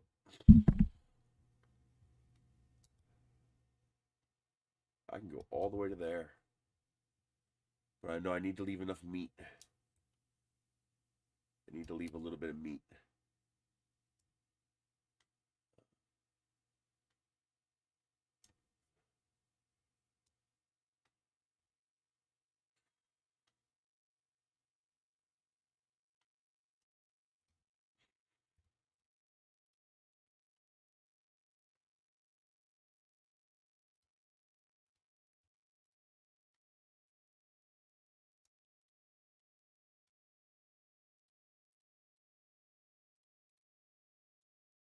Okay. So now it's just how little can I get away with and still have a functioning part.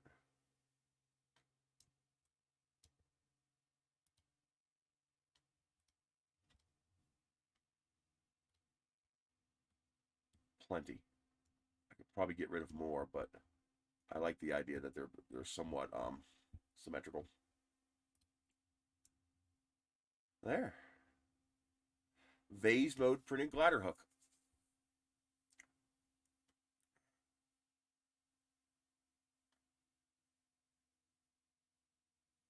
You know, there is a way I could make this.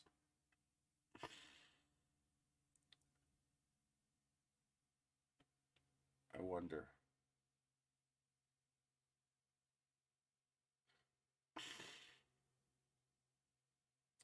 There is a way I can make this one piece that both intersect. I'm not going to, because with 3D printing, I don't have to. But if I were to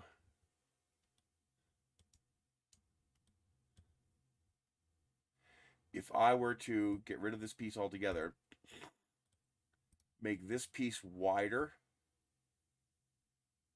like that, and then have one of these over here, and then a receptacle for it over here.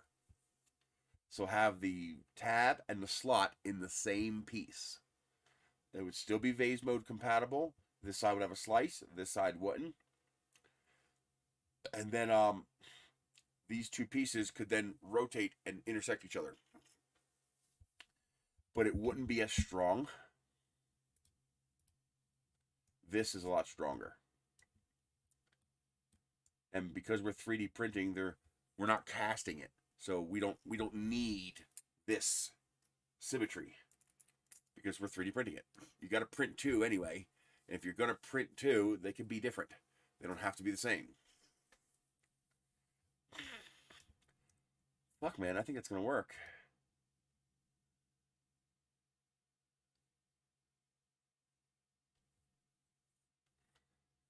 Do I need it to be that tall? It's a little on the tall side, but tall's not bad. These are, oh, this is 20 millimeters tall. That's smaller than this one.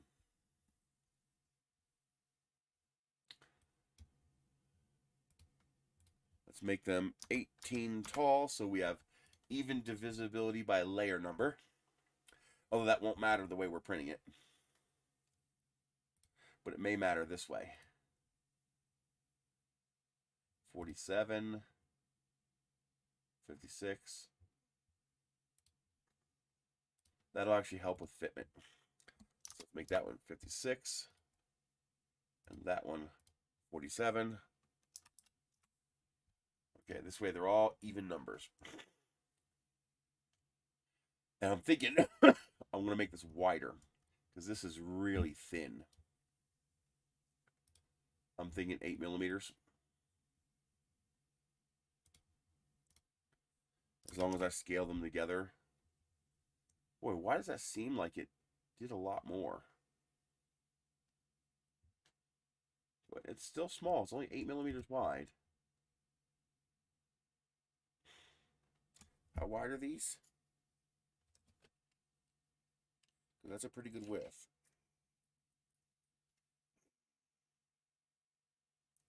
These are 10 millimeters wide. So maybe I do want to make these bigger.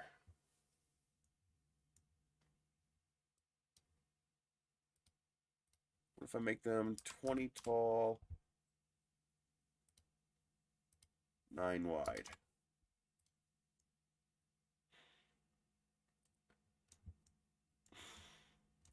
That looks pretty good.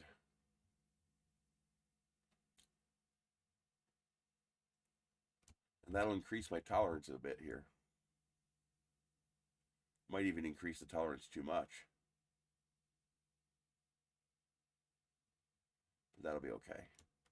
Better to be slightly loose.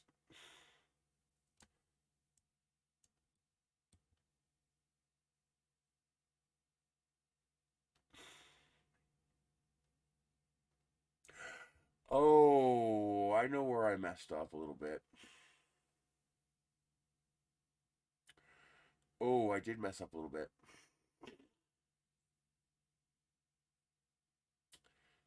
Oh boy, I have to change that. It does not, it's not going to work like that.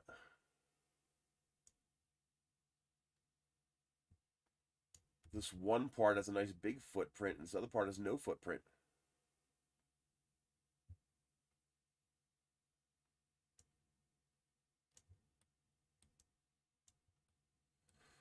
Oh, geez. You see, what I forgot is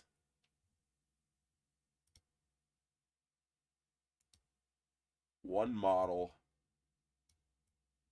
is going to attach like this, and the other model is going to attach like this.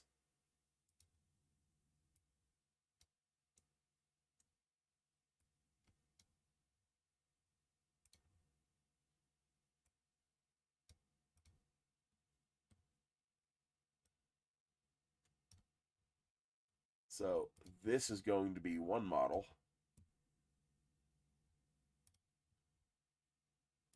And this is going to be another model.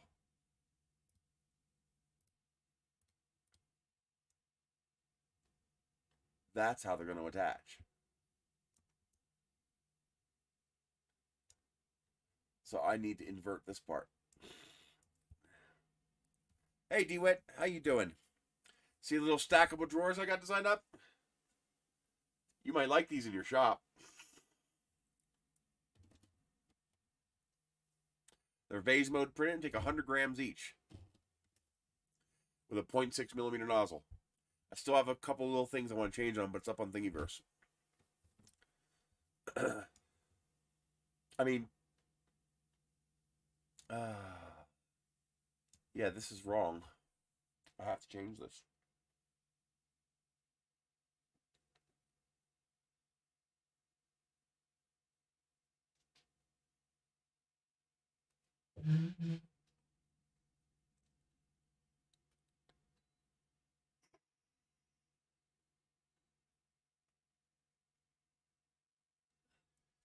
How do I want to do that?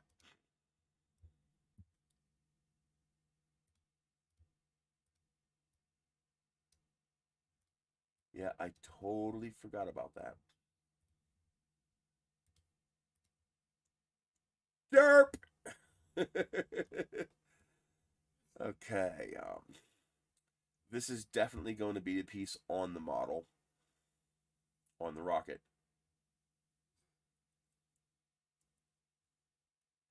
Technically, I don't even need all this.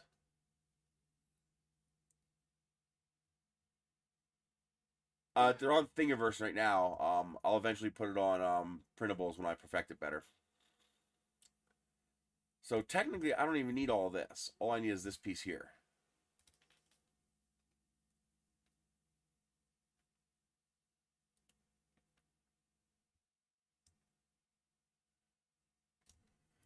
Oh, man. I really screwed that up.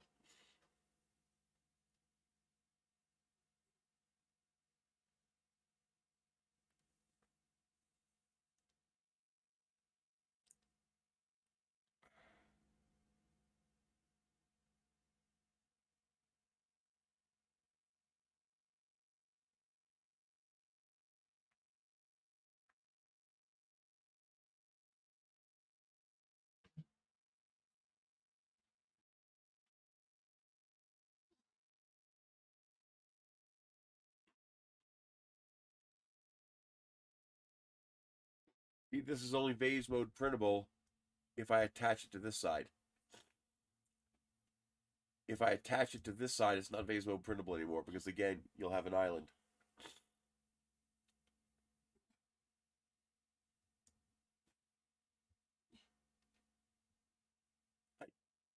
How did I miss that? Damn.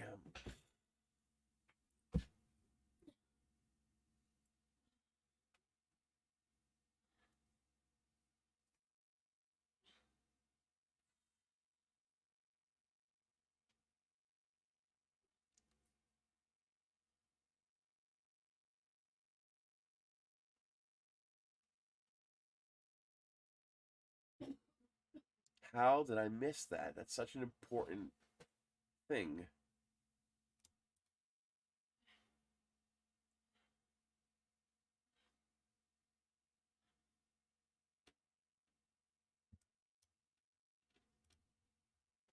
Gotta start over. Okay. The part that is attached to the airplane. How do I make that?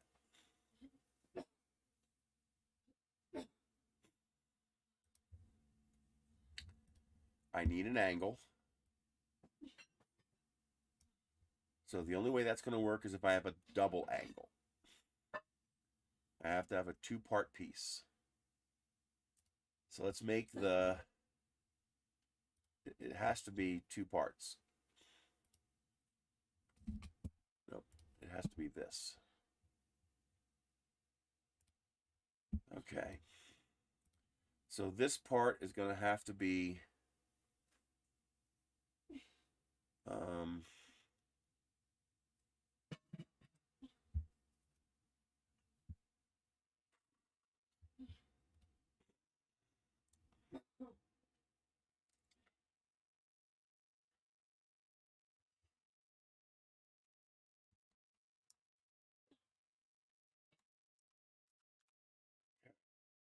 Why didn't you do that? What? It undid what I did. And this needs to be 0.8.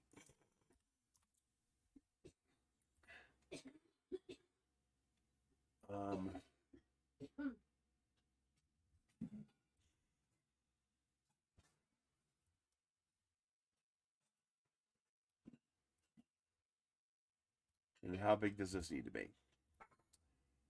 This needs to be 3 millimeters is probably okay, but let's go 4. I'd rather have a better, let's go 5.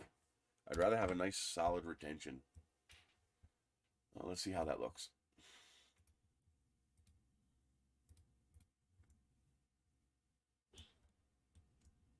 That looks like more than I need. Let's go to 4.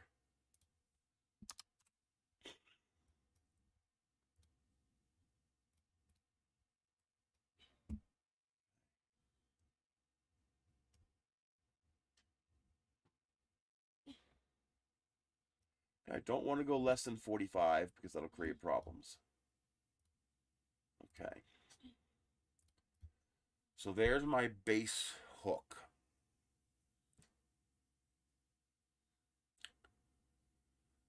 That's phase mode printable in both directions. No, it's not actually.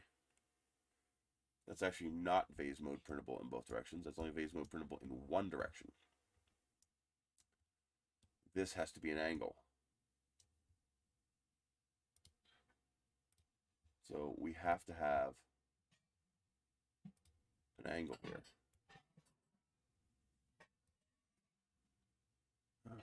Control D. Flip this way.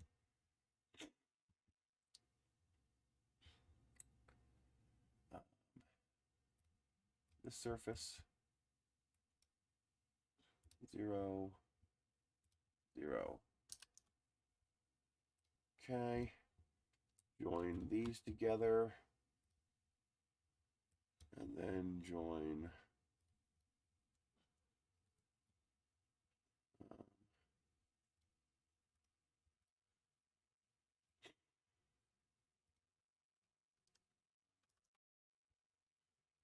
okay. These are going to be a cut, so I might as well. You fucking let me pick them.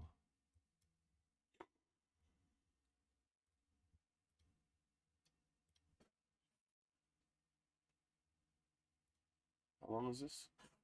40? 40?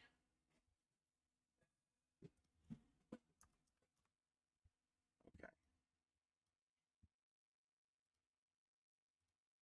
Okay, that is vase mode compatible. That will print in vase mode.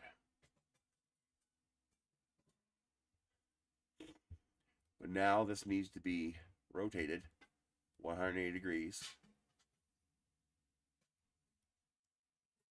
And then it's going to insert into the rocket 180 degrees.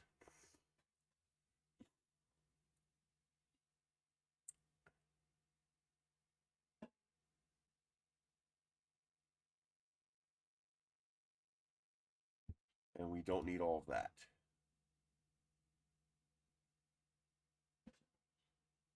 But more is good because more is stronger. But this is single perimeter, so it doesn't matter. No, we need this because it's going to have to print vertically.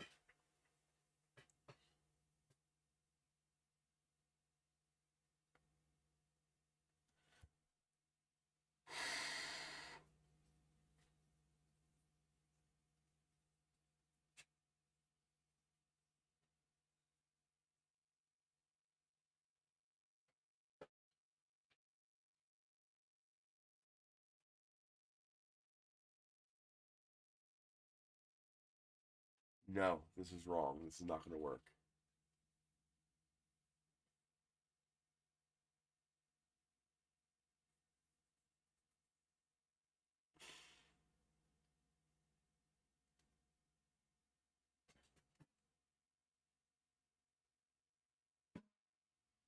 Yeah, this is not going to work.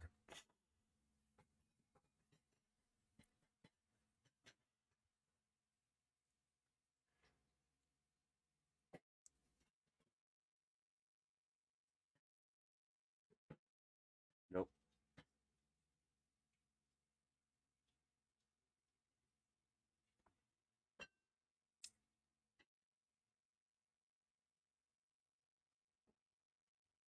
I know there's a way to do it.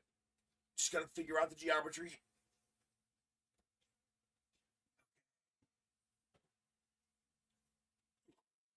Because anything that hooks into will fall right out.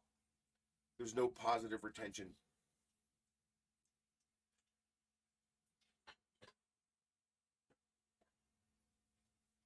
That's like trying to do this. It's just going to fall out. But as soon as I do this and give it positive retention, I break phase mode.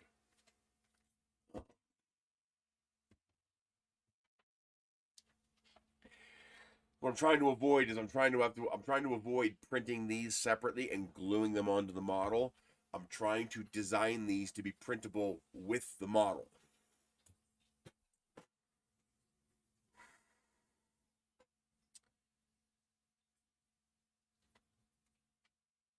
So I need this to align, but then I need to retain. To retain, I need a flat surface. Okay, the brain juices are going now. Okay, so let's do 5. I said do 5. And chop that off. Now let's bring that down to 0. And now I need to design a vase mode printable component. It's going to be composed of this and this. And this is going to be 3 thick, I think will be enough. This is going to have to go this way and this way. Bring it up to 0. This is going to have to be also 3 thick. But I think it needs to be a little bit taller. That angle is pretty sharp. Actually, that's going to get fixed in a moment.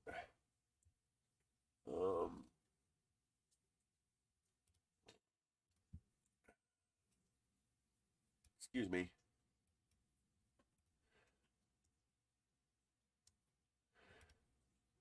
Why don't I see my relative number here? There it is.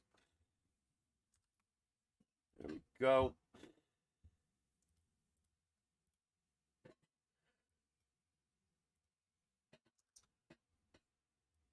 Okay.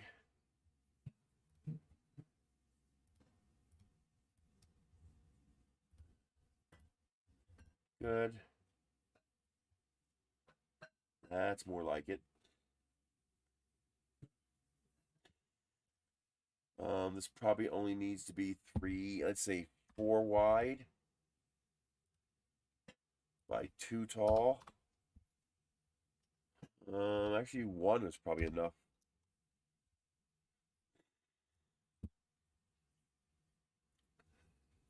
Okay.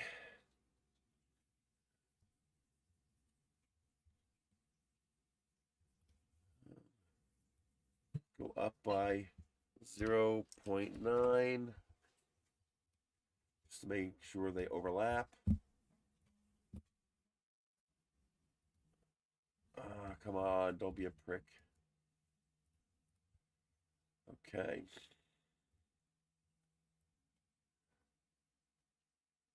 Something like that. Ooh.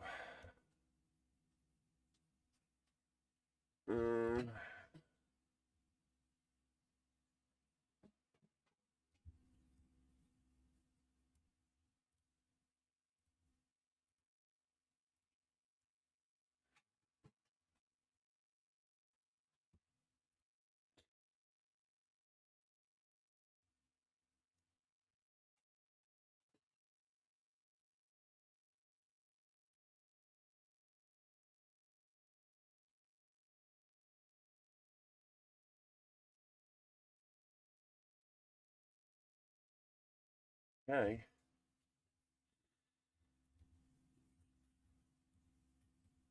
That is vase mode compatible.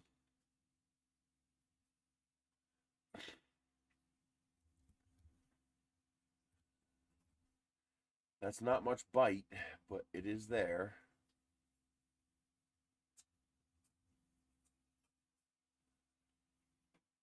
I don't like that overlap, so I'm going to clean it up now while I'm here. So let's make this 4.1.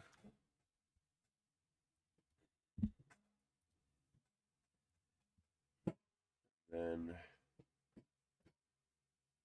should be able to do this.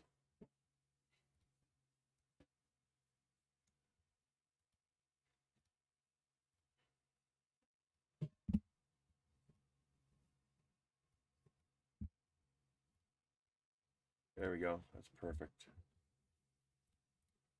No, it's not. God damn it.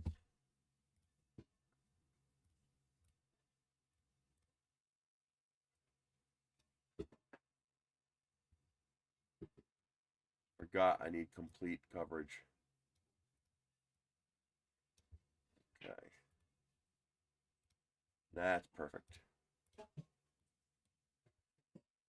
Okay.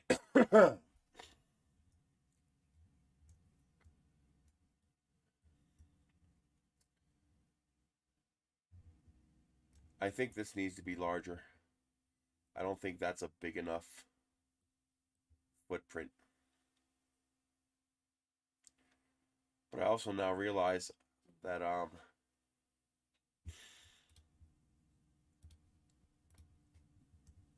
this doesn't need to be as nearly as big. This could be substantially smaller, because this is now only controlling radial movement. It's not controlling the shift and push and pull of the model. Can I cheat? I think I can cheat. I usually regret it, but I'm going to do it anyway. Yeah, it worked. Yeah, I think that's more than enough.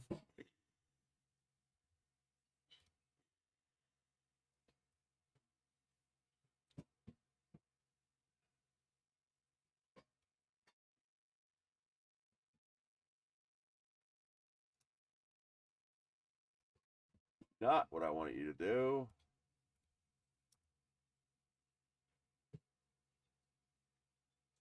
There we go. That is much more substantial. Okay. See, I cheated and it burned me. It skewed it. I know how to fix that too.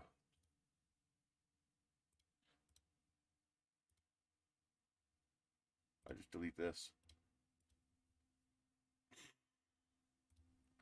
and reapply it.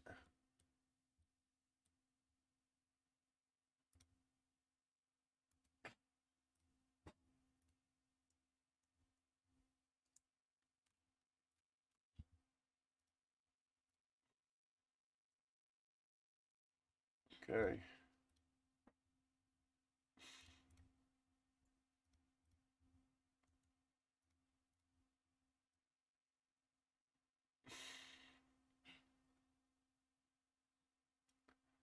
That's not perfect, but why did that do that? That's weird.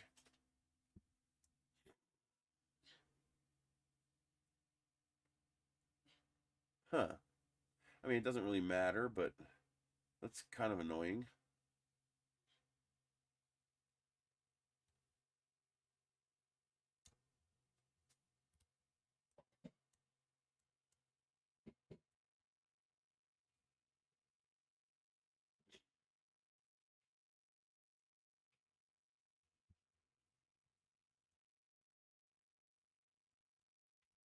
Let's rebuild that. It's easy enough to build.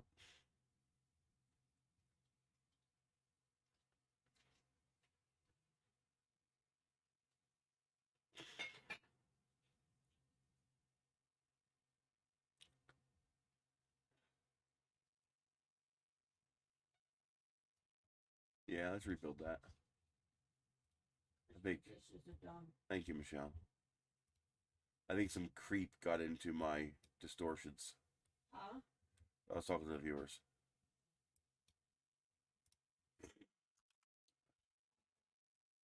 Okay. What are you making first? A glider pod.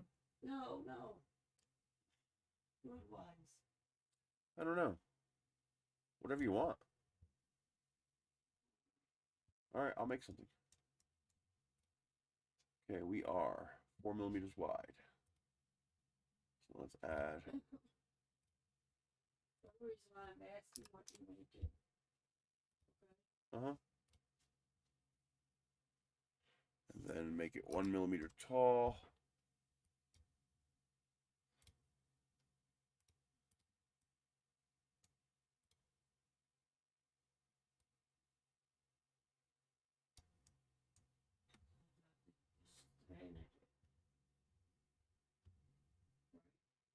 Well, you knew what would happen to you if you didn't. Cats would kick your ass.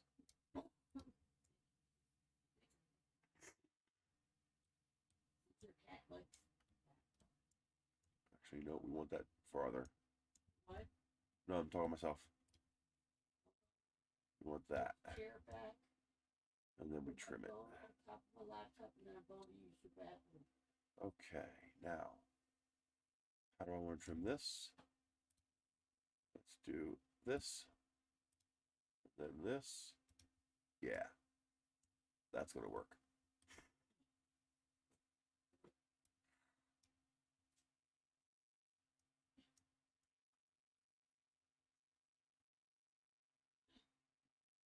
Where the hell's the rotation? There it is. Control D. Move it left 4 millimeters. Or right 4 millimeters. That's a hell of a lot more than 4 millimeters. No, it's not. We're on a small scale here. I think this is 0.8. Or is it 1? I don't remember. It's probably 0.8.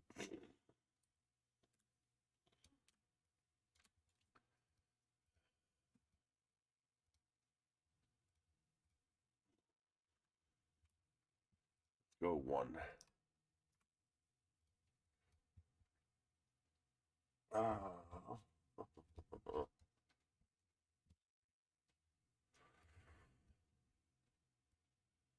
This is actually going to be a lot harder than I thought. It's not going to work at all. What am I doing?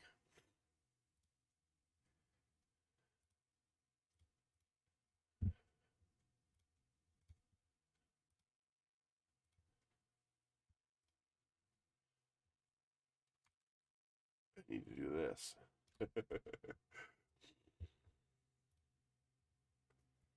Increase the angle. Now line them up.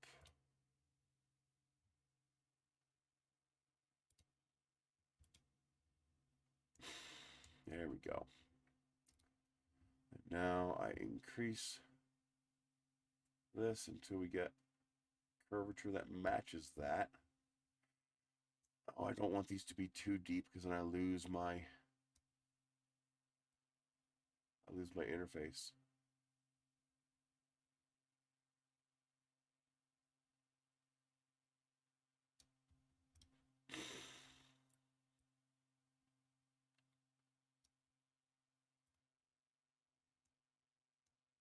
And now I'll do this.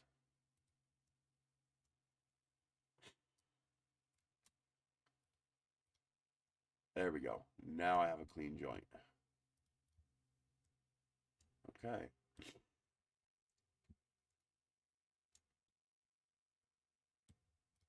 would like this to be, if I do that, it's going to stretch it. I can't do that.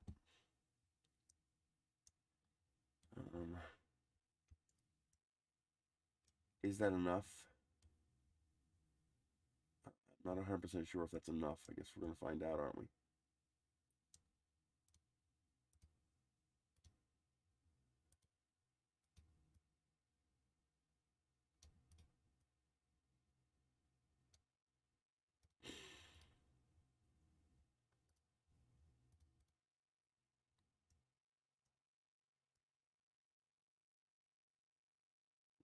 That's a simple join. That should not be taking that long. Cancel. Do it again. Oh, now it did it. Okay, whatever. Okay. That is vase mode compatible. So this isn't actually what's going to hold the glider on. This tab on the end here is what's going to hold the glider on. Well, the good news is that makes the building the next part really easy. Let's make this 9 tall, just so we have an even number.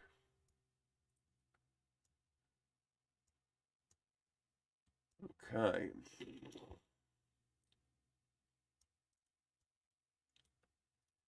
How wide is this? We are 4. I need at least 1 millimeter on each side of the model. That's 6. Let's make it 6.5 millimeters. 6.5. Now I also need to encapsulate the glider hook. To encapsulate the glider hook, I need to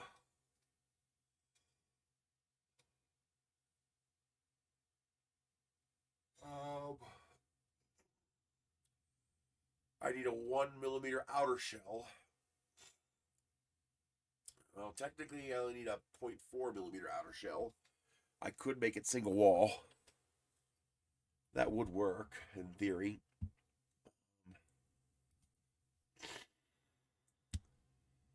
So now we're going to flip this 180. Come on, don't be a prick. Okay. And so now up here, so this is the glider.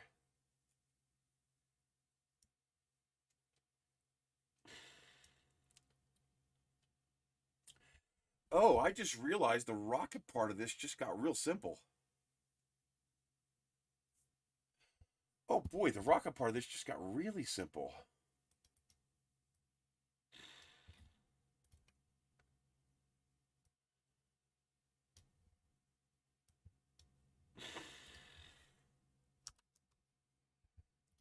Okay.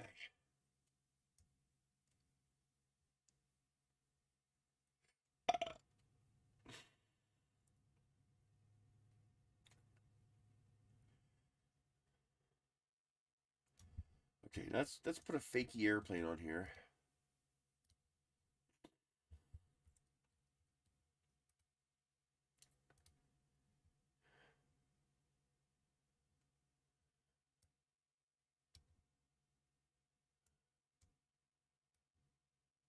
Because that's what burned me last time, is I forgot my orientation.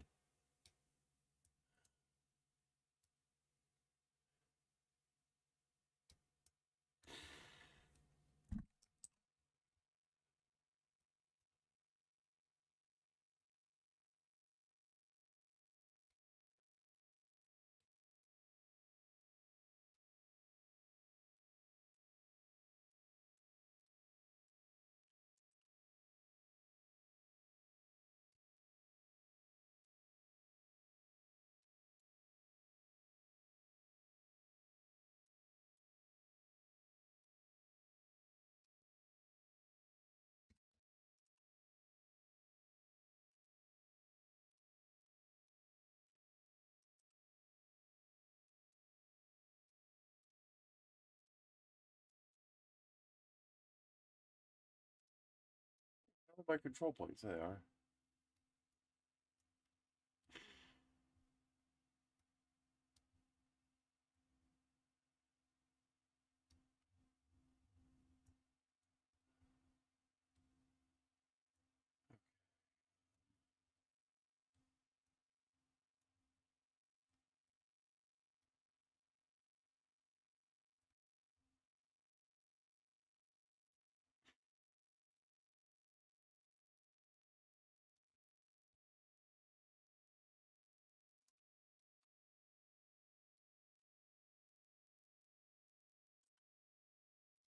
Okay, there's our fakey little airplane.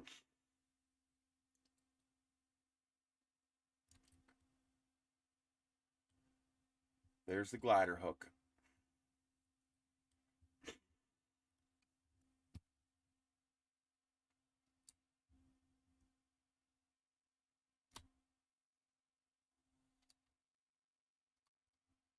Okay.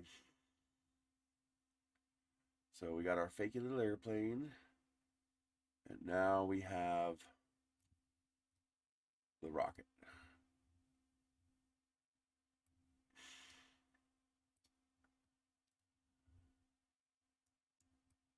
If I don't do this, I want to keep messing up my orientations. Okay.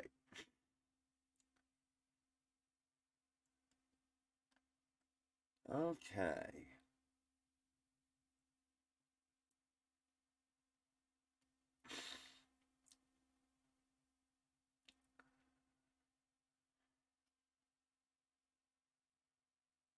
So, I should just have to design the hook to be relatively aerodynamic on the rocket. It's going to print in this orientation, but I need to be able to print in both orientations in case I flip the model.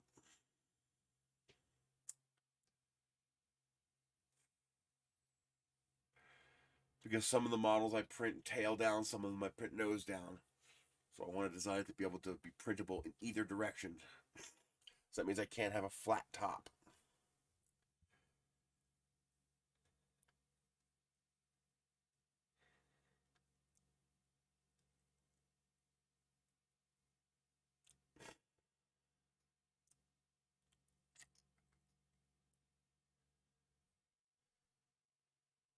Okay.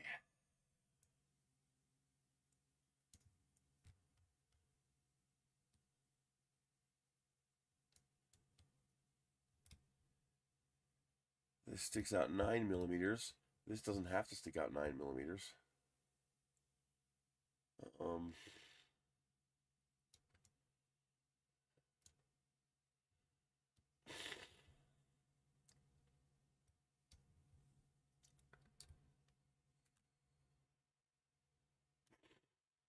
That right there is enough. That's all I need. I only need 1 millimeter around the whole thing so that I can print a complete vase mode without breaking anything. Boy, that is interesting. I really don't need nearly as much as I thought. It's amazing. The part on the model is going to be complex, but then again, it's going to be up at the nose where I need nose weight anyway, which is a good thing.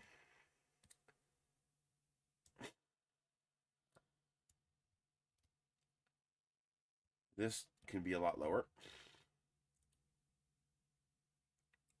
Nope, I got to account for the... Okay, it's going to go in no further than that.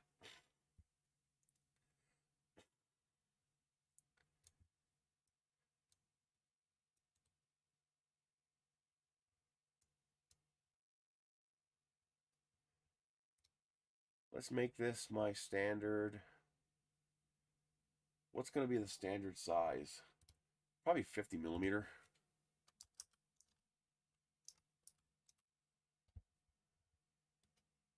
Hell, that might be too big for your typical boost glider.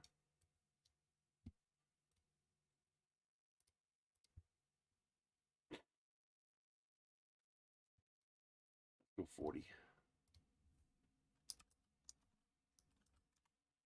I can always scale it back.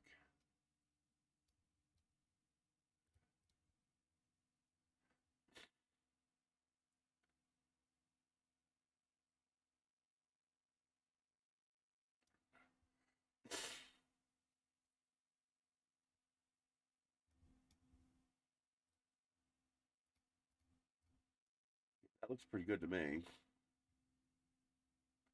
As far as dimensions. So the glider will provide the standoff distance. In actuality, I can shrink the glider hook by quite a lot. This does not have to be this big. That. But more standoff is good for a glider hook. Keeps it away from the exhaust. So let's leave it tall.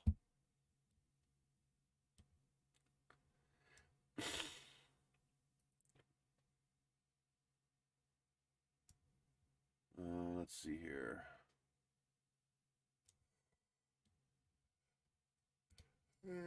Keep transparency, you're not in my way. Actually, better would be to do that.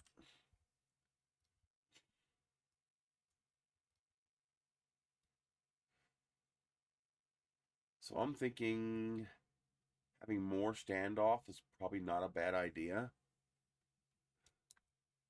So let's have a little more standoff. Right there. Okay.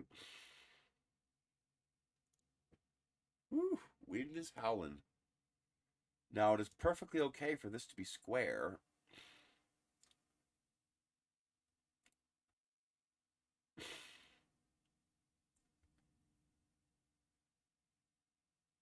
And I'm pretty sure this is just a, what, a 1x4? Yeah, that's a 1x4. So I could do this.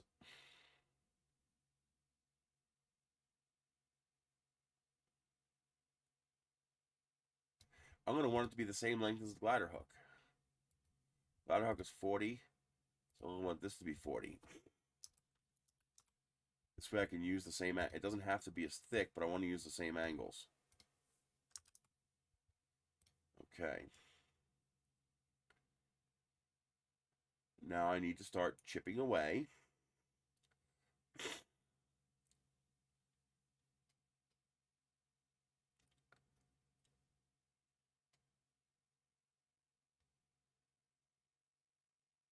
Now this is printable both directions, right? Everything is up. Everything is up. Yes. That is totally printable in both directions in vase mode. This has a flat surface it builds upon, so that's fine. This has an angle it builds upon, that's fine.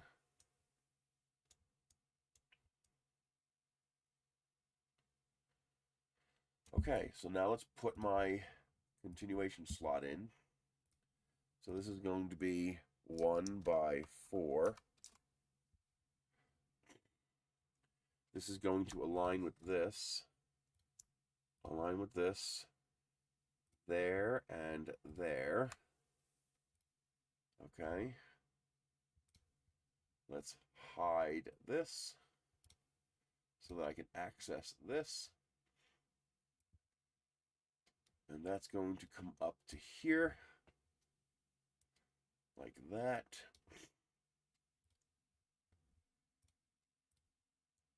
Okay. So first I need to adjust the glider hook. So let's duplicate the glider hook. That's going to be the glider hook. Now the actual cut tool is going to be this and this together.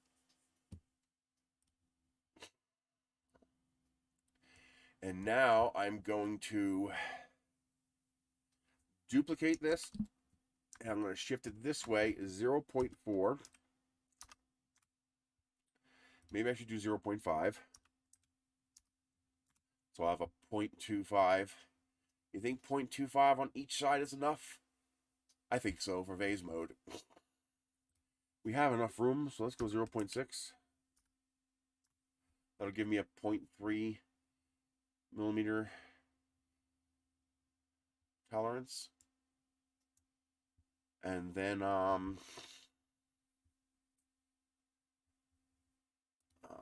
let's join that together.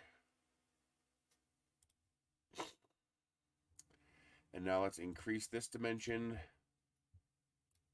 9.4. This is technically wrong, but it'll work.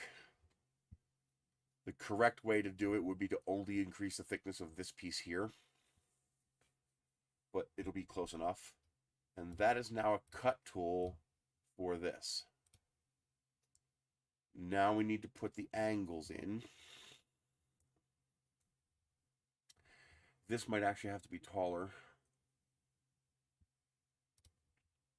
Yeah, it's going to have to be taller. Let's make that 50. Which means this needs to come up 5. No, that can stay down there. No, it has to come up 5. Because I want the angles to be printable in both directions. Okay. So that gives us an idea of where our start and stop is. Now we need to put these in place.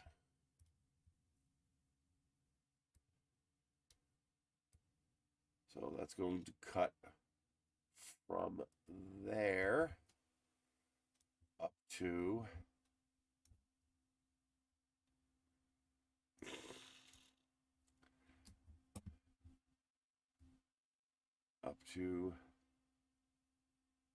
there. I can go right up to it if I want. I'm raising it. I don't want to raise it. I want to stretch it. I can stretch right up until I touch that. Okay. Control D. Flip it 180. And now we want to bring this level with the top of this, using this as the guidance. And that looks good to me. No, this actually needs to overlap a little bit more. It needs to actually chop it. So this has to fully overlap and engage the input. Okay, so this, and this. That gets us our vase mode printable shape.